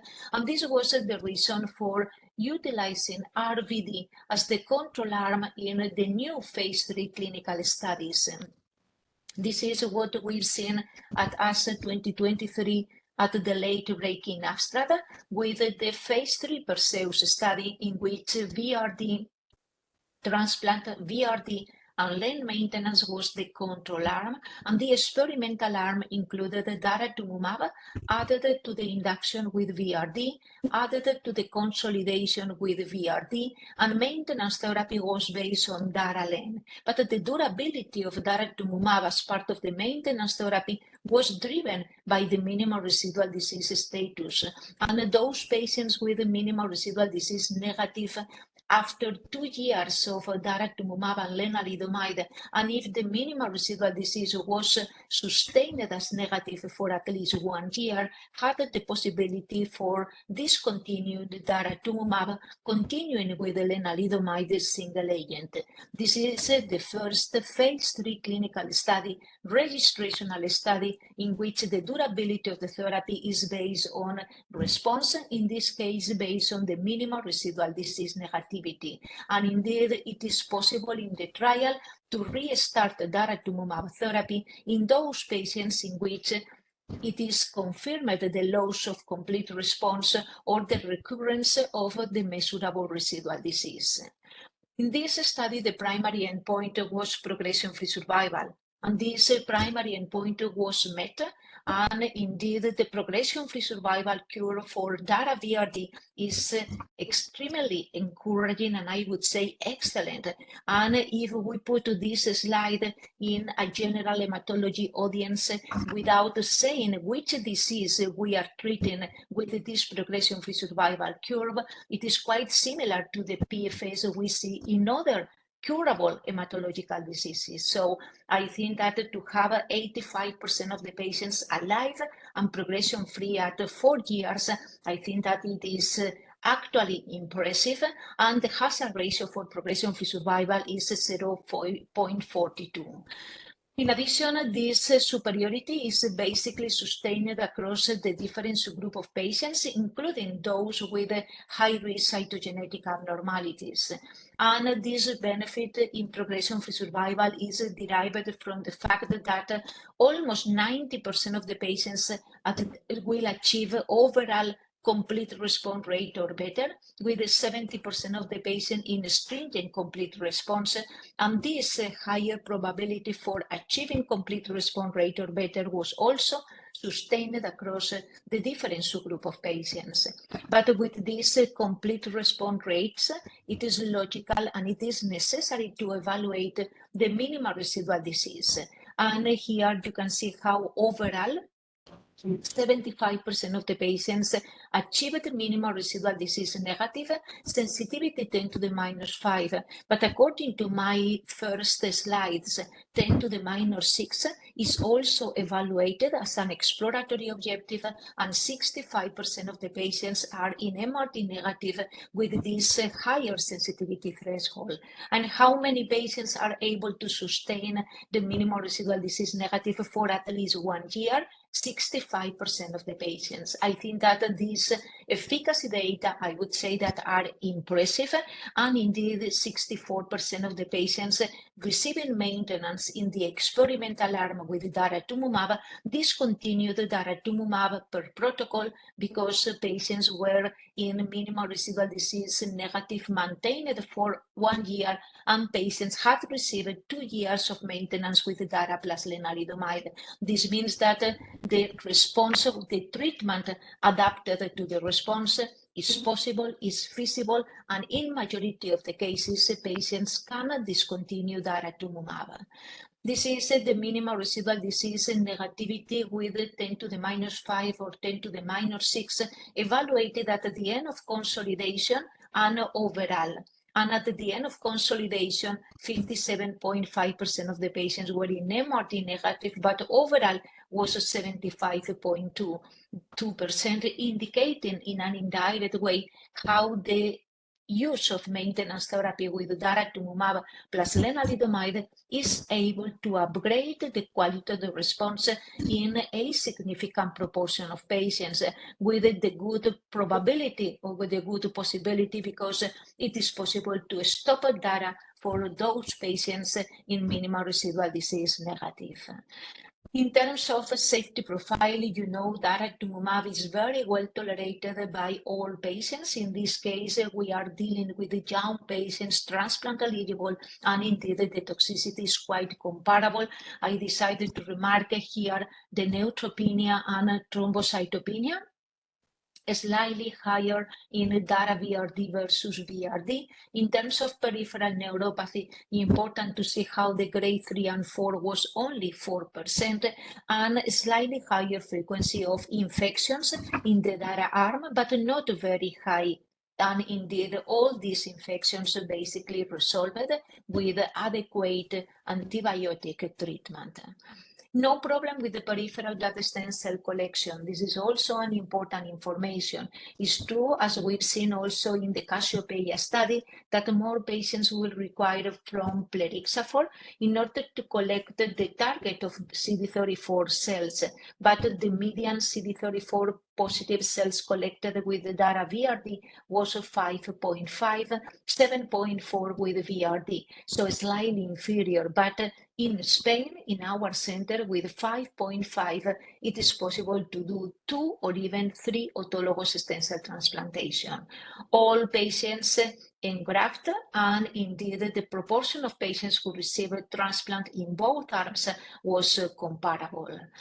DARA VRD, according to the Perseus study, you know that is the new standard of care for the transplant eligible with newly diagnosed and multiple myeloma. In the Perseus, in the Cassiopeia, in the trials that they have been conducted until now, after induction, autologous stem cell transplantation does continue being the standard of care. It's true that one of the latest studies in which transplant was compared with no transplant was this phase 3 determination study. The induction regime was RVD. These regimes did not include anti-CD38 monoclonal antibodies, but as concept, I would like to remark that transplant was superior in progression-free survival, but no significant differences in overall survival.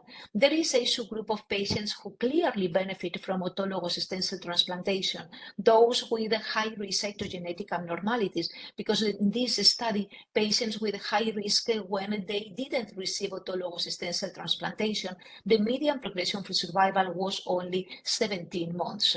From my point of view, and based on this data, maybe the risk status together with the minimal residual disease can potentially select the possibility of not being necessary autologous stem cell transplantation. Here in this study, and in blue and green, you can see how when patients achieved minimal residual disease negative, regardless of the transplant or no transplant, the outcome was comparable.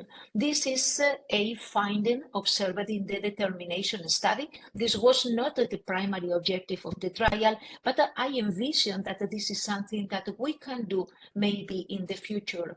You can see here a study that it is ongoing by the French group, in which after a quadruplet induction regime, 6 cycles, patients in minimal residual disease negative will be randomized to receive a transplant or no transplant. So this study will give us this answer together with this other Master 2 study in which DARA VRD is the induction regime, and if the patients achieved minimal residual disease negative, transplant will be compared with the consolidation with the DARA VRD. In the meantime, my recommendation would be to continue offering autologous stem cell transplantation to our patients, but in the future, maybe there will be some patients to which we can let them, you don't need to go to autologous stem cell transplantation. In terms of maintenance therapy, until now, lenalidomide has been the standard of care to be used after autologous stem cell transplantation. Maybe an appropriate question is, what about consolidation?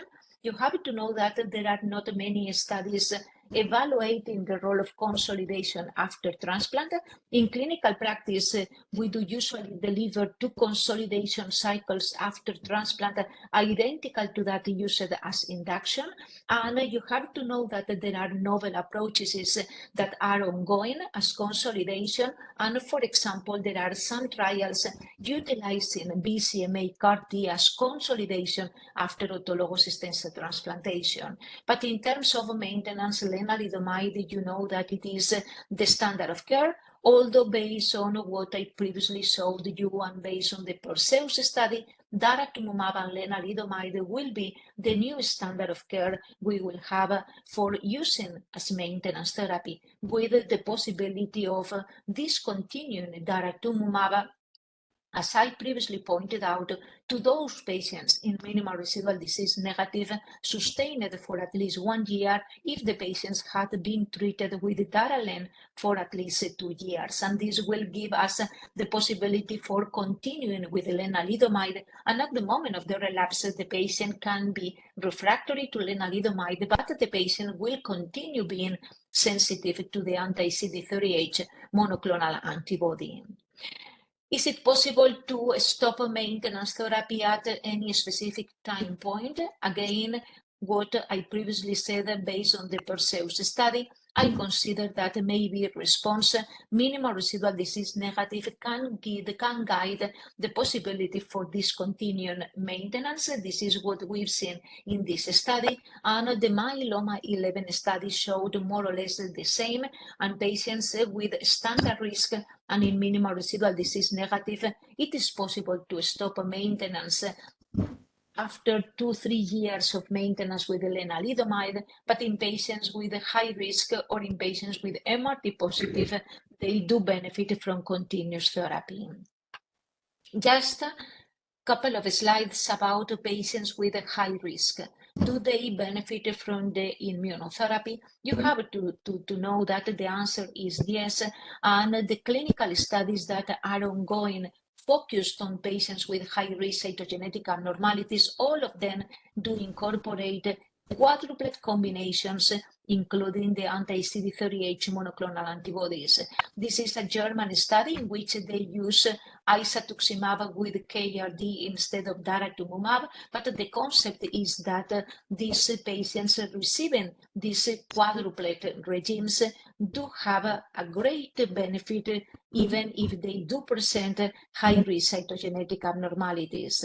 This is the Myeloma UK, the Optimum study, in which you can see how before moving to Daralen maintenance, patients with high risk do receive an intensive approach of therapy based on Dara-RVD plus cyclophosphamide transplant, Dara-RVD and Dara-VR, and this is approximately 1.5 years of consolidation after transplant before moving to maintenance therapy. This intensive approach of therapy is effective because more than 60% of the patients after transplant achieved minimal residual disease negative, and in terms of PFS and overall survival, data are quite good and superior to a control group of patients with the same high-risk features but treated with the conventional approaches.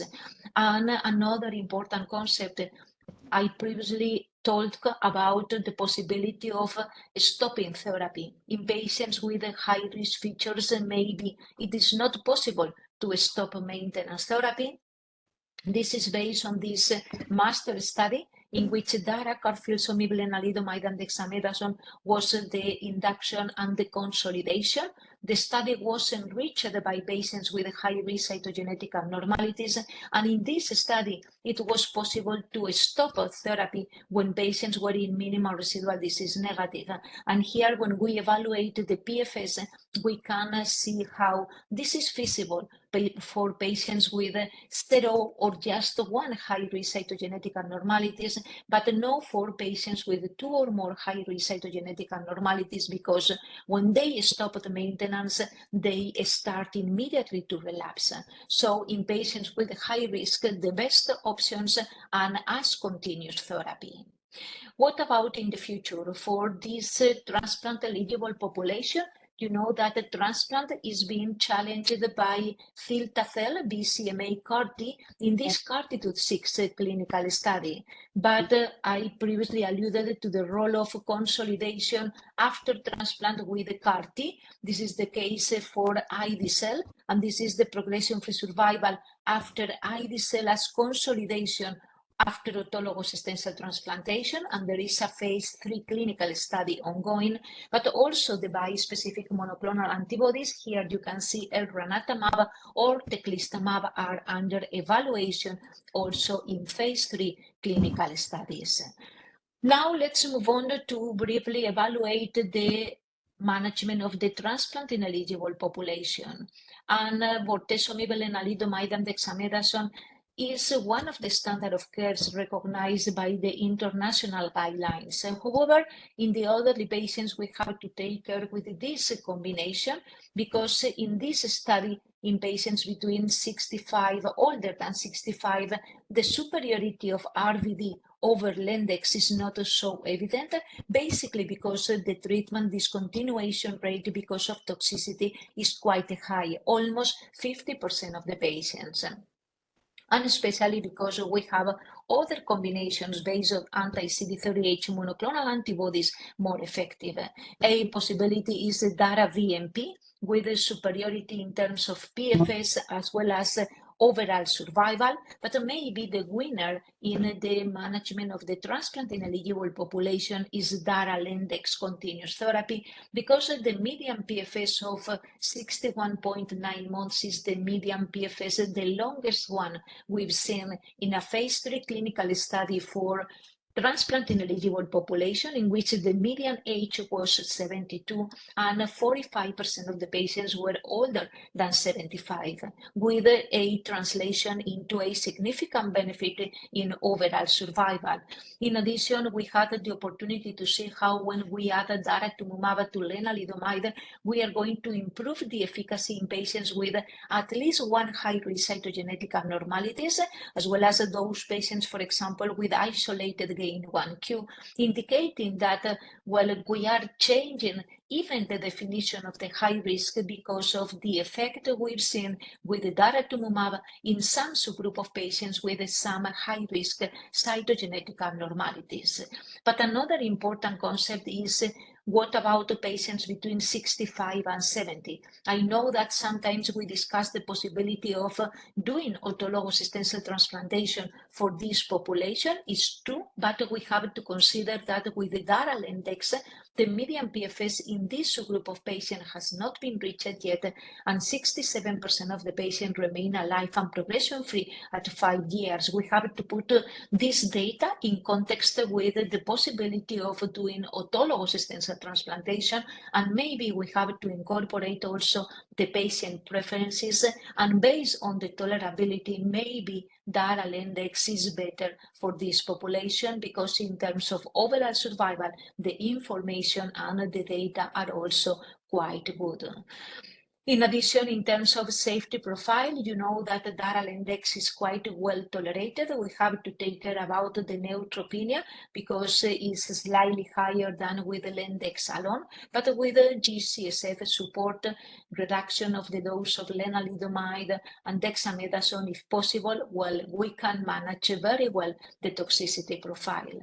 And based on what I told you at the beginning, based on the attrition rate, this is a simulation for patients treated with the DARA Lendex, VRD or Lendex, and the subsequent lines of therapy. And with this scenario, if we use DARA Lendex since the beginning, we are going to increase the overall survival by 2.5 years in comparison with VRD and 3.5 years in comparison with lenalidomide and dexamethasone. So again, the same concept that utilizing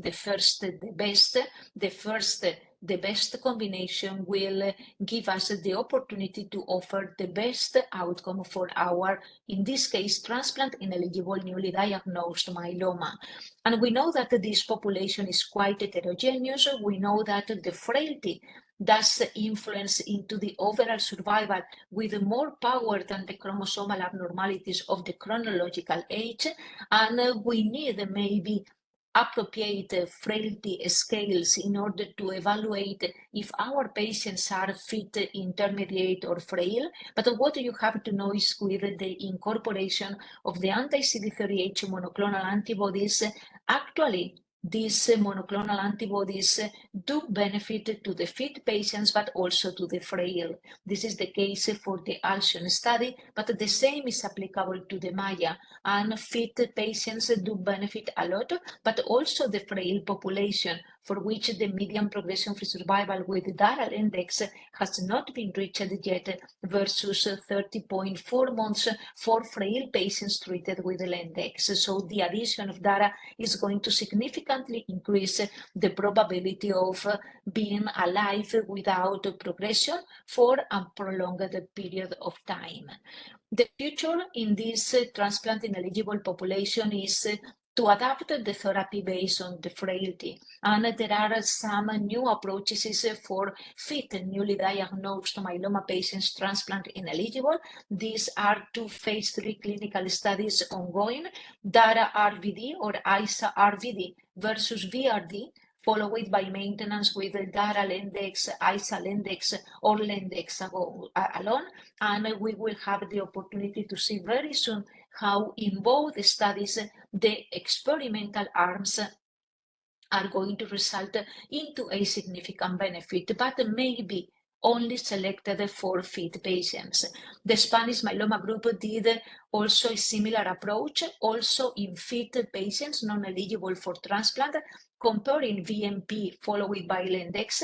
This would be equivalent to RVD with KRD or KRD plus daratumumab based on a specific geriatric assessment in hematology score to select the fit population. And we've seen how the quadruplet combination in fit patients resulted in 84% of minimal residual disease negativity rate. What it is impressive, this is the progression-free survival, superiority for KRD or DARA KRD. But we realized about the importance of the selection of the patients, because in spite of the fact that all patients were fit, when we selected the true fit patients evaluated throughout this geriatric assessment in hematology, you can see how DARA KRT resulted into an excellent outcome for these patients. Unfit patients, but maybe not so fit as this patient represented in the left-hand side of the slide, can benefit from KRD or DARA KRD, but the effect is less evident for the quadruplet combination, especially because there were some patients who presented severe infections during the first months and they died. So this is the reason why the frailty is going to influence our future for this transplant-ineligible population. CARTITUDE-5 is ongoing, has already recruited all patients, and RVD followed maintenance is compared with RVD followed by cilta-cel, BCMA CAR-T. So maybe in the future we can consider the possibility of distinguishing CAR-T eligible versus CAR-T ineligible patients, and I can advance you that the majority of the newly diagnosed myeloma patients will be eligible maybe for a CAR-T. Bispecific monoclonal antibodies are also under investigation. This is the case for elranatamab daralen on teclistamab daralen, talquetamab daralen, and the control arm is daratumumab in combination with Lendex. So this is my last slide. This is the summary saying that the achievement of undetectable minimal residual disease or minimal residual disease negative in newly diagnosed myeloma patient is maybe the most important prognostic factor that will help us to identify patients with an excellent outcome and maybe based on what we've seen, some curable myeloma patients. Today, in the transplant-eligible population, the quadruplet combinations are the optimal choice. DARA-VRD seems to be the optimal one. Transplant does continue being today the standard of care, and DARA-LEN maintenance will be the new standard of care with durability based on the minimal residual disease situation. In the transplant ineligible, I would say that the DARA-based combinations are the most effective combinations, although DARA Lendex is maybe the winner, and in the future you had the opportunity to see how both CAR-Ts and bispecific monoclonal antibodies will be a choice in the first line of therapy, and even it is possible that CAR-T will replace autologous stem cell transplantation and maybe will be also standard of care in the fit eligible population. I'll stop here. Thank you very much for your attention, and I'm happy to discuss or to reply if you have any question. Thank you. Thank you, Dr. Maria, for the comprehensive talk. The floor is now open for questions. I think we can take one or two questions.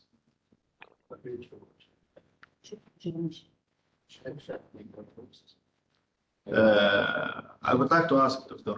Maria about the sequencing of the monoclonal antibody. Suppose we use the daratumumab in the first line. On a progression, how do we sequence the thing? Can we re-challenge daratumumab or we can use the other monoclonal antibody like isatuximab? If the monoclonal antibody fail, the other monoclonal antibody will work or not?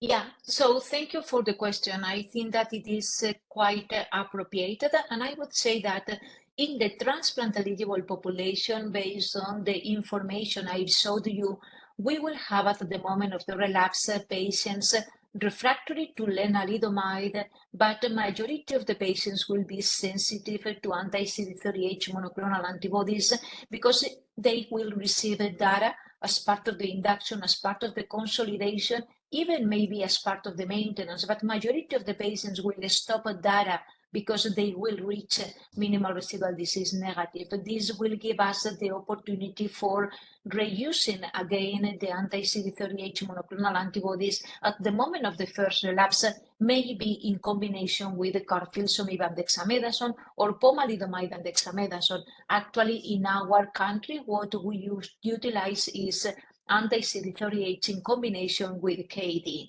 Maybe the most problematic situation will be elderly patients treated with dara-lendex as continuous therapy, because the patients at the end are going to be refractory to daratumumab and refractory to lenalidomide.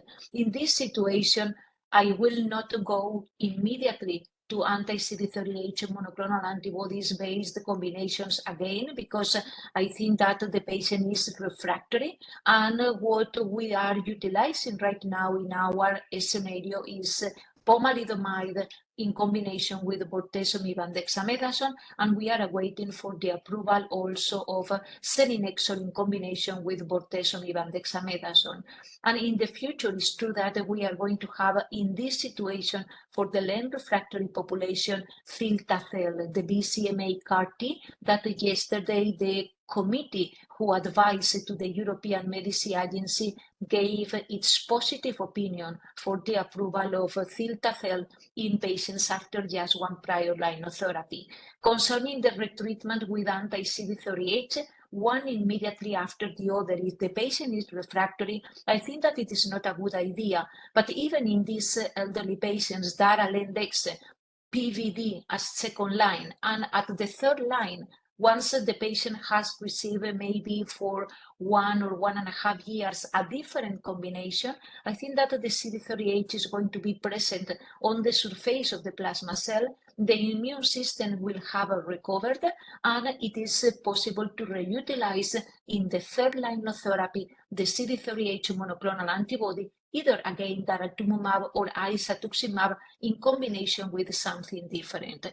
We don't have a lot of evidence based on this sentence, but I think that this is something that we can do. And in the future, we are going to have bispecific monoclonal antibodies, and we have seen how teclistamab or talquetamab in combination with daratumumab in patients exposed and even refractory to daratumumab are quite effective. So I think that this is something that we will do.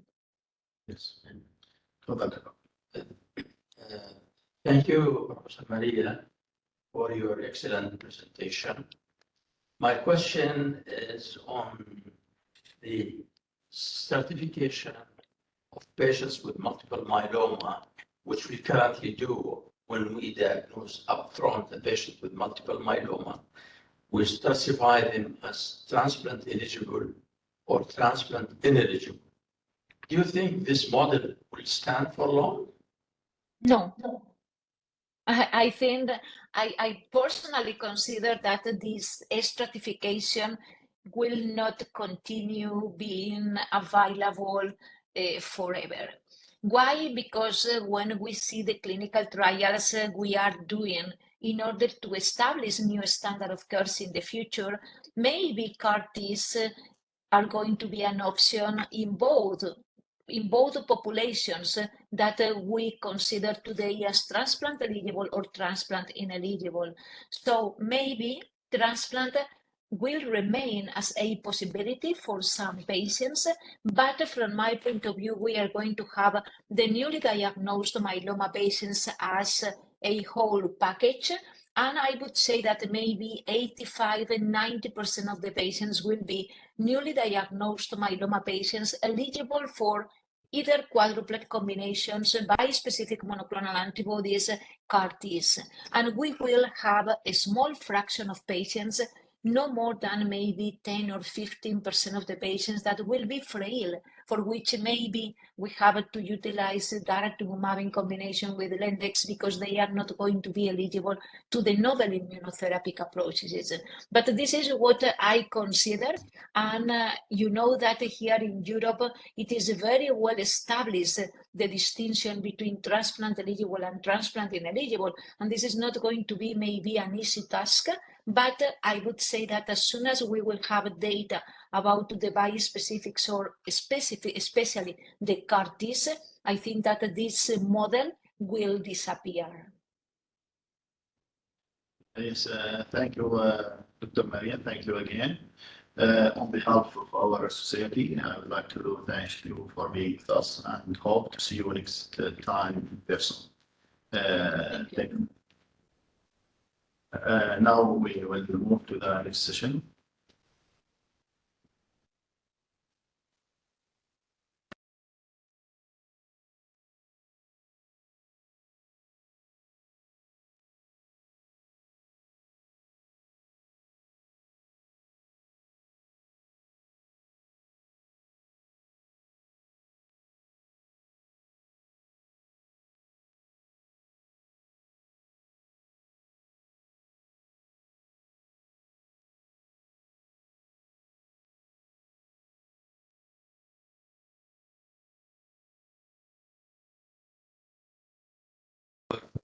Last but not least session and speaker is on acquired hemophilia. And who is better to speak about this than Professor Johnny Malingo? I will leave the presentation of the presenter to my co-chair, Dr. Qasim Shashir. Thank you, Dr. Abdullah.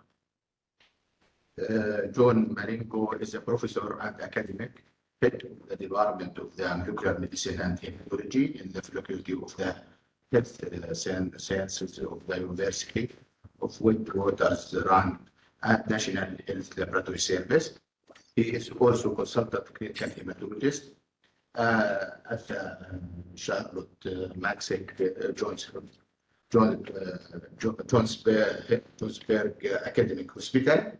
Johnny received his undergraduate and postgraduate training in science and medicine at the University of the Witwatersrand, hematology specialist and clinical hematologist specialist qualification through the College of the Medicine of South Africa. His main area of research, novel therapy in bleeding disorder, in which he has served as a principal investigator for a large number of the international multi-center study. He has published many peer-reviewed journal articles and presented more than 500 oral talks and posters at national and international scientific meetings. His academic citizenship includes membership of many national and international scientific committees. The stage for you.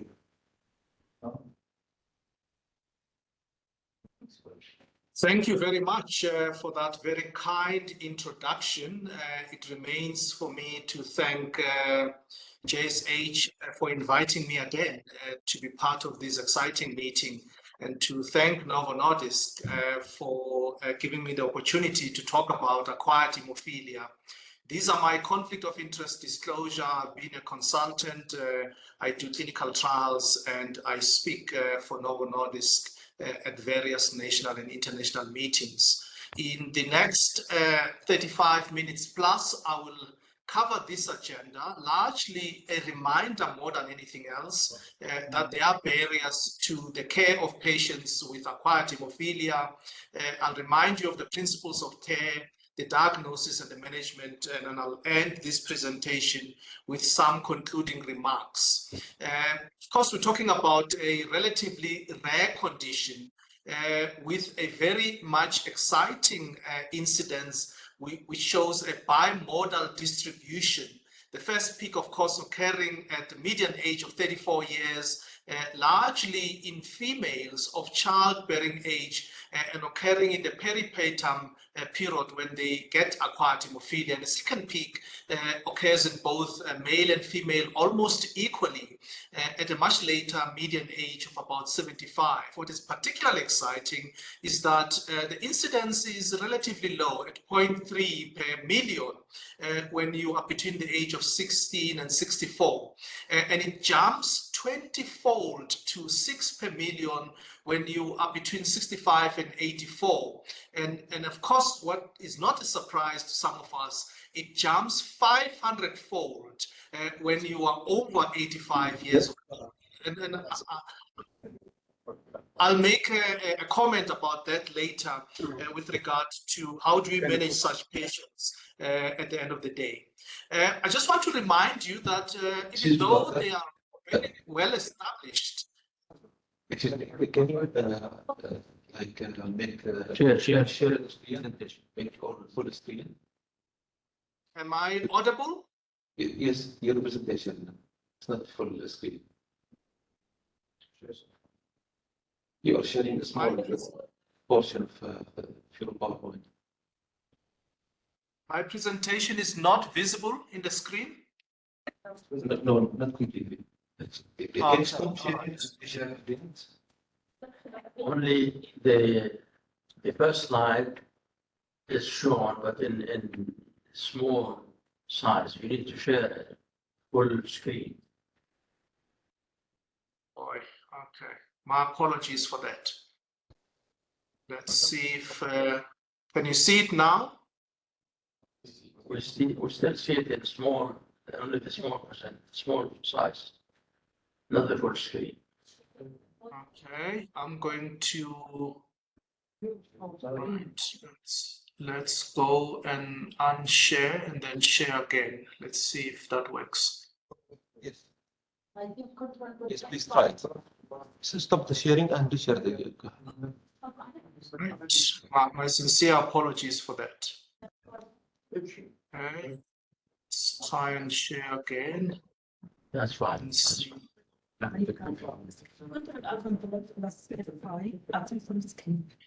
Are you now able to see it? You are sharing your folders and your data, but not sharing the. Yeah. Plus F5. F5. Okay. Right. Let's get this right. So you're still not seeing my actual presentation, which is a little bit of an announcement on my side. I will.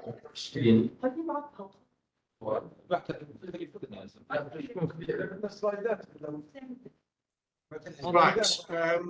Can I? Yeah. I'm just going to go back. I don't want to leave the meeting. I'm going to share, and I suspect that I'm probably sharing the wrong screen. Right. Are you able to see it now? You can still make it screen. Can you see the presentation now? We see the presentation, but we want full screen. All right. Okay. I actually have full screen on my side. That's fine. Not that. Not this one. Right. I'm going to.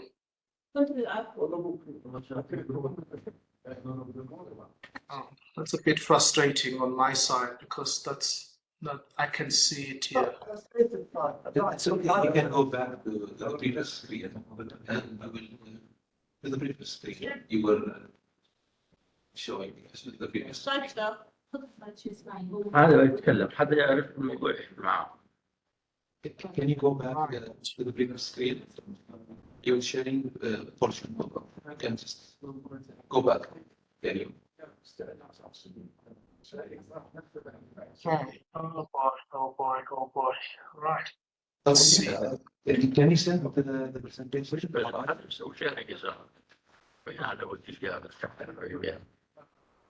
The instructions one by one. Can you stop the sharing and restart the sharing?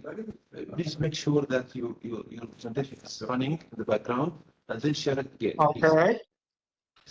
All right. So I'm actually going to say Stop the sharing right now. Right. I'm going to then run the presentation in the background. Let's do that and see Okay, if this helps. Are you able to see it now? Not full screen, not full screen. Not full screen. It's just like a preview of it. It's just a view. Okay. Now I know what the issue is. Okay. So the screen that I'm sharing with you. Can you go back to the taskbar down screen? There's a taskbar. Just select the presentation from there. Right. Okay. Are you now able to see the screen? Yes, set. Okay. Just only make it bigger. Okay. Yes. Okay. Can you see it now? Thank you. Yeah. Sorry. My apologies. I'm not sure what happened there. It's normally the setup that I do. Yeah. But I'm not going to go back, and I'm just going to perhaps start from here and we'll catch up. Just to remind you again that the incidence of acquired hemophilia A increases with age, and it's got a bimodal distribution, with the first peak occurring at the median age of 34 years in females.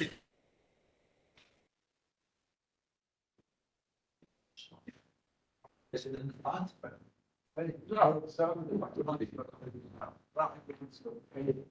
64 is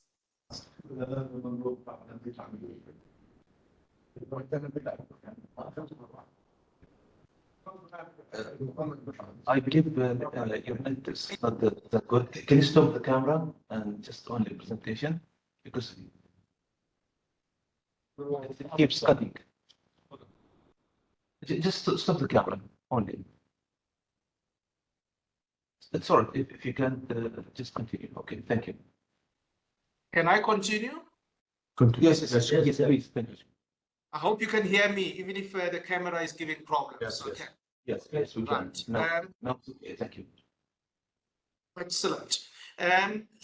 Basically, this very wide age distribution lends itself to some potential barriers to the care of these patients. And I'll list some of those barriers here. One of them is the diverse clinical presentations these patients have.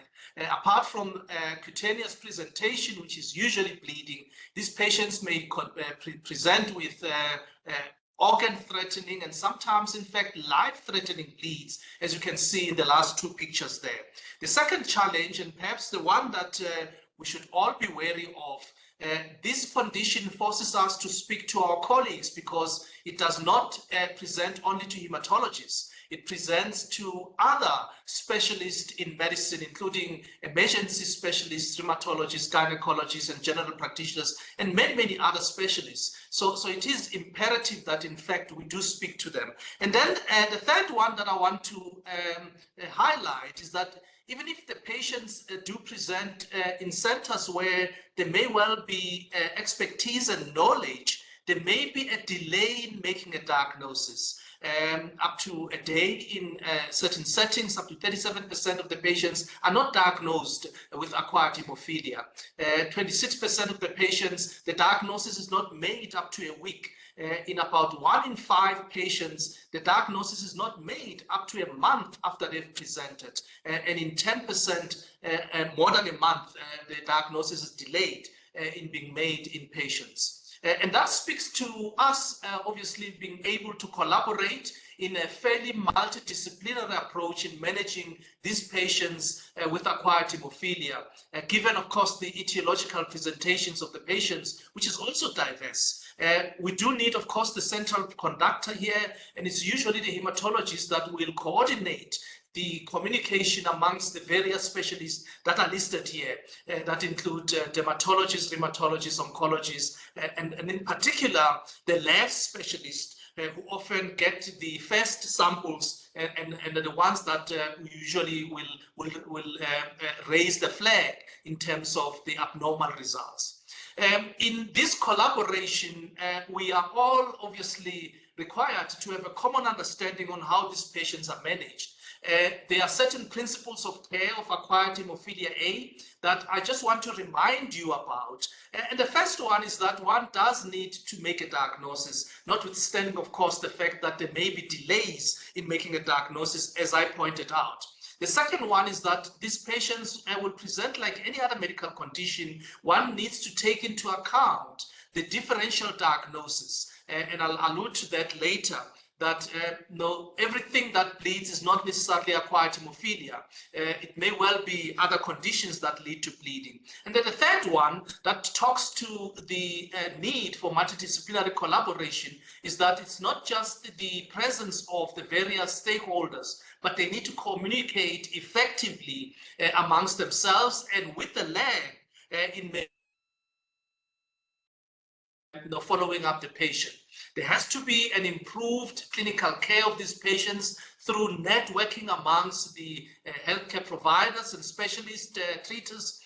There has to be acute skill set to be able to assess the bleeding patient and make a call as to fits in or does not fit in with acquired hemophilia. And of course, the appropriate use of interventional tools that we've got. These are the bypassing agents that we normally use to stop the bleeding is important. And the long-term follow-up of these patients and the monitoring of the safety and efficacy is very, very important as part of the principles of care of the patients. Patients do not necessarily have to be taken care of in centralized, highly specialized centers. We should accept that some of these patients in a limited fashion can actually be managed outside the tertiary and the quaternary centers that we all belong to. And then perhaps last but not least, you must just remember that there is evolving therapeutic landscape in the care of patients with acquired hemophilia. And I'm not going to talk about some of that today, but one needs to be aware that the latest treatment may well need to be called in instances where the current treatment failed. Last but not least, for some of us who are very passionate about research, of course, is that the condition lends itself for us to be able to generate and continue to build on the knowledge that we have. So we should be doing collaborative research in order to improve the outcomes in these patients. And I just want to perhaps start with the diagnosis of acquired hemophilia A. The differential diagnosis is not different from any other patient who present with bleeding. It's a straightforward differential diagnosis where one considers the plasma proteins, including clotting factors and van Willebrand and others, blood vessel abnormalities, both congenital and acquired, platelet abnormalities, both in number as well as in function. And that is a standard differential diagnosis that one brings in whenever we're faced with a bleeding patient. And often, invariably, if you consider this differential diagnosis, one is likely to get to the right etiological cause and of course the right therapeutic intervention. In the context of comprehensive assessment of this bleeding, the approach is not different from any other medicine patient that we come across. One needs to take focused history and a physical examination, as well as doing a number of lab tests, including the screening test and the confirmatory test. And what I've listed in this small table here is the summary of what one may find in the history and physical examination in differentiating coagulation defect versus the non-coagulation defects. Bleeding onset is spontaneous in coagulation defects. The site of bleeding is different, joints and muscles predominantly, as opposed to skin and mucous membrane. The type of bleeding is also important, and perhaps more importantly, in as far as the pathophysiologic process is concerned, primary hemostasis versus secondary hemostasis. We do know that coagulation proteins participate in secondary hemostasis, whereas platelets and blood vessels, which often bleed immediately upon hemostatic challenge, they participate in primary hemostasis. And I just want to focus here on what is the role of the lab, the screening tests, as well as the confirmatory tests. And I won't go into the details as to, in fact, why we do these tests. By and large, we do them to exclude the other bleeding diagnoses. But the most important screening test would be an APTT, and the most important confirmatory test will be the correction studies, the inhibitor assay, and then the factor assay. And in fact, one could make a small table that allows, again, one to be able to differentiate between primary hemostasis defect versus secondary hemostasis defect, if you really wanted to be strict and try, in fact, and get an understanding of the role of the lab tests. In my view, and perhaps to this audience, I don't think we should be spending a lot of time here. Perhaps what is probably more important is how do you interpret the tests? Of course, invariably, patients with acquired hemophilia A will present with a prolonged APTT, and one should always consider other causes of a prolonged APTT, such as the anticoagulants. Make sure that, in fact, you are not interpreting artifact as being acquired hemophilia. And of course, that usually is followed by mixing studies, a prolonged PTT with mixing studies. If it corrects, one should consider the intrinsic factor deficiency of a Willebrand disease. And once you've had mixing studies, invariably you move on to the factor VIII activity. And the factor VIII activity can be one of two scenarios. A normal factor VIII activity does, to some extent, exclude acquired hemophilia, and one should consider the possibility of a lupus anticoagulant with a relevant test. DRVVT being one of those tests. But if it is abnormal, in fact, the acquired hemophilia is likely, and if it is likely, one should go back to the physical examination of the patient and establish if the patient is bleeding or not. If the patient is not bleeding, one should still consider a lupus anticoagulant, and one should, of course, consider alternative way to measure the factor VIII using, for example, the chromogenic assay.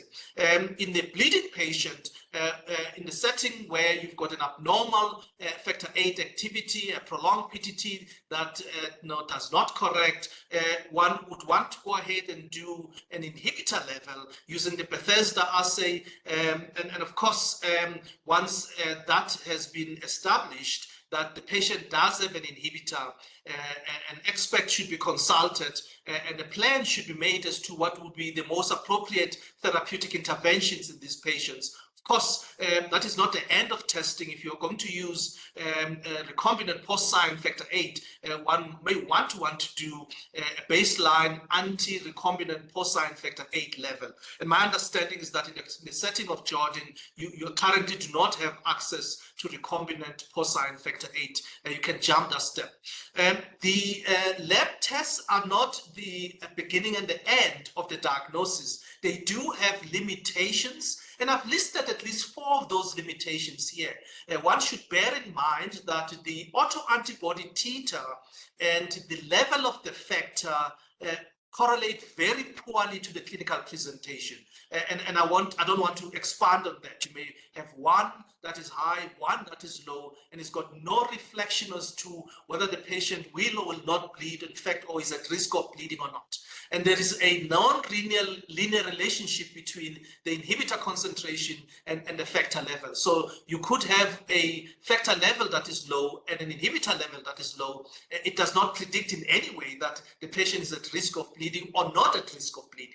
The treatment decisions should not be based on the antibody titer or the factor level. They should largely be based on the clinical presentation of the patient. And of course, the antibody as well as the factor level have got very, very little predictive ability of the bleeding risk of the patient. These are some but the few limitations of the lab diagnosis of acquired hemophilia that one should keep in mind once you've started to make the diagnosis. I want to move on now to how do we manage these patients once you've made a diagnosis. And these are some of the principles that we apply in our setting.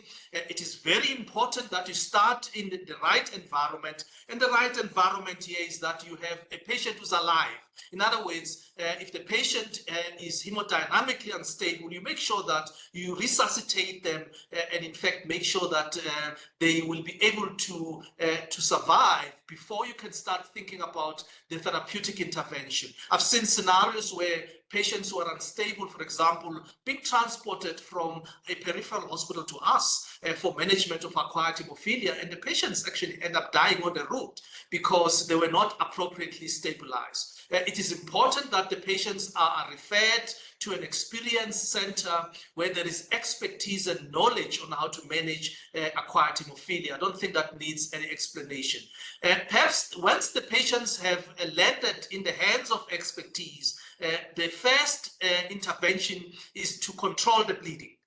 We control the bleeding using the bypassing agents, and I'll come back to that. And one should also keep in mind that often there is no underlying etiology that has triggered the presence of autoantibodies in this patient. So one would want to identify if there is an underlying etiological association. And then finally, one should avoid things that may worsen bleeding, such as procedures, medication that may induce or precipitate bleeding. I've seen patients landing up in ICU where they put in central lines and the patients are given anticoagulation when in fact actually the patient has got a bleeding diathesis at the end of the day. So these are some of the management principles that we apply and certainly go a long way to make sure that the patient is alive. Once the patient is alive, the management strategies are actually twofold. One is to stop the bleeding, and the second one is to eradicate the inhibitor. The stopping of the bleeding, in fact, is probably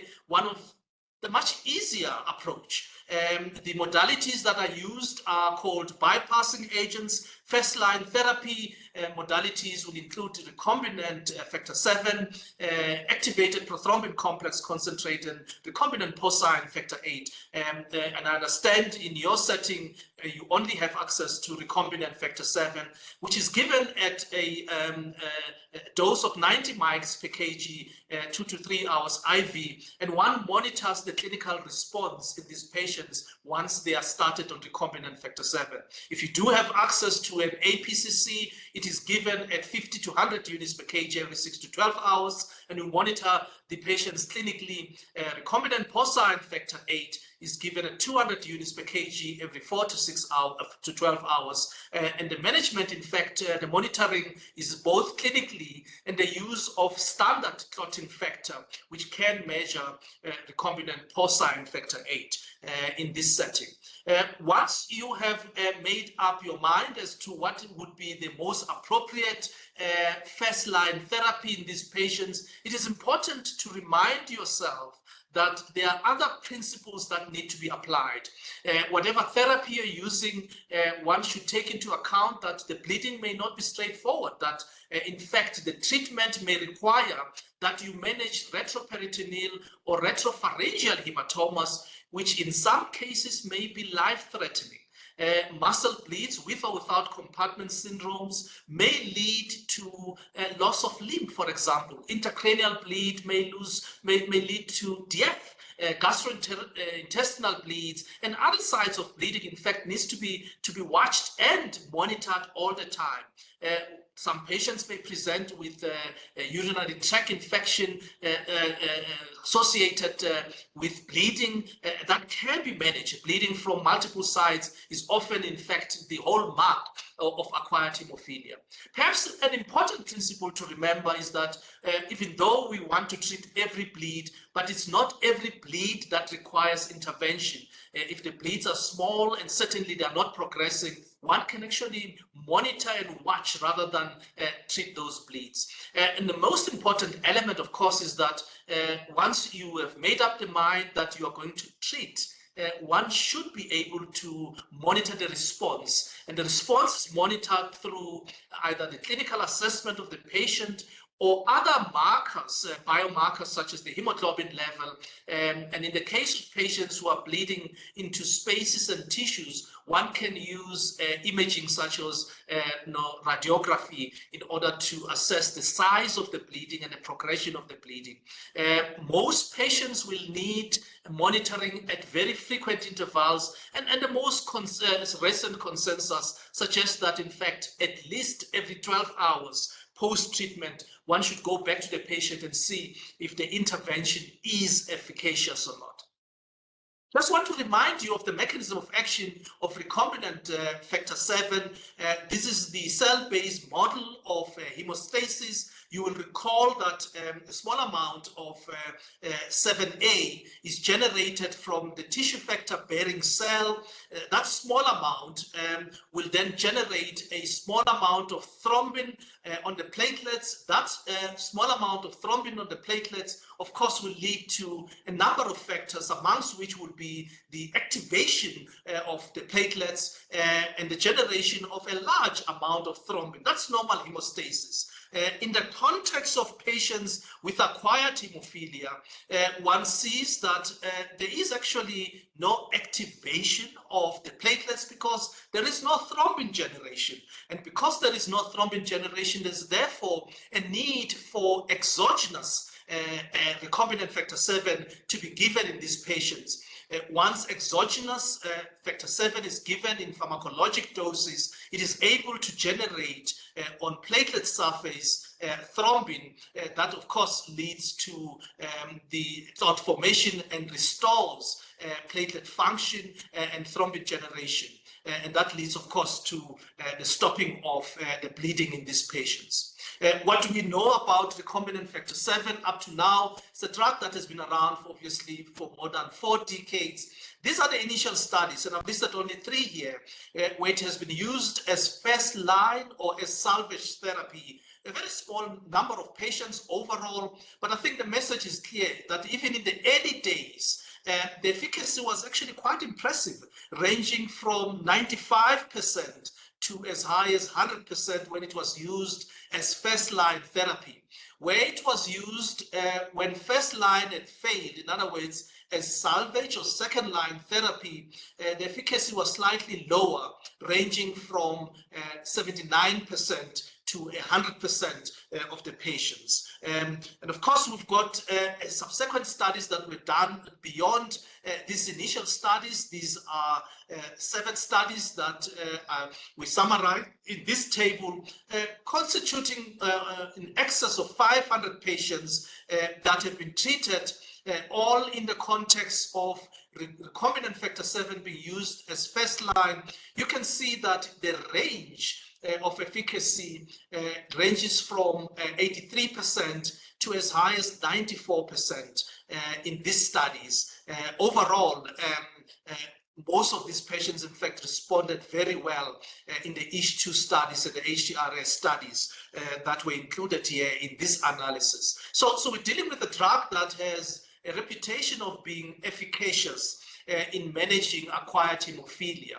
However, there are, of course, things that one needs to keep in mind, and I'm just going to summarize the efficacy data from these studies here. We're talking about 81 to 100% as first-line therapy, 79 to 92% as salvage therapy. Just bear in mind, of course, if you're using recombinant factor 7, that the efficacy is independent of the inhibitor theta. As I indicated earlier on, that these are some of the things that needs to be borne in mind, that there's no correlation between how impactful the intervention is in relation to the inhibitor level. The response to treatment, of course, may be effective or partially effective. And if it is effective or partially effective, in the context of patients not undergoing surgery, it seems to be 90%. In patients who are undergoing surgery, it's 86%.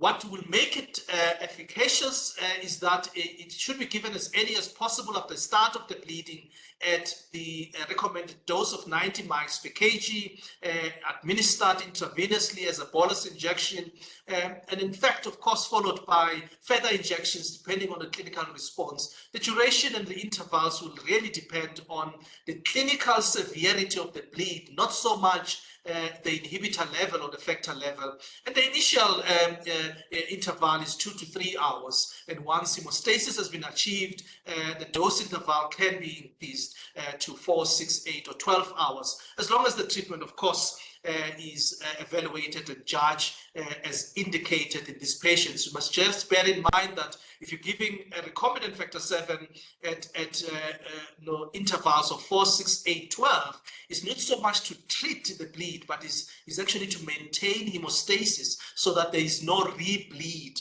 in the patients. Other considerations should be for those patients, in fact, who may well have tissue factor being exposed. In the pathogenesis that I alluded to, the process of hemostasis is always initiated by exposure of tissue factor. So if patients present already with tissue factor being exposed, one needs to be very cautious. This is in the setting, of course, of patients with atherosclerotic disease, crash injury, with septicemia and DIC.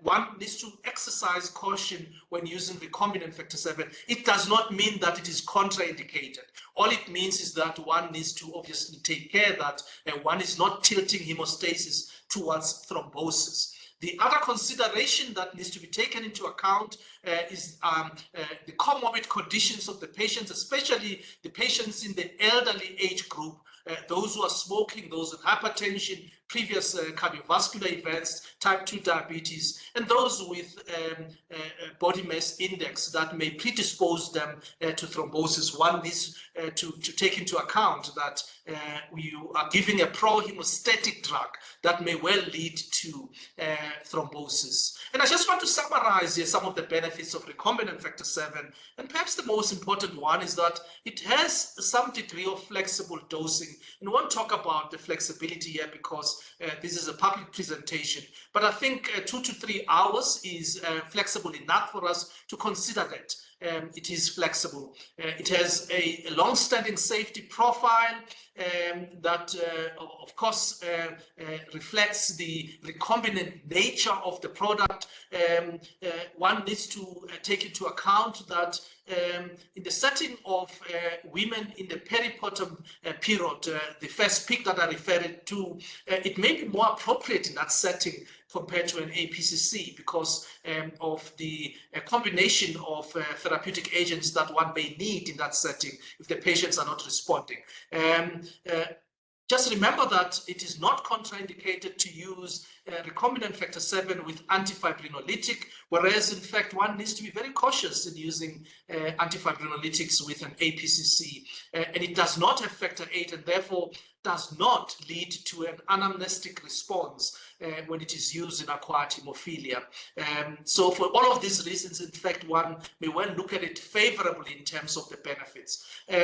What is particularly important is how do we actually assess the response to therapy when patients with acquired hemophilia are being treated. Efficacy is largely gauged by the clinical outcomes, in other words, the bleeding tendency, and if they do have hematomas, the size of the hematoma, the stability of the biomarkers such as the hemoglobin, and of course the pain associated with expanding hematomas. Those will be some of the clinical assessment modalities.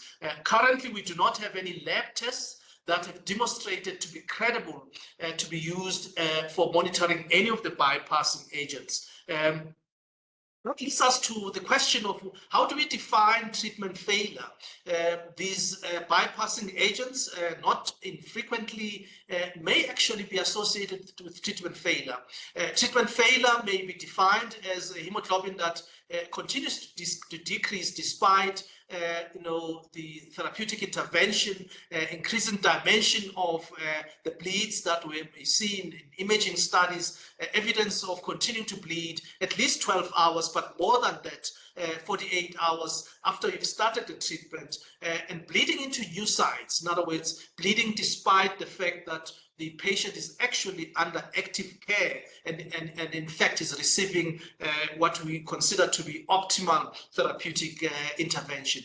This is an example of one of our patients who came into our emergency room complaining of a headache, and quite naturally was given a dose of a bypassing agent and then was rushed to a CT scanner, which at the top demonstrated an intracranial bleed. And whilst the patient, in fact, was waiting for us to admit him to our high care bed, the patient lost consciousness and was rushed back to the CT scanner. And you can see that, in fact, despite the intervention with the bypassing agent, the hematoma continued to expand, leading to, of course, the loss of consciousness in this patient. Suffice to say that the patient was salvaged, in fact, recovered completely. And that is perhaps a good example of what treatment failure may look like, and infrequent monitoring may actually have on these patients with acquired hemophilia.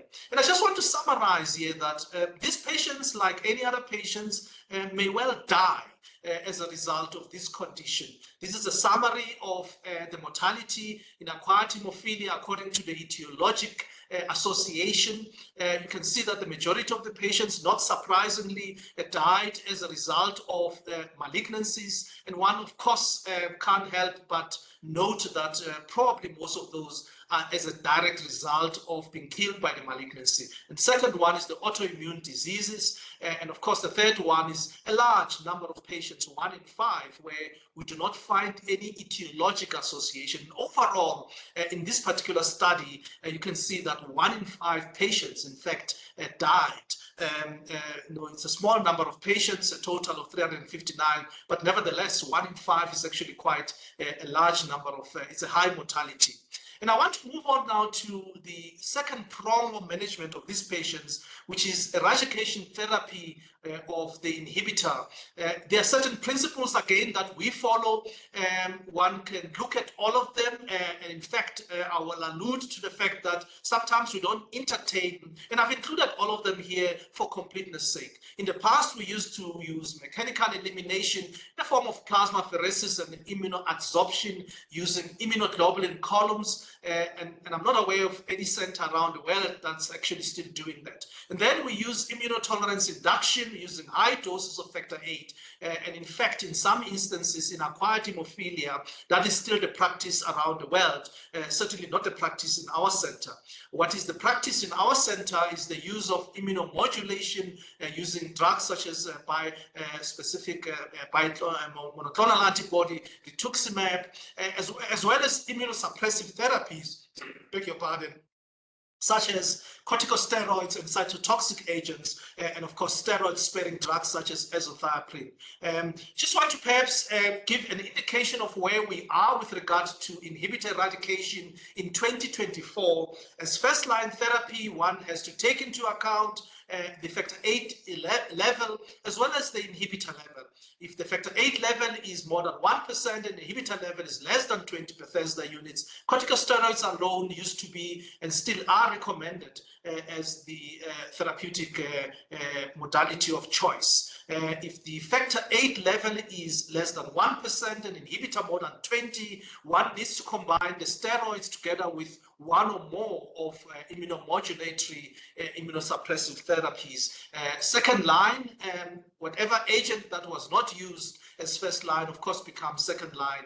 What is obvious is that we are not recommending the use of intravenous immunoglobulins in these patients for obvious reasons, which I will not go into. Maybe during the question and answer session we can go into. So immunosuppressive therapy in all of these patients is now the recommended standard of care, and one, of course, needs to take into account that we're dealing with elderly patients who may be frail, and therefore one might actually be able to increase mortality as a result of immunosuppressive therapy. And therefore one has to apply the risk-benefit principle very carefully in this particular population.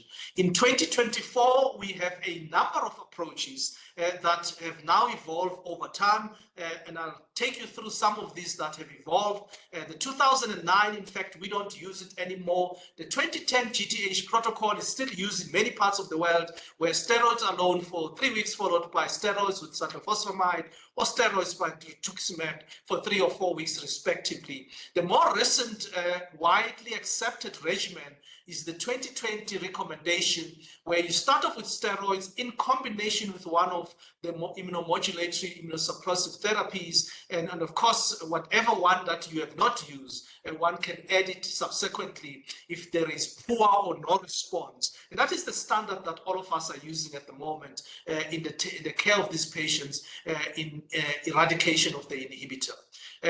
The eradication of the inhibitor is not the end of management of these patients. They need to be followed up on a long-term basis. And in fact, one monitors not just clinically, but also the PTT and the factor VIII level. If the patient is less than 6 months post-eradication, one follows them with a monthly PTT and factor VIII level. If they're 6 to 12 months, one does the 2 tests every 2 to 3 months. And if they are more than a year post-eradication, the follow-up is every 6 months with a PTT and a factor VIII level. One could also take into account that often the disease that has led to acquired hemophilia may not have evolved at the time of the eradication. You need to keep into account that the disease during the follow-up may well evolve over time. And what I've listed here is 3 studies showing the etiological association of acquired hemophilia with a number of these conditions. And noteworthy, of course, is that most of these conditions, we don't know what the underlying etiology is. In other words, they are idiopathic in the majority of cases. And perhaps the bottom one is very important, that in fact, very few patients who have pregnancy do have acquired hemophilia in general. We're talking here somewhere between 2 and 11% of these patients. I'm actually going to transition here to a case, a very short case study of an acquired hemophilia that we manage in our center. This is Miss AB. She's a 63-year-old patient who was admitted to our hospital with multifibroid uterus and a planned hysterectomy to basically remove the multifibroid uterus. On the day of the surgery, the patient woke up with extensive bruising in the upper and the lower body, and no one understood. In fact, we questioned the patient left and right if they'd taken anything, if they'd been given any anticoagulant, and in fact, that history was completely negative. And perhaps more importantly, that this patient actually did not have any gynae bleeding. A physician was initially consulted to ask for a full bleeding screen. This is the patient whose face you saw earlier on. Essentially was having a bruising all over the body that we could not explain. And the initial lab report showed a prolonged PTT of 120 seconds that corrected, that did not correct. A DI screen was negative, and an inhibitor level, which was performed using the Bethesda assay, was 25 Bethesda units per ml, and the factor VIII level was 0 in the presence of all the other coagulation factors. In that light, we basically made a diagnosis of acquired hemophilia A. We immediately started to control the bleed using bypassing agent. We used recombinant factor 7, 90 mics per kg every 2 hours. We continued for 5 days, and the bleeding, in fact, started to subside, and there was certainly no new bleeds. We transfused the patient with 4 units of PEG cells. And then once the bleeding was under control, we instituted eradication therapy. In our center, we use rituximab at a standard dose of 375 milligrams per kg weekly for 4 doses. And this patient, in fact, was monitored for the inhibitor level and the factor VIII. The inhibitor level started to go down and became 0 after just 1 dose of rituximab, and the factor VIII level, in fact, normalized about above 50 units per kg. This patient is now 3 years post-eradication therapy and does not have inhibitor recurrence to date. With that, in fact, I want to summarize this presentation by saying that in the management of acquired hemophilia, there are many barriers. These barriers prevent optimal care of these patients. Acute bleeding episodes are the hallmarks of acquired hemophilia, and these are actually managed using bypassing agents, which are the mainstay of treatment, and that the management principles include, amongst others, the awareness amongst the multidisciplinary team members of acquired hemophilia, the awareness about the diagnosis, the TAMIA's intervention, both in the acute phase as well as in the eradication of the treatment strategies. And then post-treatment follow-up is crucial for these patients, both in picking up a recurrence, which is rare, but more importantly, in identifying the possible evolved etiological association with acquired hemophilia, which might have been missed at the initial diagnosis of these patients. With that, I would like to thank you for your attention, and I apologize for the glitch at the beginning of this presentation, and I'm happy to take questions. Back to you, Chair. Thank you, Dr. Johnny, for this excellent and good information for this presentation. If there any question? Yes, thank you, Johnny, for this excellent presentation. Can you offer an explanation why patients with acquired hemophilia A have dominantly mucosal skin bleeding rather than joint bleeding, while the patients with hemophilia congenital, they bleed dominantly in the joints? Thank you very much for that very provocative question. Yeah, I mean, I might not be able to give you a very accurate scientific basis for that discrepancy, but I think one looks at the nature of the antibody.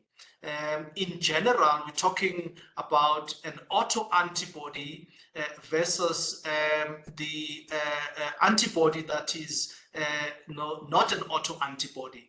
And we do know that if one looks at all autoimmune diseases in general, they tend to be associated with mucous membranes and or tissues, not necessarily joints and muscles. I think at face value, for an autoantibody, I'm not surprised that they are bleeding into mucous membranes and not into joints and muscles. Yes, thank you. I don't know whether anybody has looked at the platelet function in these individuals. There may also be a platelet dysfunction in these individuals and or antibody against specific epitope in the von Willebrand factor. I don't really know. I don't know.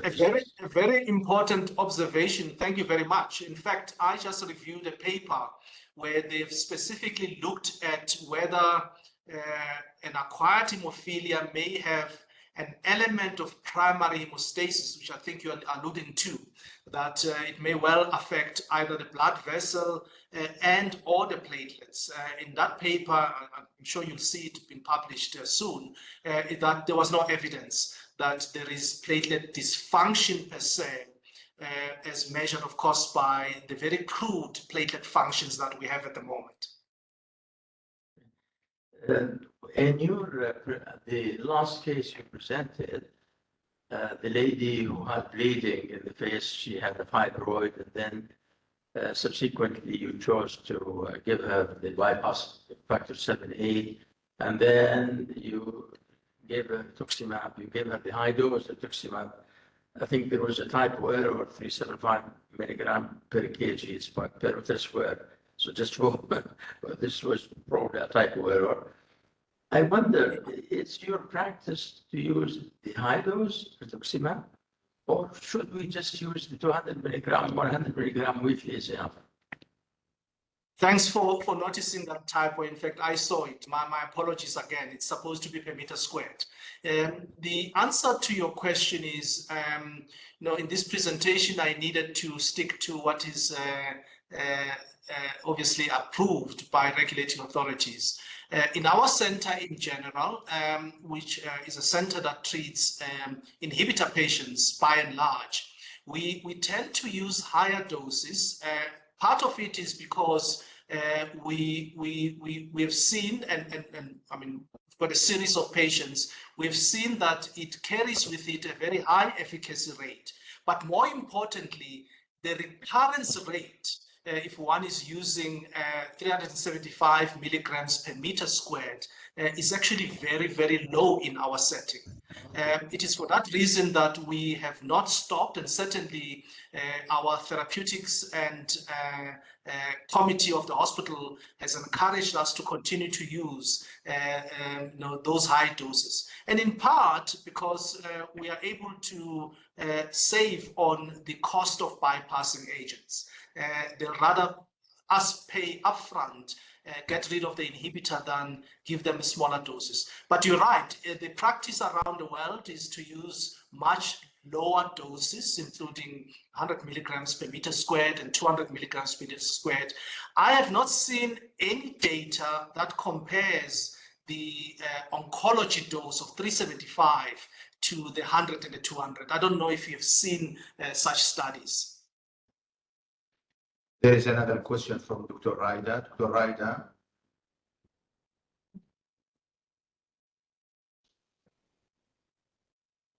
Dr. Raida, you can ask your question.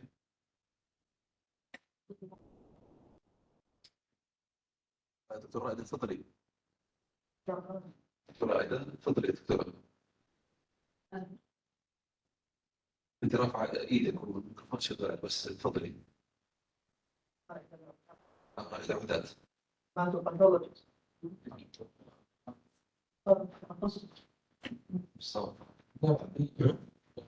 You can type it.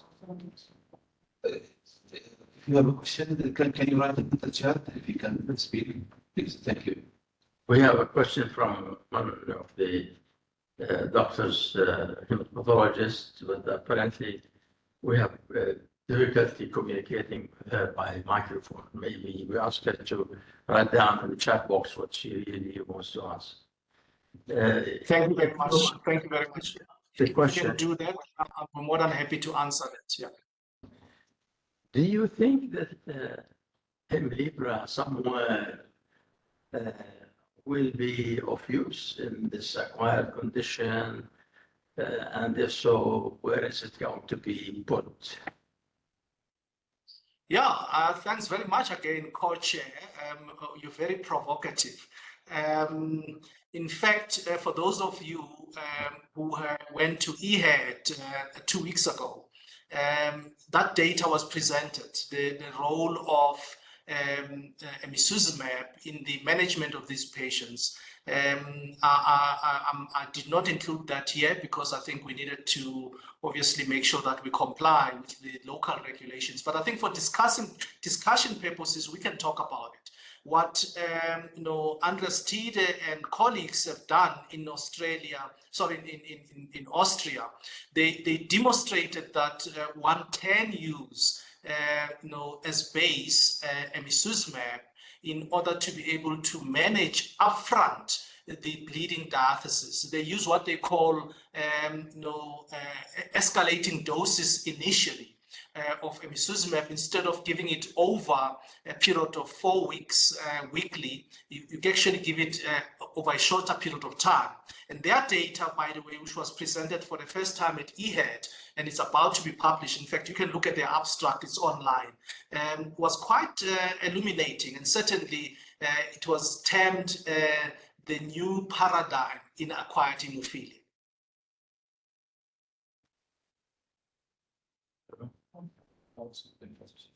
Okay. Chair, if you don't mind, there is a question here in the chat. If you want me to perhaps attempt, I can answer that. Otherwise, it's up to you. No, okay, go ahead, please. So the question is from Dr. Odat, and it says here the role of FIBA in acquired hemophilia, particularly in cases postpartum with DIC. Thank you very much, Dr. Odat. That is a very important question, and something that I alluded to in the presentation, that one needs to obviously be very careful in using an APCC in this setting. It doesn't mean that it's contraindicated, but one needs to make sure that one is not tilting the hemostatic balance towards thrombosis. We do know that there have been cases that have been reported in the past. And in fact, if you have access to both agents, which we do have in our center, and if we are faced with a patient who's postpartum with possibly a DIC or not DIC, our first preference is to use recombinant factor 7. Because then we also have the option of combining recombinant factor 7 with an antifibrinolytic. We are quite comfortable in that combination. So in our setting, in fact, our preference would be recombinant factor 7. But your point is very well made, that one needs to be very carefully monitoring these patients. It's not an absolute contraindication. Well, okay, I think with this, we would like to come to a conclusion. I wish to thank you, Professor Johnny, for your excellent presentation.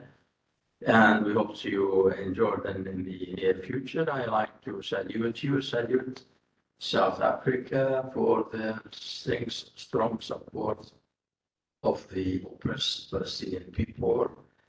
Your country is very popular on all arms. Thank you very much for taking an active role in this. And thank you for giving us an excellent presentation. Thank you very much, and thanks for inviting me to participate.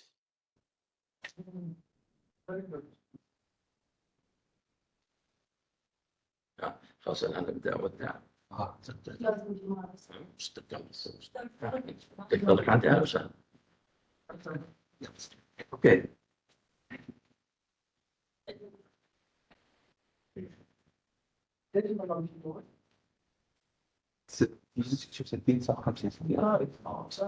وآخر دعوانا الحمد لله رب العالمين.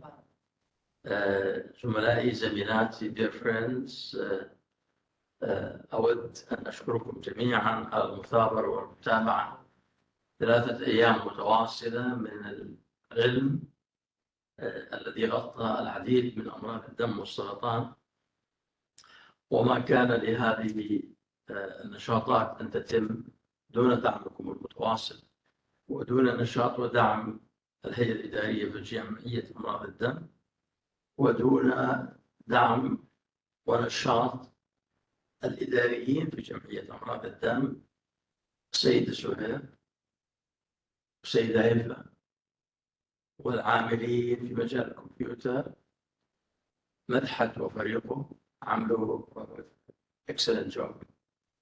وشكرنا المتواصل لوزارة الصحة التي لم تبخل علينا بالدعم والخدمات الملكية، وشكرنا المتواصل للشركات الداعمة نوفارتس، أسترازينيكا، روش، MSD، جونسون أند جونسون الممثلة بجانسون، حكمة، نوفو نوردسك، أداتكو، MS فارما، ميرك سرولو، ومستودع الأدوية الأردني جوردن دراج ستور.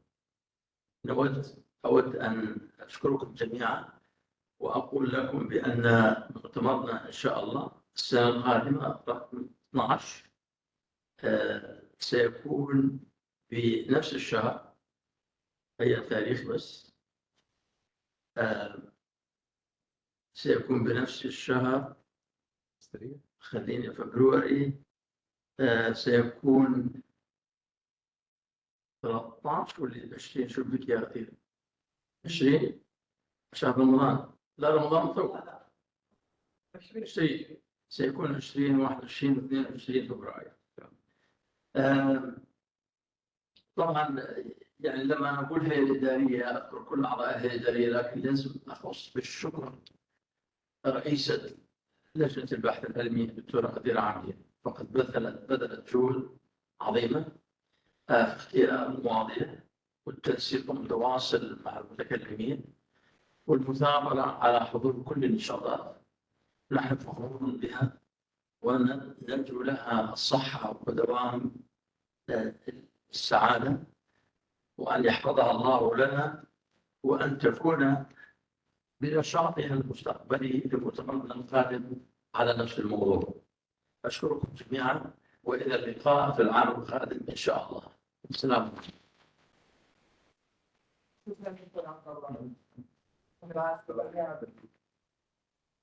هيك الحدود صار زي امبارح اول امبارح. يعني معناته كانت مشكله فعلا. عشان هيك انا سالت اول يوم، قلت لك انا متساءل. بعد بدك شوف الاسئله.